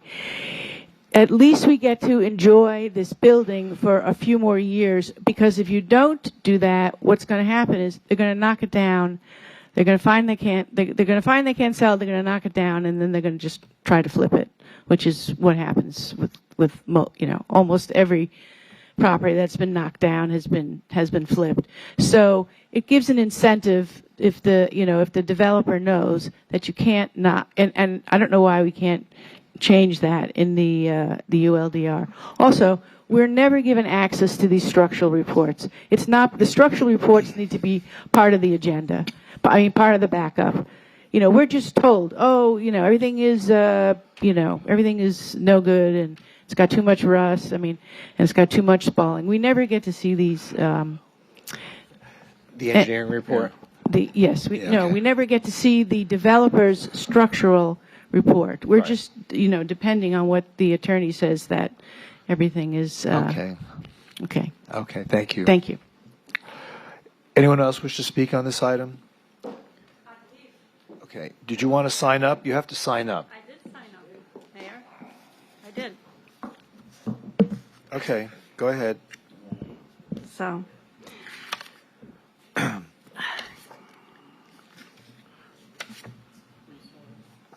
Yes. So good evening, Mayor. Please go ahead. Commissioners and Vice Mayor. It's Historic Preservation Month. And I would hope that should matter to the city of Fort Lauderdale. The question is, Are we treating it like it does? Right now, we are about to lose 4 contributing historic resources in the North Beach area of the Barrier Island. Broward Trust is here tonight to discuss one of them, Manhattan Tower. Manhattan Tower, designed by architect Charles McKirahan, is one of the most prolific designers associated with the mid-century modern and the classic 1950s to 60s styles. His work includes the Birch Square, Castro convertibles, the iconic Lago Mar. I'm here this evening in solidarity with Arthur Marcus and Abby Laughlin, 2 passionate citizens many of you know. Broward Trust believes we can do better when it comes to protecting, preserving, and saving our historic resources. Abby and Arthur do too.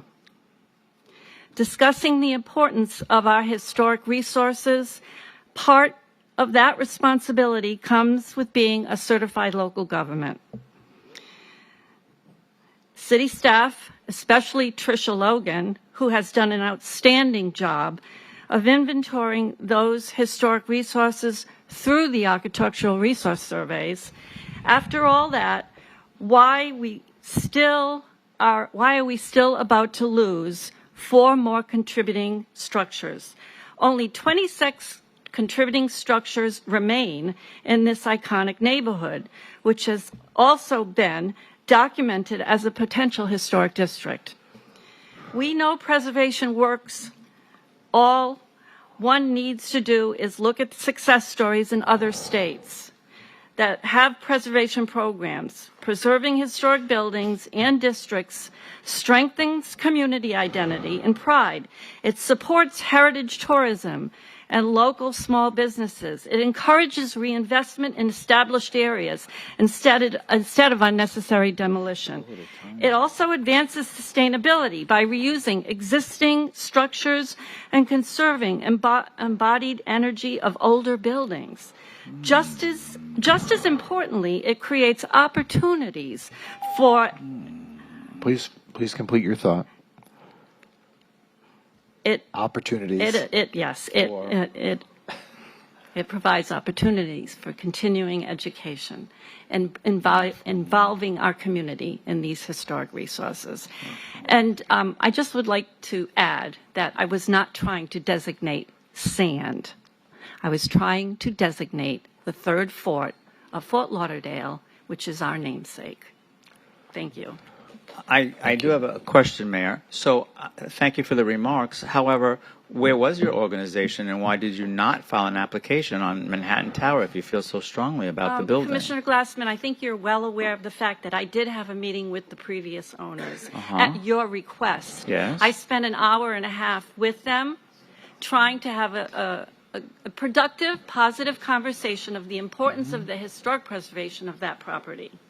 They made it very clear that they did not have any desire to preserve it through the historic designation process. And does the ordinance and say Broward that? Trust, and I've said this before and I will say it again, Broward Trust is not about imposing our will with an owner that has made it very clear that they do not have any interest in the historic designation process. What I will say is what Abby said, and that is you all know that the Historic Preservation Board, as well as the Commission, has the opportunity, based on the ULDR, to make these historic designations, whether it's through the Historic Preservation Board or the Commission itself. One of the things that I wanted to mention was that I think it's very important that monthly Tricia Logan start placing on that agenda at the HPB meetings whereby one property is chosen that is a contributing structure to the historic preservation based on the architectural resource surveys so that we can start having a discussion about the importance of that property. One of the things that Tricia has shared with me over and over is that Broward Trust, let me finish, Dean, Mayor. Could you just let me finish? I was trying to finish. Wait, ma'am, no, I'm not trying to interrupt you, but we're going to run out of time, and I need a motion to extend the meeting. I have one last statement Okay, that I all would right. like to make. Okay. And that is, if once a month, for the good of the meeting, based on the architectural resource surveys, a contributing property is presented to the board so that they can start to decide whether or not the HPB should make an application for historic designation. Okay. We don't have the financial resources. Okay. Thank you. And just for the record, the Do I hear- Broward Trust for Historic Preservation has filed designation applications without the consent of the owner, so that was not 100% correct. Okay. No, that's Do I not hear- true. can I We have had, we had a very contentious issue up here once when the owners were split. One opposed. Where was that? That was in your district. That was remember? on Andrews Avenue. On Andrews Avenue. You filed an application for designation, and you did not have the consent of the owners on that building. So let's just be honest. It's much better when we're honest. Thank you. Do I hear a motion to extend the meeting till 12? 11:45. 11:45. Second. Second. Been moved to second. Please call the roll. Commissioner Herbst. Yes. Commissioner Glassman. Yes. Commissioner Beasley Pittman. No. Vice Mayor Sorensen. Yes. Mayor Trentalis. Yes. Okay, so does anyone else wish to speak on this item? Do I hear a motion to close public hearing? Second. Been moved and seconded. Please call the roll. Commissioner Herbst. Yes. Commissioner Glassman. Yes. Commissioner Beasley Pittman. Yes. Vice Mayor Sorensen. Yes. Mayor Trentalis. Yes, and public hearing on RH6 is now closed. Someone like to introduce a resolution Introduced. to what? Approve? Yes. Is that? Yes. Thank you. It says approving a site plan. Okay. Introduce R6. Please call the roll. A resolution, City Commission of the City of Fort Lauderdale, Florida, approving the issuance of a site plan Level 2 beach development permit for the development of a 13-story, 54-unit multifamily development known as Opus at 701 at a height that exceeds the maximum structure height as provided in Section 47-12.4.1, located at 623 Bay Shore Drive and 701 Bay Shore Drive, Fort Lauderdale, Florida, having a land use designation of Central Beach Regional Activity Center in the Intracoastal Overlook Area Zoning District, and a additional height request for the development. Commissioner Herbst? Yes. Commissioner Glassman? Yes. Commissioner Beasley Pittman? Yes. Vice Mayor Sorensen? Yes. Mayor Trentalis. Yes, and R6 is now approved. Moving on to R7, quasi-judicial resolution, approving amendment to site plan level 4 development permit for Sereno, formerly Ocean Park Residences.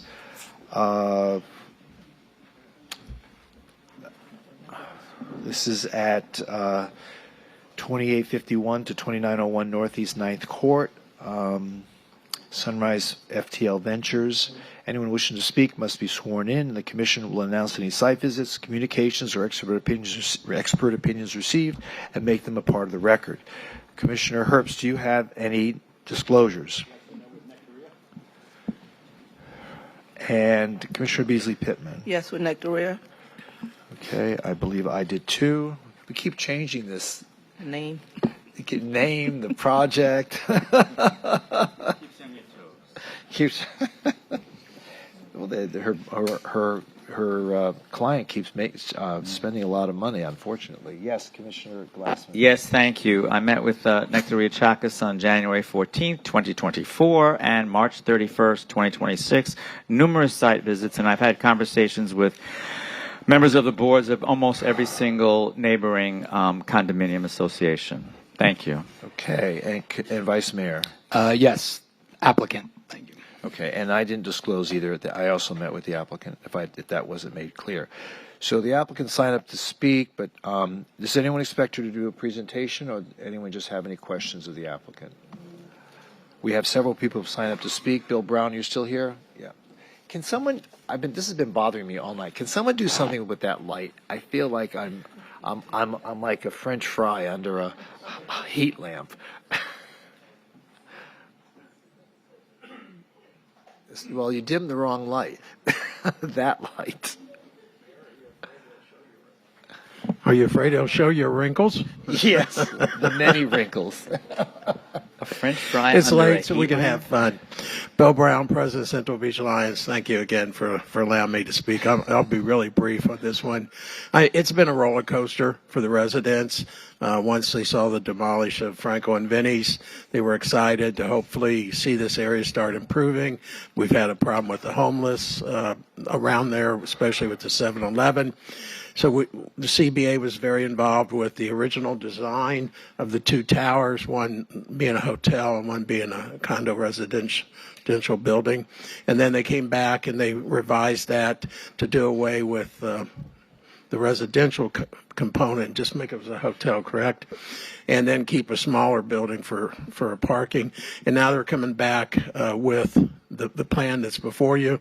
We still are supportive of this project, and I know the surrounding neighbor condo presidents have all expressed their support of the project. I think some of them will speak to that tonight. And I think this is just going to really help that area, especially with the action that's been taken now with Sunrise Lane, having the funding for that improvement of that district. And this is just going to add to help enhance that whole area on that North Beach area along. Thank you, Commissioner Glassman, for all that support. Okay, thank you, Mr. Brown. I can't read the writing here. Mr. Zahner? Is he here? Oh, yes. Am I pronouncing that correctly? Yep, that's correct.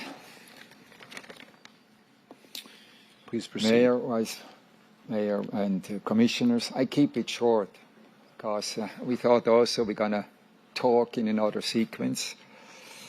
And I believe that the speakers after me, which is Shari Johnston and Peter Heckenbleichner, they will outline in more detail what I'm going to say and explain the support from Sunrise East Convenium.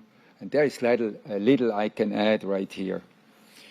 My hope is that we will see the Sonesta development completed around the time when we know that Commissioner Glassman intends to have the Sunrise Lane district upgraded.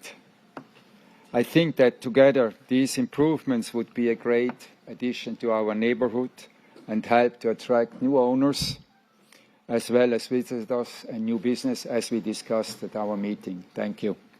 Thank you, sir. Sherry Johnston, followed by Peter Heckenleichner. Hi, my name is Sherry Johnston. Good evening to all of you.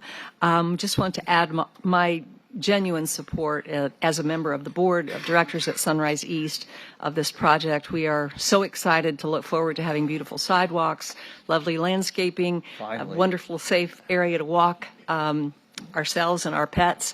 And we appreciate all that Integra has done to improve as far as they have the property. But we're in complete support, excited, and that's it. Great. Is Peter here? Peter, there you are. Oh, there you are. I'm Pete It's hard for me to see Heckenbleichner, 'cause a that resident noise. of Sunrise East, 2800 Sunrise Boulevard. I was on the board and president of the board when this first came forward. That's 5 years ago, 2 iterations ago. So hopefully the third time is the charm. What I did want to say is to remind the board or the commission that Sunrise East is really depending on designation of the dozen parking spaces on Northeast 9th Court for Sunrise East use and operation.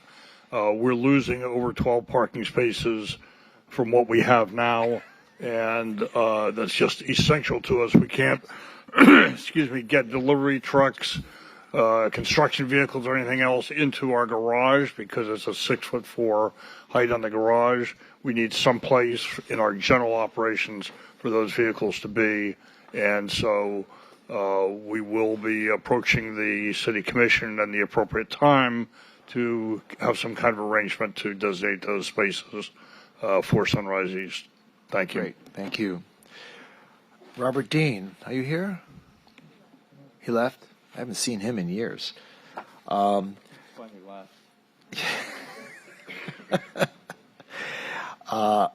this is the item that Michaela signed up for. She didn't sign up for the other one. So is she still here? No. Okay. No one else has signed up to speak. Someone please move to close public hearing. Moved. Second. Moved and seconded. Please call the roll. Commissioner Herbst? Yes. Commissioner Glassman? Yes. Commissioner Beasley Pittman? Yes.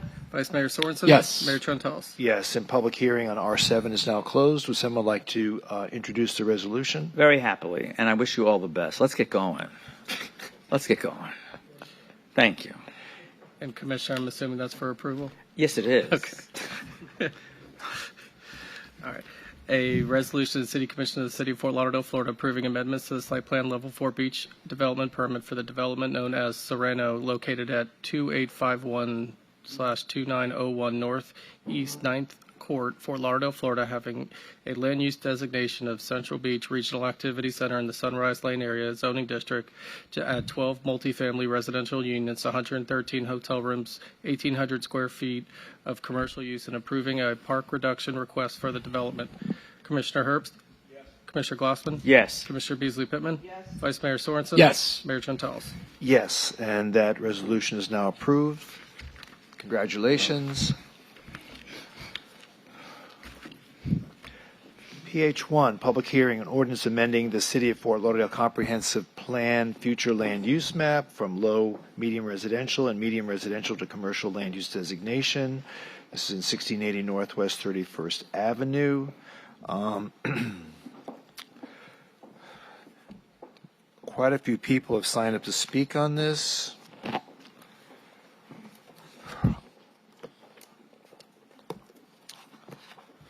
Quite a few people sign up to speak on this. So we'll start out with April Young. April, you here? April Young is not here. Is it Walter Haney? Did he leave? Linwood Haney? Is this Linwood? Oh, that's April. Okay. Yes, Mayor. How are you? Oh, good I evening. want to say good evening, everyone. Thank you for allowing the opportunity and the space to be before you this evening. I know it's rather lengthy. I just wanted to bring to your presence the concerns of our issue that has been brought before you many occasions. However, we actually have hundreds, if not thousands, of signatures of dignitaries versus residential that have opposition to the processing of this matter. However, I just want to make sure that we address the clerk to be aware of, as well as the attorney, that there is actually an active TRO inside of Broward County, being case number 2516240. The city is aware of it versus the county versus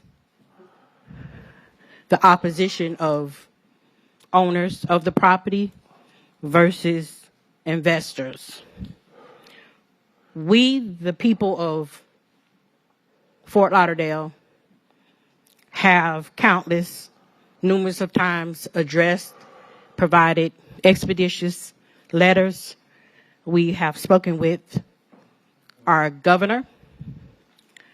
We have presented him a letter that we have moved over to federal. We've spoken with Scott's office versus Molly Ashley versus EPA versus other counterparts. We do believe, without a doubt, since we're here as a family in the city of Fort Lauderdale, that it is very vital that there is actually accountability for the lives of all members of Fort Lauderdale. April, what exactly is your objection? My objection is that you have not presented a certificate of health clearance of risk, and there's definitely not any, and when it comes down to environmental clearance. If you can produce that, the issue, as I stated to DRC, It's not about the investors. It's about accountability for the residents.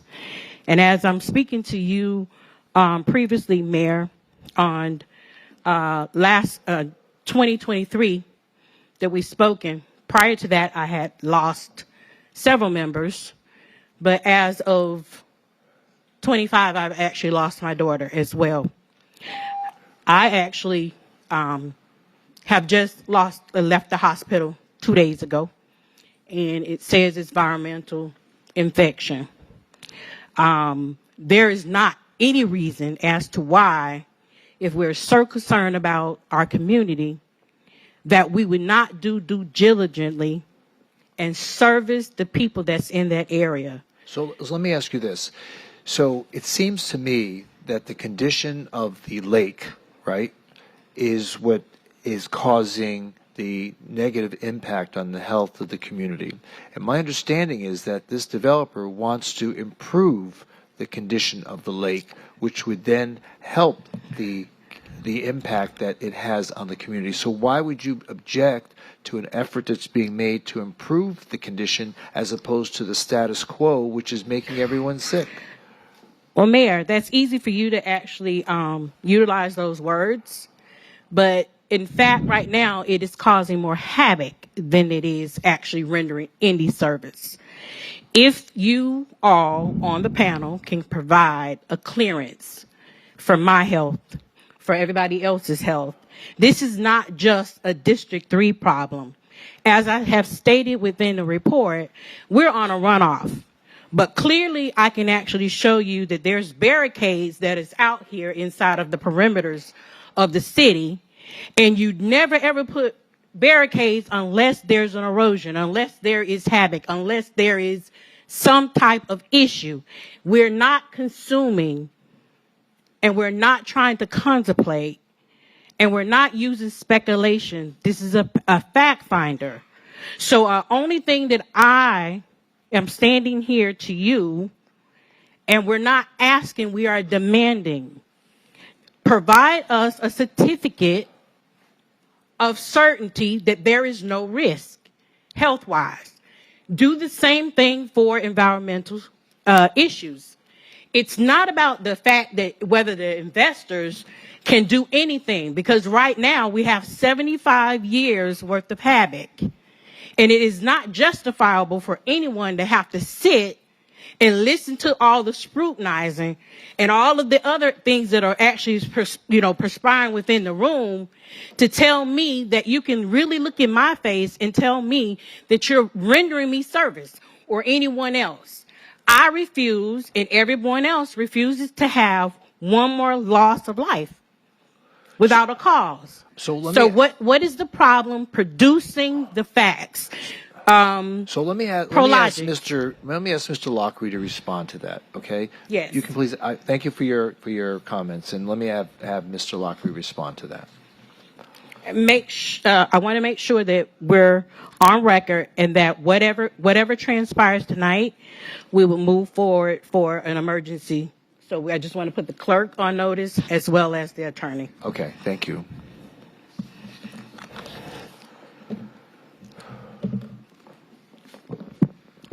Good evening, Mayor, Vice Mayor, members of the Commission. Robert Lockery on behalf of the applicant. Mayor, I think potentially where your question is going is what is happening in the lake, which is adjoining the Wingate site.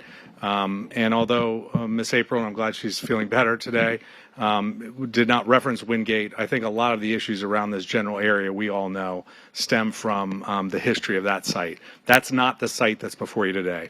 This is an area that's north of that has suffered in some ways, just like the overall community has, from the impacts from that. And as you alluded to, as part of this, an application that's already been approved both by Broward County and the state of Florida that's underway, and that was an application approved back in 2023, and the work began in 2024, to cap that lake, the burrow pit that's to the north of Wingate, which is the property our client owns, to cover that, cap it up, and to fill in the entire lake. This application is for a land use plan amendment. I have presentation I could make if you want us to, but I know the hour's late. This is for a land use plan amendment to change that area from a residential designation to a commercial designation, which we believe is more appropriate for the site and for the area. As it relates to environmental issues, though, again, separate from what's before you tonight, there is review that's done both by the state of Florida and by Broward County, quarterly reports. So 4 times a year, those reports are sent. There's environmental testing being done to ensure that the condition of the site is in no way enhanced, that we don't have worse situation, and in fact that it does get better with the capping of the site. I know Ms. April also referred to a court case that had been filed, and she gave the case number. As your city attorney may know, that case was actually dismissed by Judge Levinson on April 28th. So it's no longer pending. All right. So you're currently okay. April, wait a minute, April. You had your opportunity to talk. Okay. April, I just said you. Wait, I just said April. Excuse me. He wasn't making reference to you. He was making reference to a court case. He said April. Okay. All right. So you've had an opportunity to speak. I asked Mr. Lockery to respond. Mr. Lockery has responded. Thank you so much, Mr. Lockery. The next person who signed up to speak is Sebastian Bromfield. Is Sebastian here? No. Robert Bostick. Is Robert here?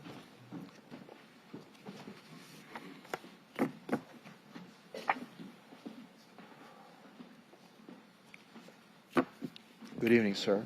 Good evening. How you doing? I'm Robert. How y'all doing out there? Well, really what I'm here for is about the development that y'all got going on right now, right? And I heard that it would bring a lot of opportunities and jobs and stuff like that. I didn't hear nobody talk about that. And I like to be a part of the program that y'all got going so I can be, up for a job, a great job or anything like that. I think another thing what the lady was trying to say, they don't want words, they want proof. That's pretty much what the people need is the proof. I hear that there are going to be a lot of opportunities and stuff, so I want to be a part of that. Okay, thank you. That's all. Thank you. Robbie Hicks, is Robbie here?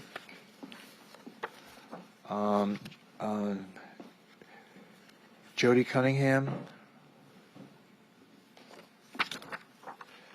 Sharon Alexander? Well, we don't do that here. So, I gave her much more than I normally give. So, Ashley Davis, is Ashley here? Followed by,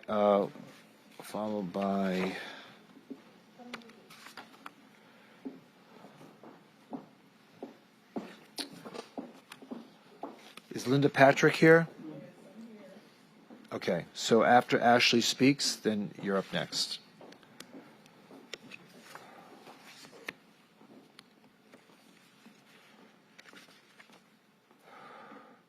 Good evening. My name is Ashley Zachary Davis.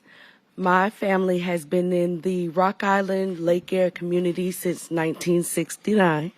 My grandparents built their house over there. My mother and I lived at 3080 Northwest 17th Street. At 16 years old, I was diagnosed with ovarian cancer. We lived directly in front of the dumpster area, and I was affected. I got treatment, and then I went to college, and during that time, my mother passed, so we lost our home. I completely understand and sympathize with the people who have lost family members and have been impacted by the things that contaminated the environment. However, we cannot continue to live in the past and dwell on the things that cannot be changed. Over the years, we have watched that rock pit sit there, and no one has done anything to either improve the contamination or offered to build anything on that land. I feel like the opportunity that Prologis is offering is something that will not only bring betterment to that rock pit, but also jobs and opportunities to the area. I am studying for my general contractor's license. Most of the projects and jobs that are available are in Palm Beach or in Miami. What about that community? If you, it's infested with drug addicts, homeless people, and people who are suffering with mental illness. There's not really any job opportunities in that area. They have a training program that they're offering. They have testing that they've done on the soil. They've offered this community the opportunity to review this information. Certain people, I will not name, have rejected that information. The Bible says that my people perish for a lack of knowledge. If they don't know about what they're offering, it's because they don't want to know. Okay. Thank you, Ashley. You're welcome. Ashley Davis? Yes. Oh, I'm sorry. That's right. I just called you. Sorry. Linda Patrick? Followed by Malcolm Steele. Is Malcolm here? He left. I think she's left. Oh, he left? And Leanne Barber. Good evening, Linda. Good evening. I wish everybody's printed like you did. Good evening. Before I start, I would like to say, Mayor, Commissioners, on last year about this time, we presented a video to you guys where we interviewed different people in the neighborhood with their concerns with the health issues and everything. That's been a year ago. We haven't heard not one thing. But anyway, good evening, Mayor, Vice Mayor, Commissioners, and members of the board. My name is Mrs. Linda Patrick, and I stand before you today on behalf of concerned residents in our community regarding the proposed zoning change of the Rock Pit Lake. We are here united in one clear message. We are not in favor of this zoning change. This is not simply about land use, it's about the people. It's about our families. It's about our children, the seniors, and the long-term health care and the safety of everyone who calls this community home. We have serious concerns that this proposed change places our environment, our water, our air quality, and ultimately our well-beings at risk. At this time, there are too many unanswered questions. We do not have sufficient information to fully understand the potential environmental and health impacts of this project. That alone should give us pause. We are formally requesting that comprehensive, independent testing be done, overseen by the health department to access any risk to the community's health and safety. Before any decisions are made, we deserve clear, transparent data about how this project could affect our lives. Additionally, we have not had a proper community meeting with the EPA regarding this project. That is deeply concerning. The residents who will be directly impacted have not been given a meaningful opportunity to be informed, to ask questions, or to voice concerns in an open or official forum. We are asking for due process. We are asking for transparency. And most importantly, we are asking for protection. Mayor and commissioners, your role is to safeguard the interests of the people you serve. Today, we are asking you to stand with your community, to listen to our concerns, and to act in the best interests of our collective health and safety. Until proper testing is completed, until full environmental and health impacts are clearly understood, and until this community is fully informed and engaged through official channels, we respectfully urge you to deny this zoning change. Our message is simple. We do not want this change, not at the expense of our health, our environment, and our future. So thank you for your time. And also, Mayor, I would like to remind you as I close that you said that it's your job and the commission's job to ensure the safety of the community. All right, let me ask you a question before you leave. Let me ask you a question. Is the status quo satisfactory for you? Do you want to keep things the way they are? With testing, Forget testing, no development, leave everything the way it is. Do you want anything? Do you want to leave it the way it is? okay, is it going to change? Is it going to change things? No, I'm saying no change. No change. Won't touch the lake. No building. No development. Do you want? Is that an Mayor, option? let me for you? tell you something. I've been living in the area for over 40 years now. Nothing has ever been developed since they've been working over there. We got wild animals that's roaming the neighborhood, coyotes, foxes, whole lot of things, because their environment, their habitat had been compromised. Right. So I'm fine with it staying the way it is. No, you're not. No, you're not. Yes, Because you're telling me in your speech, and your words are very. I mean, I have to tell you, very articulate and thought provoking. But the point is that we want to change things to take away the hazardous environment that the neighborhood has lived next to for many decades. And here we have. Please don't yell. If you want to speak, you have an opportunity to come up here and speak. I don't want you yelling like that. Please. So there's my understanding. Mr. Lockery will be here to attest to it. But Mr. Lockery's explained to me, and I assume the other members of the commission, that there is an opportunity here to clean things up. And in order to do that, they want to build a project that is part of the project. They're going to clean it up. They're going to remediate the hazardous component, clean up the lake, clean up the waterway, and help the neighborhood. Is that something that you want to see? I would think you would. Mayor, to tell you the truth, Mayor. Yeah. How is the area going to be cleaned up when the adjacent area is already contaminated? So if the adjacent area is already contaminated, that means that area is contaminated as well, the area that they're cleaning up. And then who's overseeing them? There's no oversight at the construction site as to if they're doing violations or what. We don't know what they're dumping in the lake, what they're filling the lake in with. Yes, we do.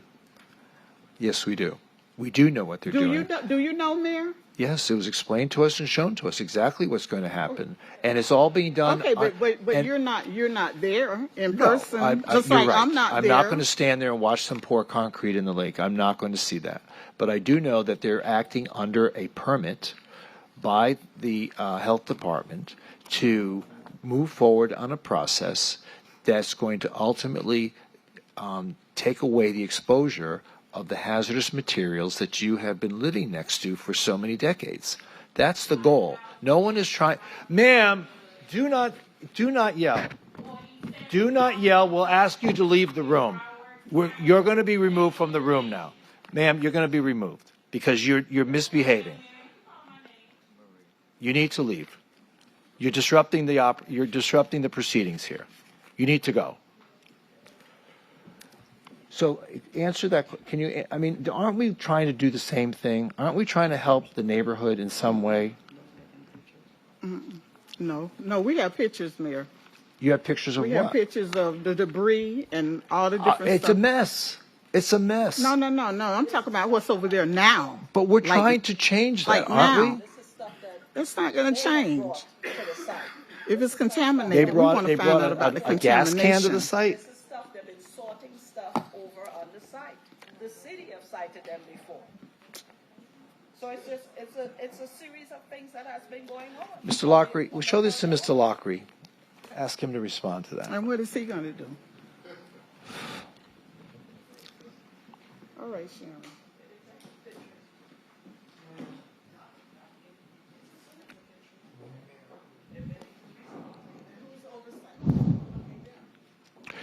Mr. Lockery, you want to respond to that? It's a legitimate question. I mean, All right. It's okay. You asked the Mayor, question. I'm let not him sure answer. exactly where these pictures are or what they are, but this is a gas tank that looks like for somebody's lawnmower that's Looks like on the somebody side. threw it there. Yeah, this is not the site that you can tell. It's not a site that's being filled in, so it's not exact. I can show pictures of our site. I'm not saying it's not from the area, but it's different. And then there's a series of pictures of different materials. What I can tell you is, and I can point to it, or I can actually give it to you.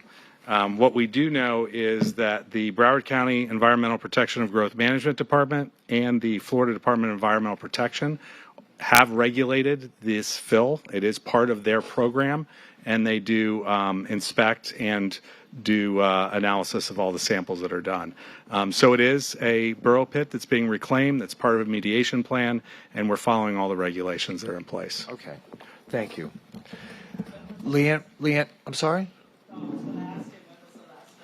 Leanne Barber? And by the way, these photographs are old, right? Okay. Okay.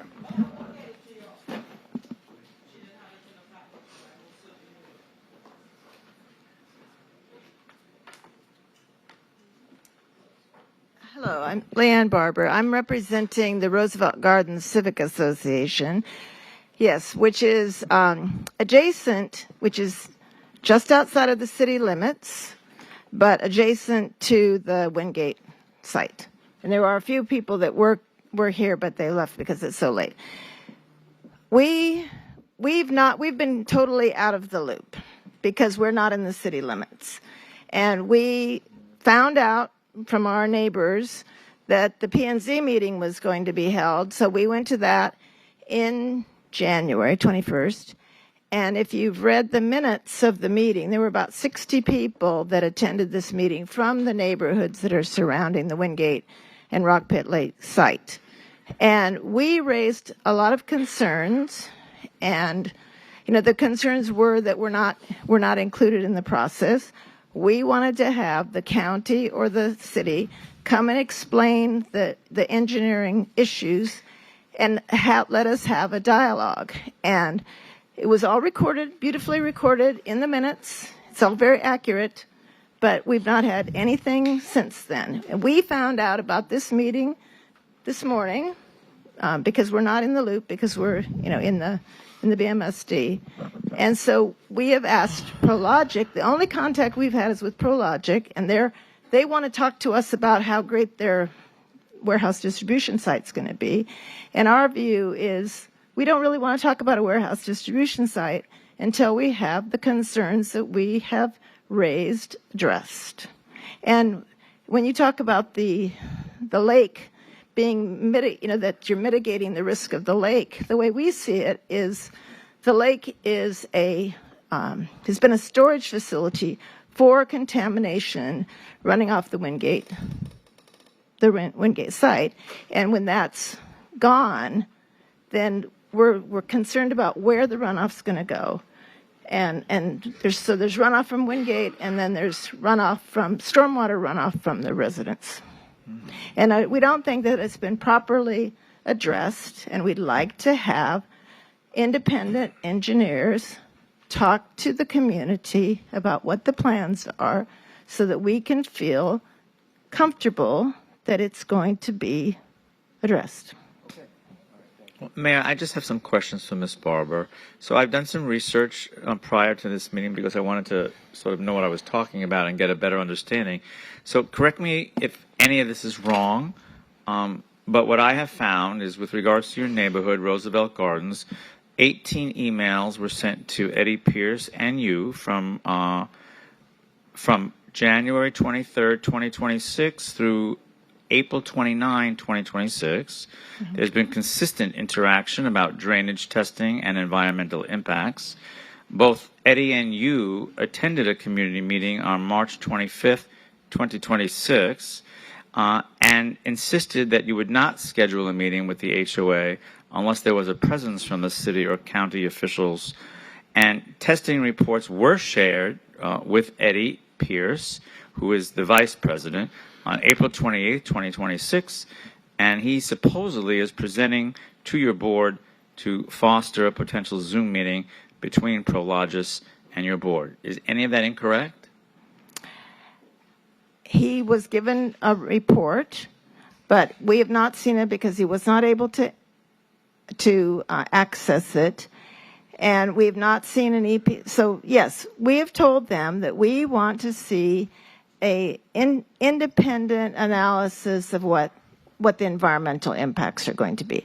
That what Prologic has talked to us about is, let us take you to another location. Let us talk to you about business development. Let's talk to you about how it's going to create jobs. And as I said to you earlier in the meeting, we don't want to have that discussion if the underlying issues have not been addressed. No, I understand all of that. It's just that when you made your testimony, it certainly sounded to me, maybe I misunderstood, that you've just been totally out of the loop on this. And yet here I have documentation that points to all of these emails for the last 4 months, meetings on all of these different topics, draining, testing, environmental impacts, and a lot of back and forth. So that's why I'm just a little confused with that. And supposedly right now you are in the process of, at least your vice president is in the process of setting up a meeting and between the board. It just seems like there really was a lot more communication and interaction than you led us to believe when you testified. That's all.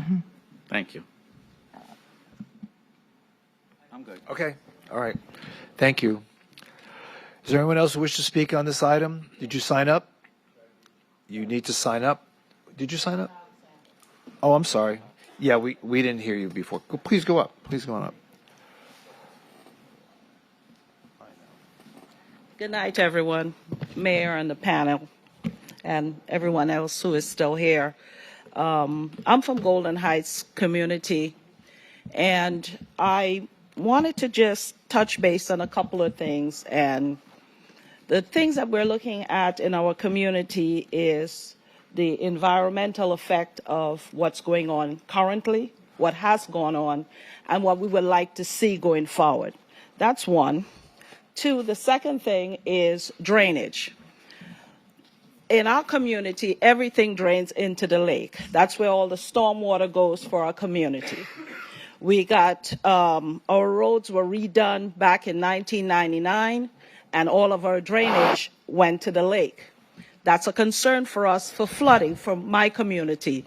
That's a concern for Leon's community, because they're in anything that overflows go right down into that community. So for us, we're looking at the environmental impact for us, where it concerns us for flooding. So, and there is still, I hear a lot of talk about drainage is going to be put in place, so on and so on.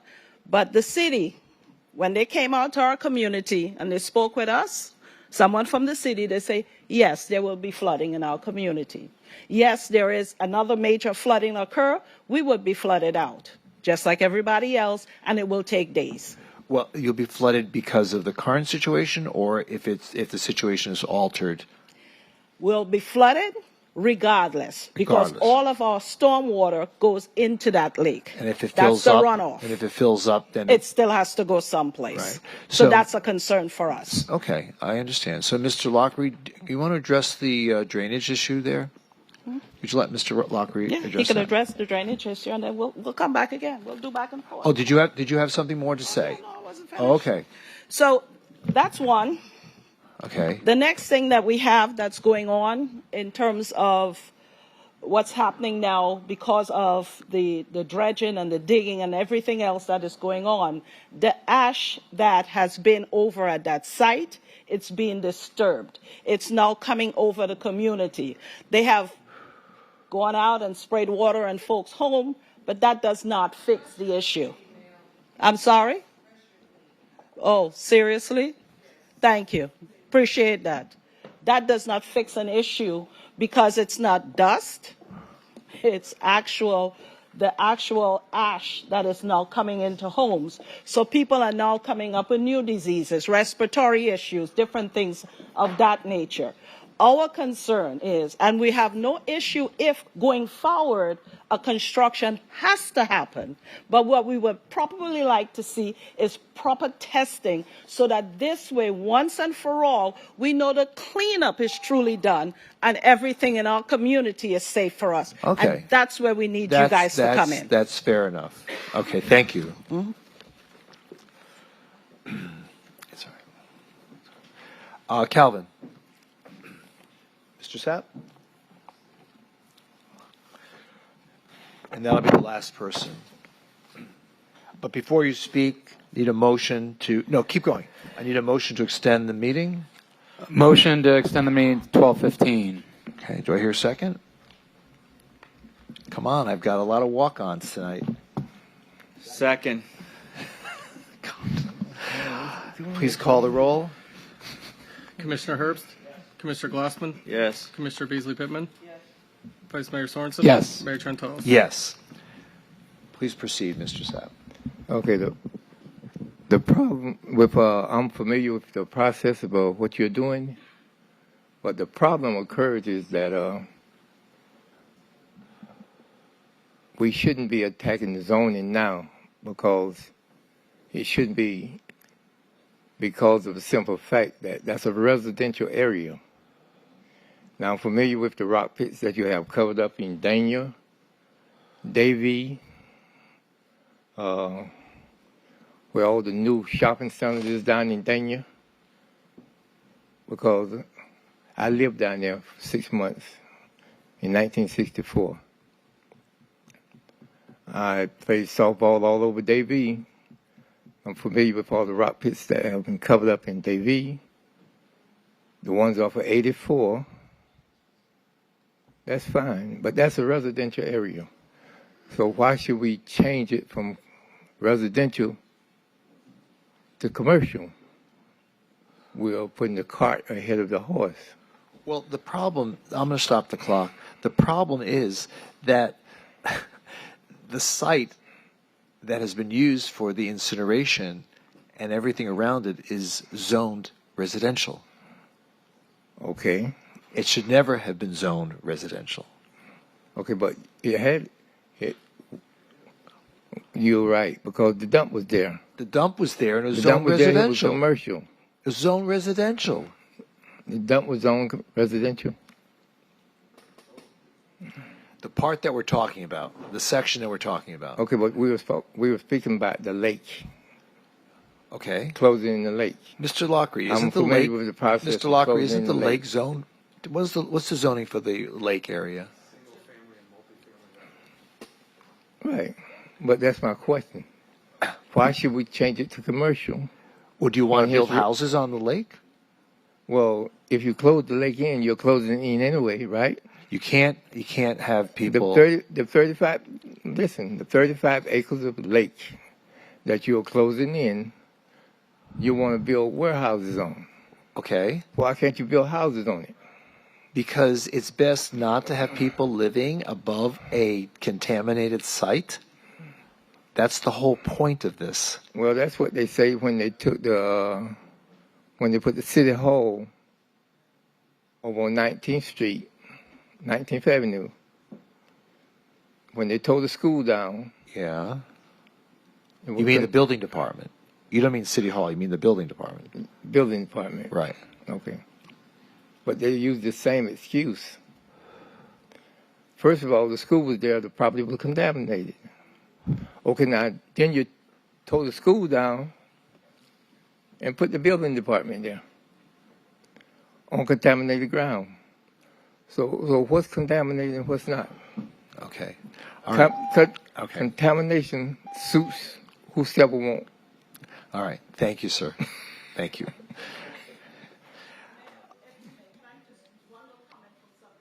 Five seconds. Go. No, you got to say it up there. Got to say it up there.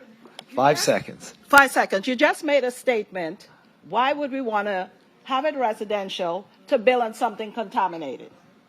You just said it. I know I said that. So if it's going to be cleaned up, it will not be contaminated. But there's still standards so that Exactly. people are not exposed to contamination. Exactly. Right. And if it remains in the zoning that it's in now, that means that it has to be properly cleaned. If it moves to that other zoning, then the levels go up. So they don't have to do the restrictions that they would have on the level 2. If it moves to the level 3, it's out of the water. I don't know if that's true. I don't know. Trust me. I don't know if that's true. You can ask the I attorney. think the remediation is the same no matter All what. right. Ask the attorney when he comes, when you move to that other level, when it's commercial, if the contamination level would have to be managed the same, or is it a higher standard? All right. Okay. Thank you. All right. Thank you.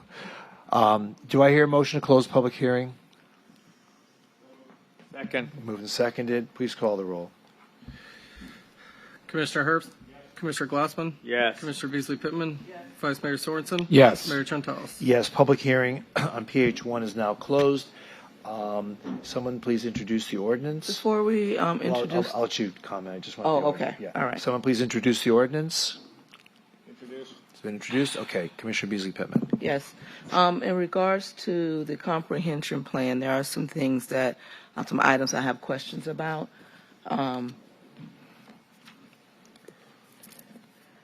Moving forward with this, understanding that we would be changing the zone from B2 to B3. Is that correct? Yes, Commissioner, let me back up. The item before you tonight is just the first reading and the beginning of a process that will involve additional review by the Broward County Planning Council in Broward County. So this is a land use plan amendment, the first step of that to go from residential to commercial. At the time we went to the Planning and Zoning Board, we were also asking for a rezoning, and the Planning and Zoning Board approved both the recommended approval of both the land use plan amendment and a rezoning to B3. Since then, we've had an opportunity to talk to you and also hear from the community, and what we are proposing is that when we come forward with a rezoning, which is after the land use plan amendment or contemporaneously but further down the road, we would change to the B2 zoning district rather than the B3 if the B2 is changed at that point to include our warehouse distribution use. So that's the discussion we've been having with staff to go to a more restrictive zoning district if it allows this use. Okay. Also, in those conversations, we talked about the use of that land. This is being, the use intent is for warehousing only. That's correct. Distribution, warehouse distribution, what's called a logistics center. That's correct. Okay. There's been conversations about a data center being on that property. Could you elaborate on Absolutely, yes. We are not proposing and have not proposed a data center on the property that's the subject of the application tonight or that we're representing. That's correct. that? All right. One other item, as an opportunity for the community, would you be willing to include in this comprehension plan a neighborhood deed restriction where that the zoning that is decided on and the fact that it would only be logistics warehouse type of a use and no data center, would you be willing to include this in the comprehension plan as a security to the neighbors?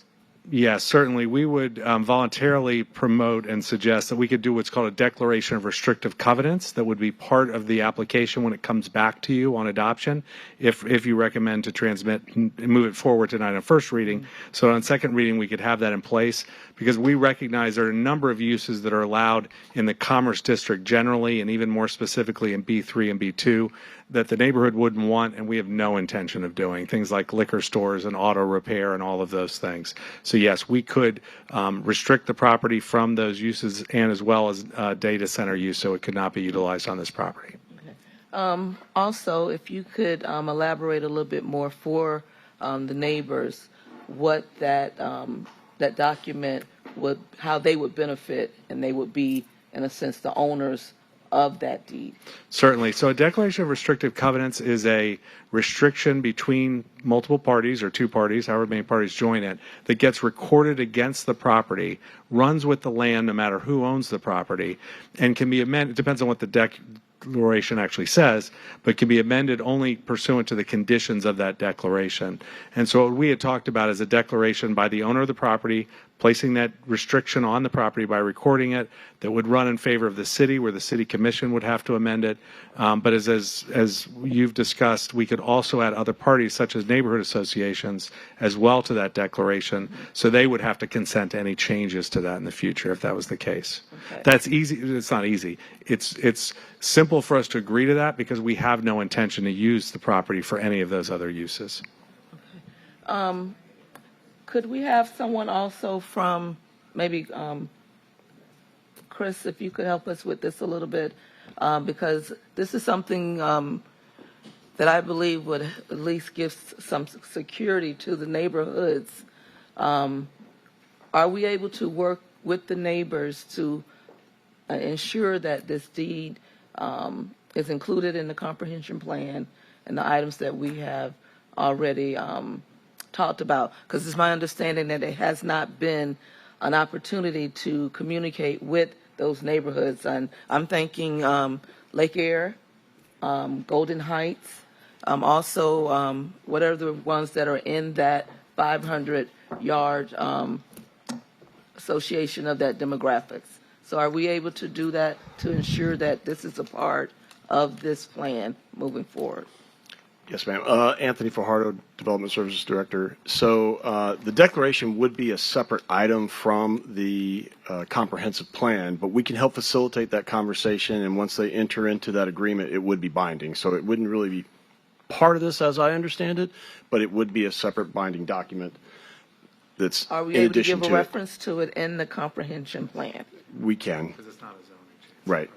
Okay, because I,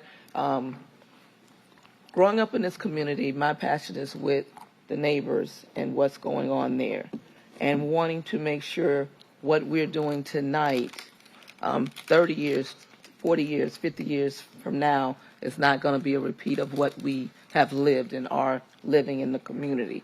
So wherever we can offer a safeguard, that's what I want to accomplish tonight.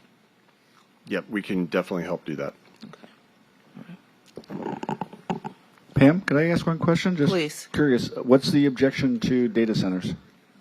The data centers, we have the electricity, the vibration, the use of water, and then also what's being offered to the neighbors has been given a buffer zone that would allow the neighbors that are on the waterfront to be able to still experience the waterfront. Mm-hmm. But with adding a data center, now would you sit in your backyard and enjoy the humming of a data center, or also the extra use of electricity and water that will be immediately affecting those homeowners in the area? Would they notice the electricity consumption? I mean, would that be apparent to them?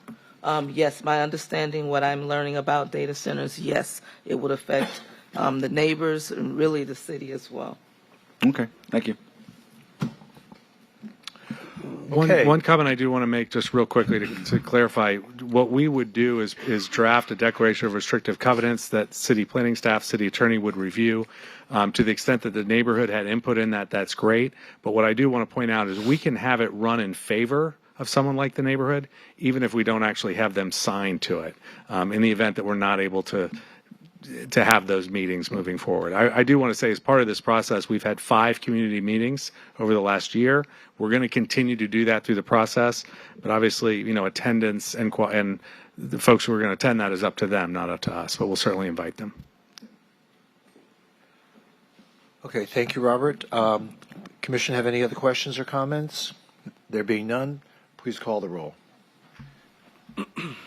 An ordinance of the City of Fort Lauderdale, Florida, adopting an amendment to the City of Fort Lauderdale Comprehensive Plan Future Land Use Map, changing the designations from low-medium residential and medium residential to commercial for the land area generally legally described as being southeast 1/4 of the northwest 1/4 of the northwest 1/4 and the south 1/2 of the northwest 1/4 of the northeast 1/4 of the northwest 1/4 and the southwest 1/4 of the northeast 1/4 of the northwest 1/4 and the northwest 1/4 of the southeast 1/4 quarter of the northwest 1/4 and the south 1/2 of the southwest 1/4 of the northwest 1/4 of the northwest 1/4 of Section 32, Township 49 South, Range 42 East, located east of Northwest 31st Avenue, west of Northwest 28th Avenue, south of Northwest 19th Street, and north of Northwest 15th Court, all said lands being the City of Fort Lauderdale, Broward County, Florida, and authorizing the proper city officials to transmit the proposed amendments, supporting data and analyses to reviewing agencies, providing for severability, providing for conflicts, and providing for an effective date. Commissioner Herbst? Yes. Commissioner Glassman? Could you repeat that?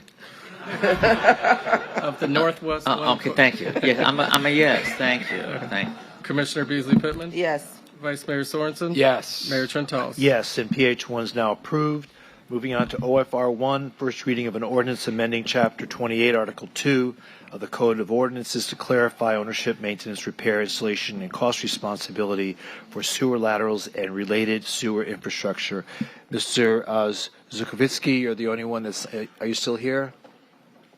He's the only one that signed up to speak. Yes, sir.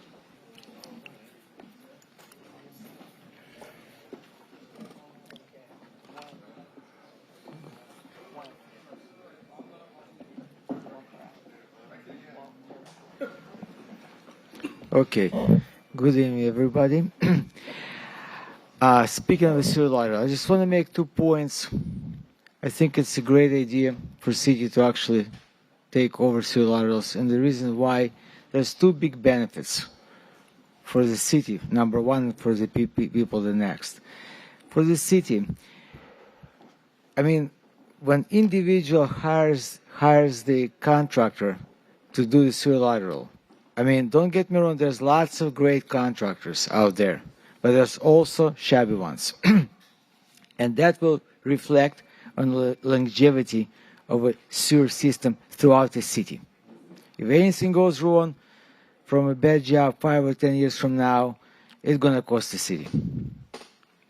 I've been in the union for 12 years as a tradesman, and I promise you, nobody does it as good as the city force. Number one. Number two, benefit to the people. It's a hefty cost on a developer to do the sewer lateral, okay? And that cost conveys every time to the buyer, to the renter, to everybody. If the cost of developer is decreased, the cost of the sale is decreased. The rental is decreased. I'm done. It's been a long evening. I think I got my point across. Okay, thank you, sir. Anyone else wish to speak on this item? There being none, someone like to introduce the item, introduce the ordinance? So the ordinance has been introduced. Please call the roll. Well, Mayor, I have some questions and comments on this. Okay, Yeah, sorry. Thanks. Al, if you can. Thanks. So thank you, Al and Brad, for your work on this. This is great where we're heading. Al, I've shared with you several emails that I've gotten from neighbors about this and just want to go through them if you don't mind. Mm-hmm. So let's maybe start with Rich Katz. I can summarize it, but he's asking, in the judgment of the city, the existing building sewer is not in good condition or free from infiltration, shall be replaced. What stands out to me as a whole is if the city is assuming responsibility, it's unclear why the property owner is required to perform and submit an inspection to a city-owned lateral.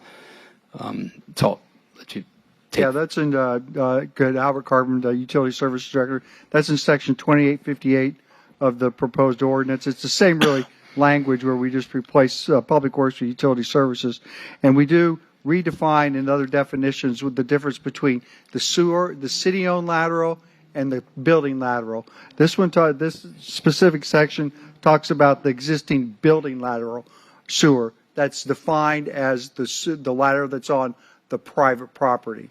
They're responsible to TV that, make sure that's in good condition, and then if that, in the view of the city, it's not in good condition, they need to replace it.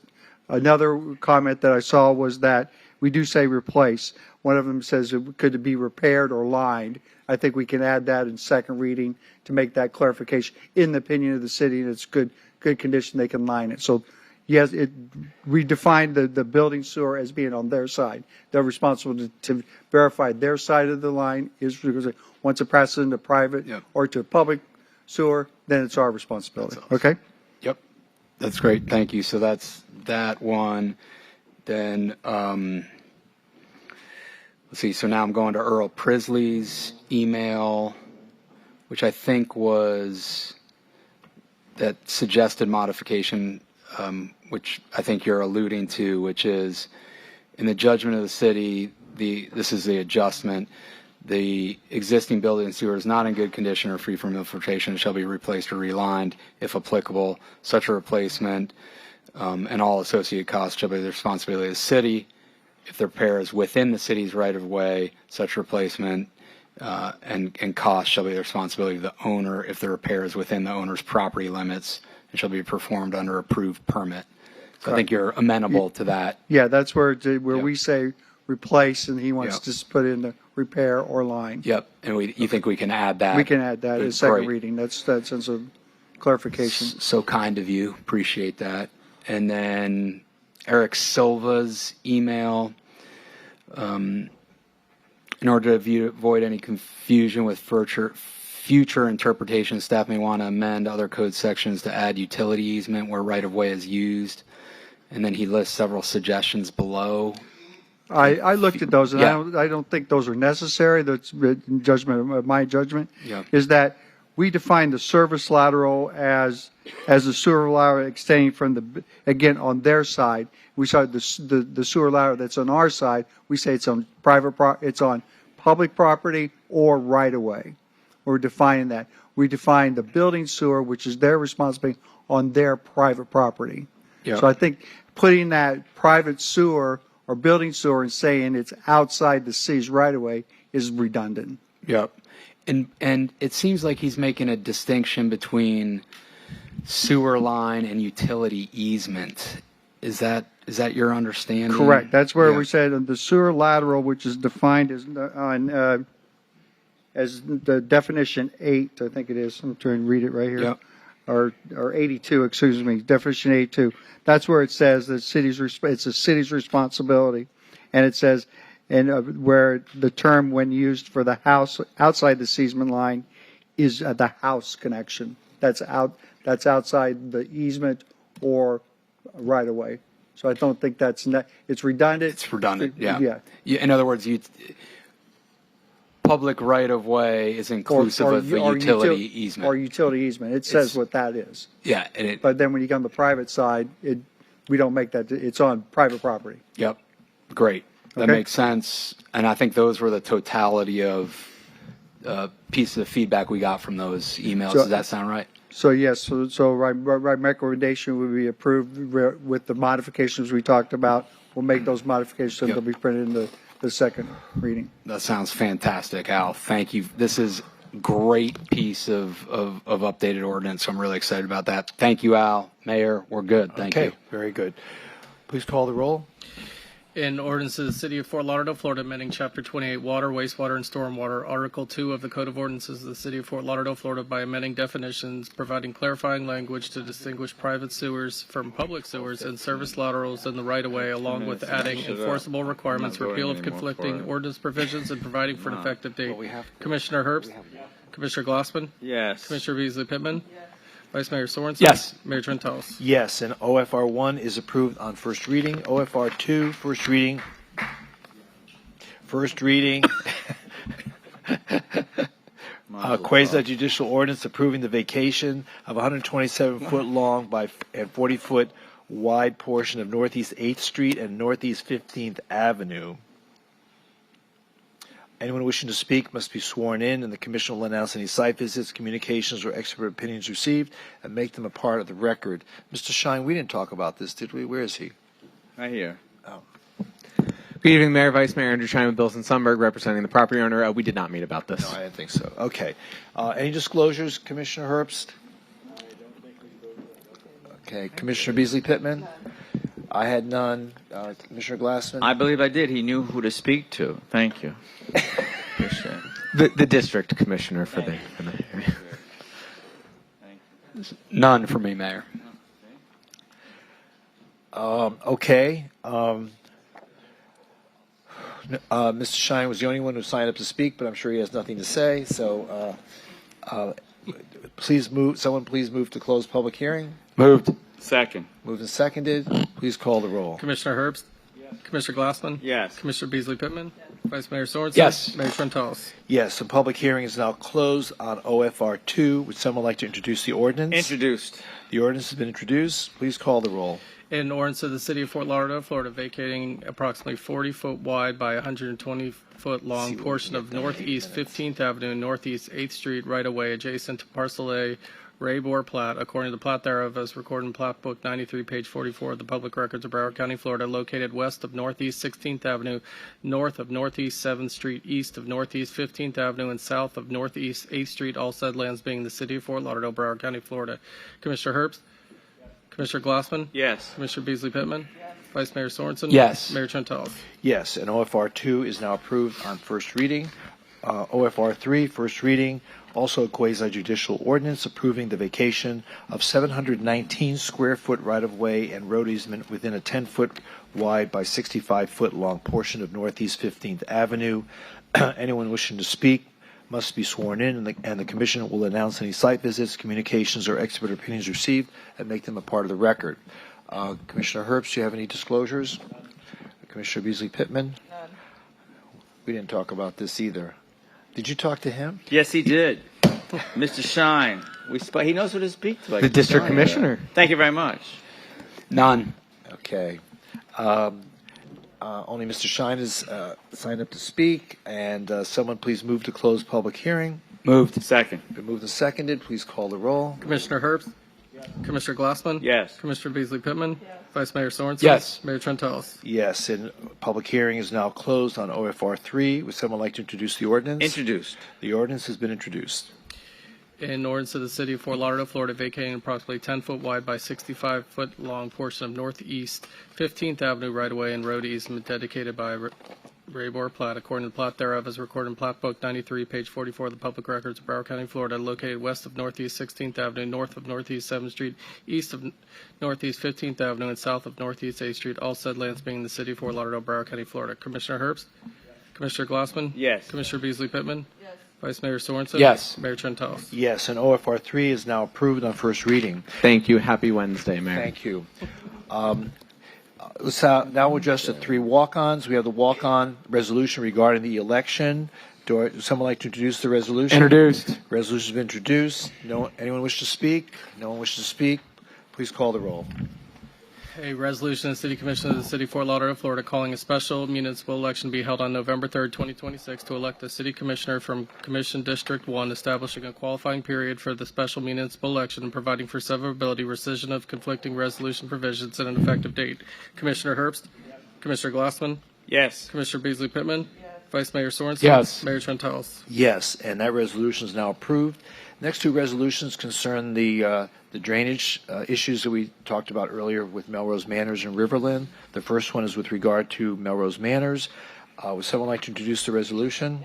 And you want to put 21 days there? Yes, 21 days. So what's the specific date? What's 21 days? We will need to work with the city clerk so that this can go to the Florida Administrative Record. Once we have that date, we will share it with the commission and the clock will start. Okay, very good. The resolution has been introduced. Please call the roll. A resolution of the City Commission of the City of Fort Lauderdale, Florida, providing notice of intent pursuant to Section 255.065 Florida statutes to enter into a comprehensive agreement for the Melrose Manor Stormwater Improvement Project, accepting unsolicited proposal from Mancong, Inc., notice of intent to accept other proposals for the same project, and providing for an effective date. Commissioner Herbst? Yes. Commissioner Glassman? Yes. Commissioner Beasley Pittman? Yes. Vice Mayor Sorensen? Yes. Mayor Trentalis? Yes, and that resolution is now approved. Resolution regarding the Riverland Road drainage project, accepting the unsolicited proposal. Who would like to introduce that resolution? Introduced for 21 days. 21 days. No one wishes to speak. Please call the roll. A resolution of the City Commission of the City of Fort Lauderdale, Florida, providing notice of intent pursuant to Section 255.065 Florida statutes to enter into a comprehensive agreement for the Riverland Stormwater Improvement Project, accepting unsolicited proposal from David Mancini and Sons, notice of intent to accept other proposals for the same project, and providing for an effective date. Commissioner Herbst? Yes. Commissioner Glassman? Yes. Commissioner Beasley Pittman? Yes. Vice Mayor Sorensen? Yes. Mayor Trentalis? Yes, and that resolution is now approved. Is there any further business of the city? None on my end. Thank you. Any other questions or comments from any members of the commission? No. Meeting's adjourned. Thank you.